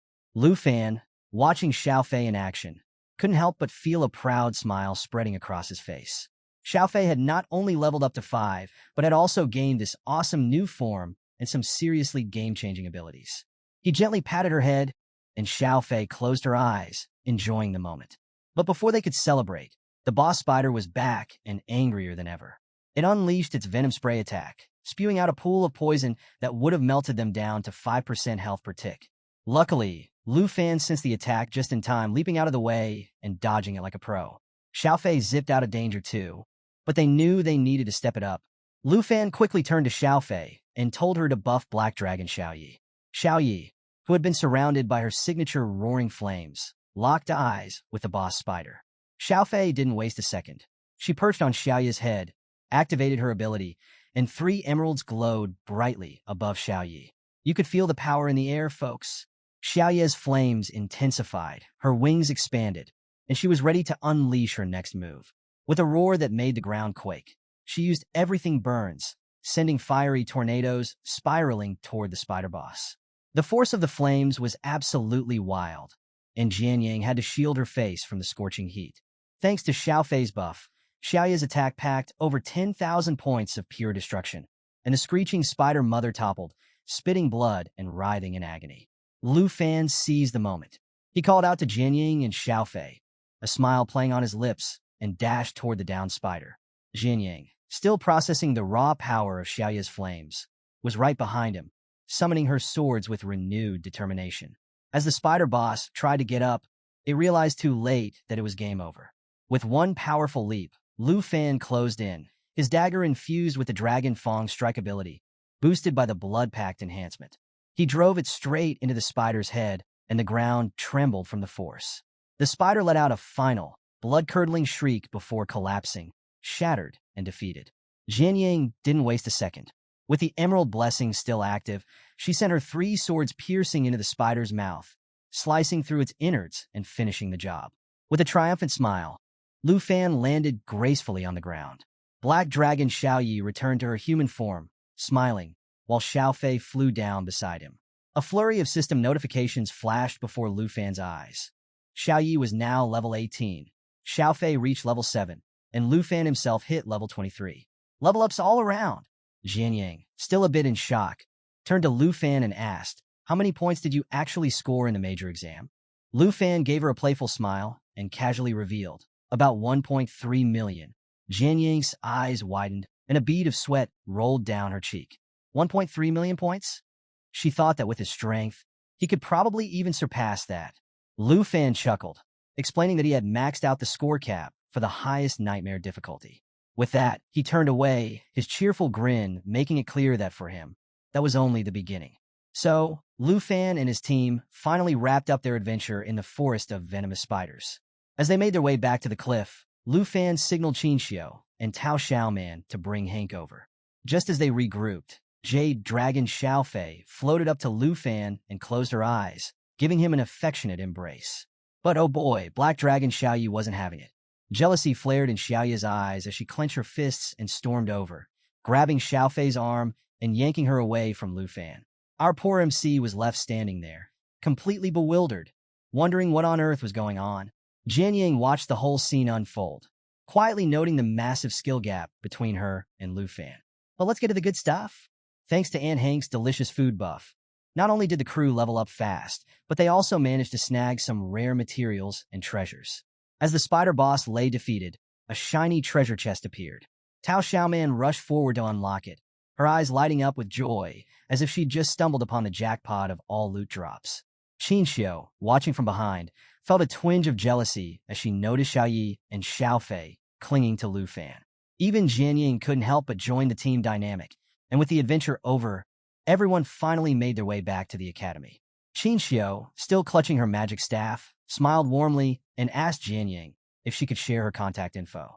But Jian Ying, ever the mysterious one, casually replied that she didn't use a phone. Tao Xiaoman jumped in with a grin, promising to drop by Jian Ying's place if they ever needed her for another secret realm adventure.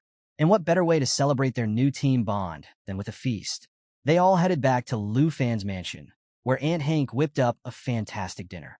With 2 extra stamina-boosting dishes on the table, everyone dug in. Jian Ying, eating plain rice, couldn't help but ask the girls if they really lived with a pervert. Lu Fan nearly choked, jumping in to clarify that it was a massive misunderstanding. Qin Xiao and Tao Xiaoman just giggled, clearly amused by the whole situation. Meanwhile, Black Dragon Xiao Yi lay sprawled on the floor, overstuffed from dinner, while Xiao Fei snoozed peacefully. Tonight, Aunt Hank had truly outdone herself. Over the following days, Lu Fan quickly got used to life at Dragon Academy. He often ventured back into the poisonous spider forest to grind for experience. By then, Jade Dragon Xiao Fei had reached level 13, and Lu Fan himself had leveled up to 24. His crew spent their days studying combat theory and training for what was coming next. Flash forward to 2 weeks later, just a couple of days before the big freshman assessment. The team found themselves back in the secret realm, ready for another showdown. Lu Fan and Black Dragon Xiao Yi unleashed a synchronized attack on the spider boss, creating a massive explosion that shattered it into pieces. With Xiao Fei hovering above him, Lu Fan called out, signaling Tao Xiaoman to open the treasure chest. The system notifications rolled in. Xiao Fei was now level 14, Xiao Yi level 19, and Lu Fan hit level 25. Talk about progress. Hank, feeling a bit woozy, leaned on Qinxiu for support. Tao Xiaoman couldn't hide her excitement as she dashed over to unlock the chest. Not only had the dragons and Lu Fan leveled up, but Tao Xiaoman had reached level 22, and even Qinxiu hit 22, with Hank now at level 18. Lu Fan turned, pondering his next goal of pushing Xiao Yi to level 20 and Xiao Fei to 15 before the assessment. Tao Xiaoman opened the chest and gasped at the sight. A complete set of venomous spider armor. She eagerly put on the rare armor set she'd been collecting for a month. The set had an awesome effect, a chance to immobilize enemies in a web and poison them, draining health over time. Qinxiu smiled, knowing this armor would be a game-changer for Tao Xiaoman in the upcoming assessment. Hank, ever the loving aunt, announced it was time to head home, ready to whip up another amazing meal. Lu Fan, hands casually tucked in his pockets, cheerfully reminded everyone that the freshman assessment was happening the next day. It was time to rest up and get ready. Tao Xiaoman pumped her fist in agreement, full of energy and excitement. Just as they returned to the academy, Professor Gahan appeared, a curious smile on her face. She waved Lu Fan over, telling him that Deputy Director Zhao had some urgent news. Lu Fan, a bit confused but intrigued, couldn't help but wonder, what could be so important? As Lu Fan made his way towards Professor Gahan, his expression remained calm, but his mind was racing. What could Vice Principal Zhao Xinming possibly want to discuss right before the new student evaluation? Gahan, one hand resting on her hip, smiled a bit mysteriously as she led him along. When he asked what the urgent matter was, she just turned and chuckled, telling him he'd find out soon enough. As they walked through the academy halls, they overheard two students gossiping. One mentioned that an expert from the Azure class had posted a new evaluation today. The other nodded excitedly, adding that it was all about number 73, Hongwu. Hearing this, Gahan looked over her shoulder and asked Lu Fan if the chatter bothered him. With a forced smile, Lu Fan admitted he was feeling a bit out of the loop since he hadn't spent much time in the classroom. Gahan climbed the stairs and explained that the betting craze among new students was all his doing. After his challenge with Hongwu, students realized they could earn points by wagering on fights. It had become the academy's hottest trend. Lu Fan was stunned. He hadn't expected this at all. When he asked for more details about Hongwu's situation, Gahan laughed and pointed ahead. And there, mopping the floor with tears streaming down his face, was Hongwu. The once proud fighter had lost so many points that he now had to clean the academy just to avoid starving. Gahan smirked and explained to Lu Fan that his strength was now compared to 100 Hongs, while poor Hongwu was stuck at just 1 Hong.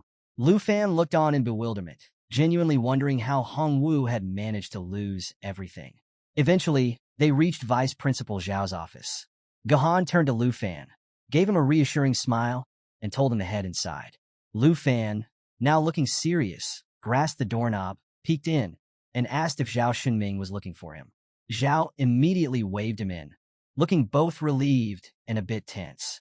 As Lu Fan entered, Zhao Xinming leaned forward, his hands on the table, and dropped the bombshell. The national test was being moved up. Originally planned for 5 months later, it had been pushed forward by 2 months. The host country, Taichi Nation, was planning to time the test perfectly with Jin Shingan's third transformation. Jin Shingan, the eldest son of the Jin family, was expected to hit level 60 soon and complete his transformation, making him a nearly unbeatable force. Lu Fan's face darkened as he processed this. He knew the gap between a second and third transformed professional wasn't just about levels. It was an entirely different league of power. Zhao Xinming, fists clenched and voice filled with frustration, confirmed that the Dragon Kingdom was being targeted by these underhanded tactics.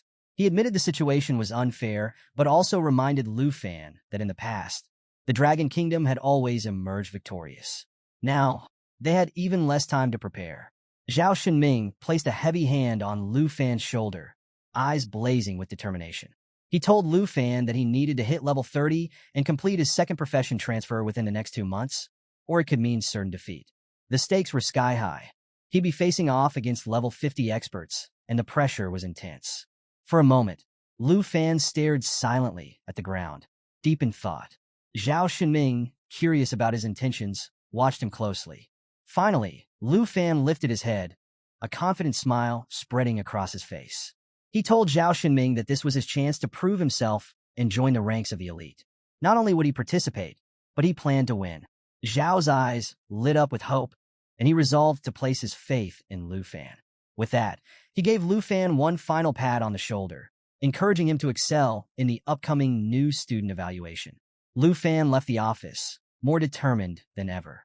The day of the new student evaluation conference had finally arrived, and the excitement in the air was palpable. All the new students gathered in the massive hall, eyes fixed on Vice Principal Zhao Shunming as he took center stage. With both hands gripping the dais, Zhao emphasized how crucial it was for everyone to follow the rules. Then, with a dramatic gesture, he clicked a remote, and a giant system window lit up behind him. And there it was, the criteria for this year's assessment. A big, glowing bracket labeled 2 versus 2 Arena flashed across the screen. The rewards? Top-ranking teams would snag a juicy 5,000 points each, second place would net 3,000 per person, and third place would walk away with 2,000 points each. As soon as the announcement was made, you could feel the tension in the room rise. Whispers filled the hall as students buzzed about this new twist. Some were thrilled, while others, not so much. One student even tried to convince his friend to team up, only to be reminded that they were both healers, definitely not ideal for combat. Qinxiu, ever the supportive friend, came up to Lu Fan with her trademark smile, reminding him that their team setup was perfect and didn't need more than 5 members.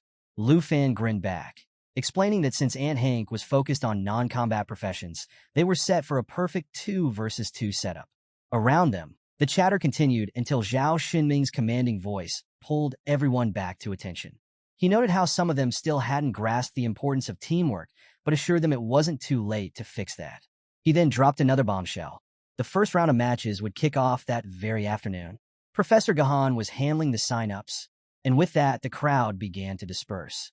Stepping outside, Lu Fan and Qinxiu made their way over to Jianying, who was standing by the door, looking as calm and composed as ever. Qinxiu greeted her warmly, magic staff in hand, while Lu Fan, hands casually stuffed into his pockets, flashed a confident smile. But before they could chat, a purple-haired student made his entrance, dramatically sweeping his hand to his forehead. He proudly introduced himself as the 7th-ranked dual swordsman and nervously asked Jianying to join his team, convinced they'd dominate the competition. Jianying didn't even flinch. She declined, and the poor guy looked like his world had just crumbled. Tao Shimon soon arrived, cheerful as ever, and suggested they head over to find Professor Gahan to get registered. On the way, she noticed another student looking devastated and asked what was up. Qinxiu explained with a grin that the guy had also tried to recruit Jianying and failed. Lu Fan chuckled and made his decision. He'd team up with Qinxiu, and Jianying would partner with Tao Shimon. But, as fate would have it, Qinxiu had other ideas. She insisted Lu Fan should partner with Jianying to ensure they stayed at the top of the rankings, while she and Tao Shimon would handle the rest. Flash forward to the arena the next day, and things were heating up. In one corner, Chun Tianji, another dragon tamer, was putting on a show with his sub-dragon. With one mighty sweep of its tail, the dragon sent his opponent flying. Chun Tianji leaped in for a follow-up, his dagger flashing as he unleashed a flurry of attacks, securing his 28th consecutive victory. Standing nearby, the ever-arrogant princess, Jinju, congratulated him, hands on her hips and a smug smile on her face. She reminded him that he needed to keep winning, especially with her brother, Jin Shingan, about to make his grand entrance. Chun Tianji bowed, promising to do whatever it took. But then, in a dramatic twist, the announcer called out the next match, and who should appear but Lu Fan and Jianying. The crowd erupted with excitement, buzzing over the epic showdown about to unfold. Chun Tianji froze, and Jinju's eyes widened in disbelief. How were these two on the same team? Lu Fan simply cracked his knuckles, giving Jianying a confident grin. Jianying, ever composed, got into a defensive stance, her eyes gleaming with determination. Qinxiu, standing among the audience, waved enthusiastically, cheering Lu Fan on. Tao Shimon, standing beside her, gave a quiet smile, ready to see their friends shine. Lu Fan turned to Jianying, a playful grin on his face, and asked if claiming first place would be a problem. Jianying met his gaze, her expression firm. Not at all, she replied. All right, let's rewind a few hours before the intense showdown in the arena. Lu Fan was in the break room, looking super focused as he opened up his system interface. With a determined look, he tapped on the chest icon. Ping! A notification popped up, letting him know that an advanced treasure map had been synthesized. Lu Fan couldn't help but reflect on how many low-quality maps he had collected, finally deciding that combining them was the best move. And guess what? Another notification flashed, announcing that he had created a divine-level treasure map. Jian Yang, who was standing behind him, was visibly confused. She watched him seemingly poking at the air and couldn't resist asking, "Lu Fan, are you okay?" But before he could explain, the system revealed the treasure map's details. The next dragon egg was hidden in the Flying Dragon Cemetery, with a difficulty level ranging from 45 to 60. Lu Fan's face lit up with curiosity, though he had no idea where this place was. He made a mental note to investigate it later. Fast forward to the present. The loudspeakers blared out, summoning Team 18, the Princess Jinju and Chun Tianji, and Team 1, Lu Fan and Jian Yang, to the arena. Hearing the announcement, Jian Yang turned around, deep in thought. Lu Fan, ever cheerful, placed a hand on his waist and flashed a confident grin. "Looks like it's our turn," he said, emphasizing how crucial this evaluation was. Meanwhile, the spectators were buzzing. Seeing Lu Fan, the top-ranked student, and the renowned beauty Jian Yang on the same team was shocking. Some were certain they'd win, but others whispered doubts. After all, Chun Tianji had already racked up 28 consecutive victories. The tension was real. Jian Yang shifted her gaze to Chun Tianji and brought up the obvious question. "Are you sure we can win, Lu Fan?" He casually rested a hand on his waist and, with a mischievous grin, offered a playful bet. "How about it?" he teased. "If I win, you have to spill all the secrets of the Swordmaster class." Jian Yang raised an eyebrow, still not fully understanding why Lu Fan was so confident, especially since he claimed he didn't even need to summon his dragon. The arena buzzed as the referee signaled the start of the battle. Chun Di gripped his spear, eyes burning with determination, and charged forward with his dragon in tow. The Princess Jinju, staff in hand, stood back, observing with a calculated gaze. Chun Ti couldn't hide his seething rage as he confronted Lu Fan. "Don't think you can overshadow me again," he roared. "There can only be one dragon tamer." He lunged at Lu Fan, thrusting his spear furiously. But Lu Fan moved with such incredible speed that it was like he disappeared into thin air. Chun Tianji's eyes widened in disbelief, sweat dripping as he realized his opponent had vanished. Before he could figure out what happened, Lu Fan reappeared right beside him, a confident smile on his face. Jian Yang watched from the sidelines, arms folded, observing with curiosity. Then, in an epic move, Chun Tianji's subdragon launched itself at Lu Fan. But our boy Lu Fan? He didn't even flinch. He smiled at Jian Yang and reminded her about their bet. "It's too late to back out now," he teased. With his hand glowing with energy, he activated armor enhancement, transforming his arm into a draconic claw. In one swift motion, he leaped into the air and delivered a devastating blow to the dragon's jaw. The impact was brutal, shattering its tough scales and sending the dragon crashing to the ground with a thunderous roar of pain. Jian Yang was shocked at Lu Fan's raw power. Chun Tianji's face twisted in disbelief, especially since Jian Yang had yet to make a move. Why isn't she helping? He thought, completely thrown off. Meanwhile, Lu Fan landed gracefully, his draconic claw still pulsing with energy. Chun Tianji, spear in hand, demanded an explanation, noticing Lu Fan's dragon was nowhere to be seen. Lu Fan just smiled, explaining that this was all for a silly bet. "No need to go all out," he added. Princess Jinju, finally making her move, approached with a mischievous laugh. "So, today's the day I get to face you, Lu Fan," she declared, her voice dripping with anticipation. Lu Fan turned, surprised to see her, and braced himself for whatever was coming next. Chun Tianji raised his spear, locking eyes with Lu Fan, and boy, the tension between them was palpable. Meanwhile, Princess Jinju glared at Lu Fan with pure disdain. To her, Lu Fan's confidence and casual attitude were nothing short of insulting.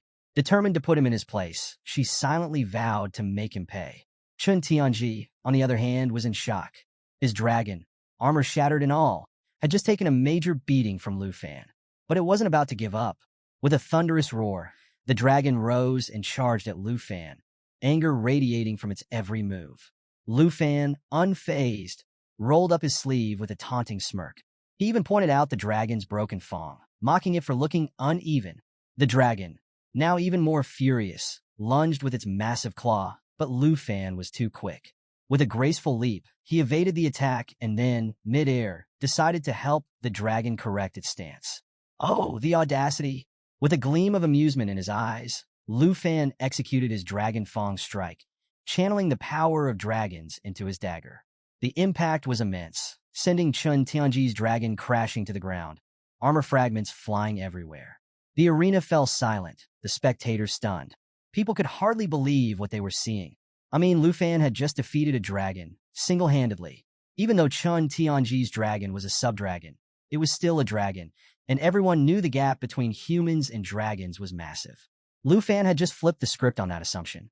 Princess Jinju, watching her team's dragon go down, was fuming. She turned to Chun Tianji, practically commanding him to get his act together and defeat Lu Fan. Chun Tianji, feeling the pressure and the princess's piercing gaze, tightened his grip on his spear. He knew he had to make a move. At her command, the earth dragon stirred, readying itself for a counterattack. Chun Tianji planned a synchronized assault, hoping to catch Lu Fan off guard. The earth dragon unleashed a massive sweeping tail attack, and Chun Tianji charged forward, spear glowing with fierce blue energy. He activated his Dragon Lancer skill, launching a powerful, dragon-fueled strike. The ground shattered under the force of their combined assault, and a thick cloud of smoke enveloped Lu Fan. Chun Tianji landed, thinking he'd won. But as the dust began to clear, a voice cut through the silence. "Did you really think that would work?" Lu Fan emerged from the smoke, perched casually atop the earth dragon's severed tail, dagger in hand. A smug grin plastered across his face. Chun Ti started to sweat, realizing just how badly things were going. Meanwhile, Jianying watched the whole thing unfold, her eyes wide with awe. She couldn't believe Lu Fan's skill. The earth dragon was leagues above a typical beast, yet Lu Fan was handling it and Chun Tianji like it was child's play. Then things got even more intense. The princess herself stepped forward, visibly frustrated. She sneered at Chun Tianji, calling him worthless and ordering him to retreat. Jinju's aura darkened, her anger palpable. She couldn't believe Chun Tianji had failed so spectacularly, especially in front of a crowd. Gripping her magic staff, she declared she had to take matters into her own hands. Raising her staff, she infused the earth dragon with a malevolent, dark energy. The once battered dragon began to change, growing larger, its armor toughening, and a menacing darkness enveloping its form. Its eyes blazed with a dangerous red glow, and it let out a terrifying, soul-shaking roar. Lu Fan, remembering what happened the last time Jinju used this power, knew things were about to get crazy. The arena was buzzing with nervous energy as the earth dragon, now a monstrous demon-like beast, roared ferociously. Spectators were on the edge of their seats, whispering about how Princess Jinju's bizarre and frightening power had boosted Chun Tianji's dragon to a terrifying level. Everyone was secretly hoping to witness a showdown between Lu Fan's black dragon and the newly empowered earth dragon. Jianying, sensing the danger, summoned her heaven-crushing sword and blood-breaker sword, both orbiting around her like protective sentinels. But before she could join the battle, Lu Fan intervened, assuring her with a confident grin that he had this covered, reminding her of their little bet. Jianying hesitated, clenching her fists, clearly concerned but ultimately trusting him. Meanwhile, the earth dragon let out a ground-shaking roar, its body warping and twisting as dark energy enveloped it. Lu Fan casually explained to Jianying that he recognized this ability. Apparently, it was a painful transformation that traded physical torment for massive power gains. Princess Jinju stood behind Chun Tianji, her face contorted with frustration. She commanded Chun Tianji to end Lu Fan right there, her voice laced with a mix of fear and fury. She even declared she'd take Lu Fan's black dragon for herself, leaving him helpless. The earth dragon raised a mighty paw and slammed it into the ground, the force shattering the arena floor. It began to advance on Lu Fan, who stood there motionless, with that ever-confident smirk. Jinju sneered, mocking him and daring him to summon his dragon if he didn't want to be crushed. She couldn't hide the bead of sweat trickling down her cheek, though, and tried to taunt him about not having high enough attributes to handle her buffed-up beast. Then Lu Fan made his move. He extended his hand, and a frosty aura filled the air. His eyes glowed intensely as he invoked the wrath of the Ice Dragon King. A massive, ghostly ice dragon materialized behind him, and with a flick of his wrist, he unleashed the fury of the Ice Dragon King. Ice erupted from the ground, spreading toward the earth dragon. In an instant, the creature was engulfed in a blizzard, its body freezing over as it howled in pain. The temperature in the arena dropped dramatically, and spectators shivered from the cold. Jinju clutched her magic staff in disbelief, while Chun Tinji's eyes were wide with terror. Lu Fan then drew his dagger, casually rolling up his sleeve. He fixed Jinju with a cold stare, remarking that her spell had definitely boosted the Earth Dragon's attributes. But that wasn't enough to beat him. With a burst of speed, he dashed toward the princess, his movements so swift that it left everyone stunned. Before Jinju could react, he was right in front of her, gazing into her eyes with a look of pure intensity. He called her unworthy of his black dragon, and as he prepared to strike, she shut her eyes, bracing for impact. But Chun Tianji, acting just in time, intercepted Lu Fan's attack with his spear, warning the princess to stay alert. He ordered the Earth Dragon to attack once more. The dragon, its eyes now glowing with a fierce purple light, opened its mouth and began to form a massive fireball. Just when things seemed dire, Lu Fan activated his teleportation skill, vanishing from sight. Chun Tianji and Jinju found themselves right in the Earth Dragon's danger zone, realizing too late what was happening. Suddenly, Lu Fan reappeared behind the Earth Dragon. With a grin, he activated Blue Dragon King's Roar, summoning a radiant blue energy ball. A majestic blue dragon formed behind him, and he unleashed the technique. The energy ball collided with the Earth Dragon, sending bolts of lightning crashing down on the beast, paralyzing it and causing immense pain. The Earth Dragon let out a series of agonized screams, its once mighty form now on the verge of collapse. The crowd was awestruck. They could tell that Chun Tianji's winning streak was about to end. The Earth Dragon crumbled, crashing to the ground as a thick cloud of smoke rose into the air. Chun Ti gripped his spear, his hands trembling as he stared in disbelief at his fallen partner. The smoke grew thicker, shrouding the area and leaving everyone in suspense over what would happen next. As the battle in the arena raged on, Chun Ti stood there, drenched in sweat, his mind spinning. Despite both being dragon tamers, the difference between him and Lu Fan was like night and day. Meanwhile, Lu Fan landed gracefully, his eyes fixed on his opponent, and he couldn't help but pose a burning question. Why had Chun Ti only used the Dragon Lance strike so far? The princess, Jinju, wasn't having any of this hesitation. Her grip tightened on her magic staff, and with a voice filled with panic, she barked at Chun Tianji to stop messing around and get his dragon to fight properly. Chun Ti snapped back to attention, positioning himself defensively in front of the princess, still trying to comprehend what Lu Fan was getting at. Lu Fan's gaze sharpened as he explained that while the Dragon Lance strike was indeed powerful, it was incomplete without other dragon techniques like Dragon Claw or Dragon Inspiration. Hearing this, Chun Ti's eyes widened in realization, and beads of sweat began to drip down his face. The truth was dawning on him. Lu Fan knew more than he let on. Princess Jinju, however, was furious, calling Chun Tianji worthless and berating him for failing to avenge her honor. With lightning crackling around his black machete, Lu Fan took in the scene, realizing that Chun Tianji hadn't unlocked all the Earth Dragon's powers. It wasn't a matter of choice, but of lack. Lu Fan suggested surrender, pointing out that there was no shame in admitting defeat. Chun Ti bristled with anger. How dare Lu Fan not only surpass him, but also suggest he lacked honor? His pride boiled over, and he turned to the princess, asking her to grant him one last boost of power. Jinju, though initially surprised, agreed with a sinister smile. She raised her staff, and a dark aura seeped into Chun Tianji's body, causing him immense pain as his physique grotesquely transformed. Lu Fan watched, bewildered, wondering why Chun Tianji would submit himself to the princess's manipulations. But Chun Tianji roared with a desperation that was hard to miss. His muscles bulged, 2 extra arms sprouted, and veins pulsed across his face. Clutching his spear with unnatural strength, he bellowed about his need to become the best, to be worthy in the eyes of the princess. With newfound, monstrous power, Chun Ti leapt into the air, coming down on Lu Fan with the ferocity of a dragon himself.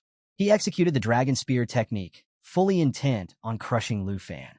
For a split second, Lu Fan stood motionless, observing his opponent with a tinge of sorrow. There was no hate in his heart, only pity for Chun Tianji, who had sacrificed everything, even his dignity, for a chance at greatness. But pity didn't mean inaction. Gritting his teeth, Lu Fan invoked Wind's Spirit Whisper, gaining a 35% boost in agility.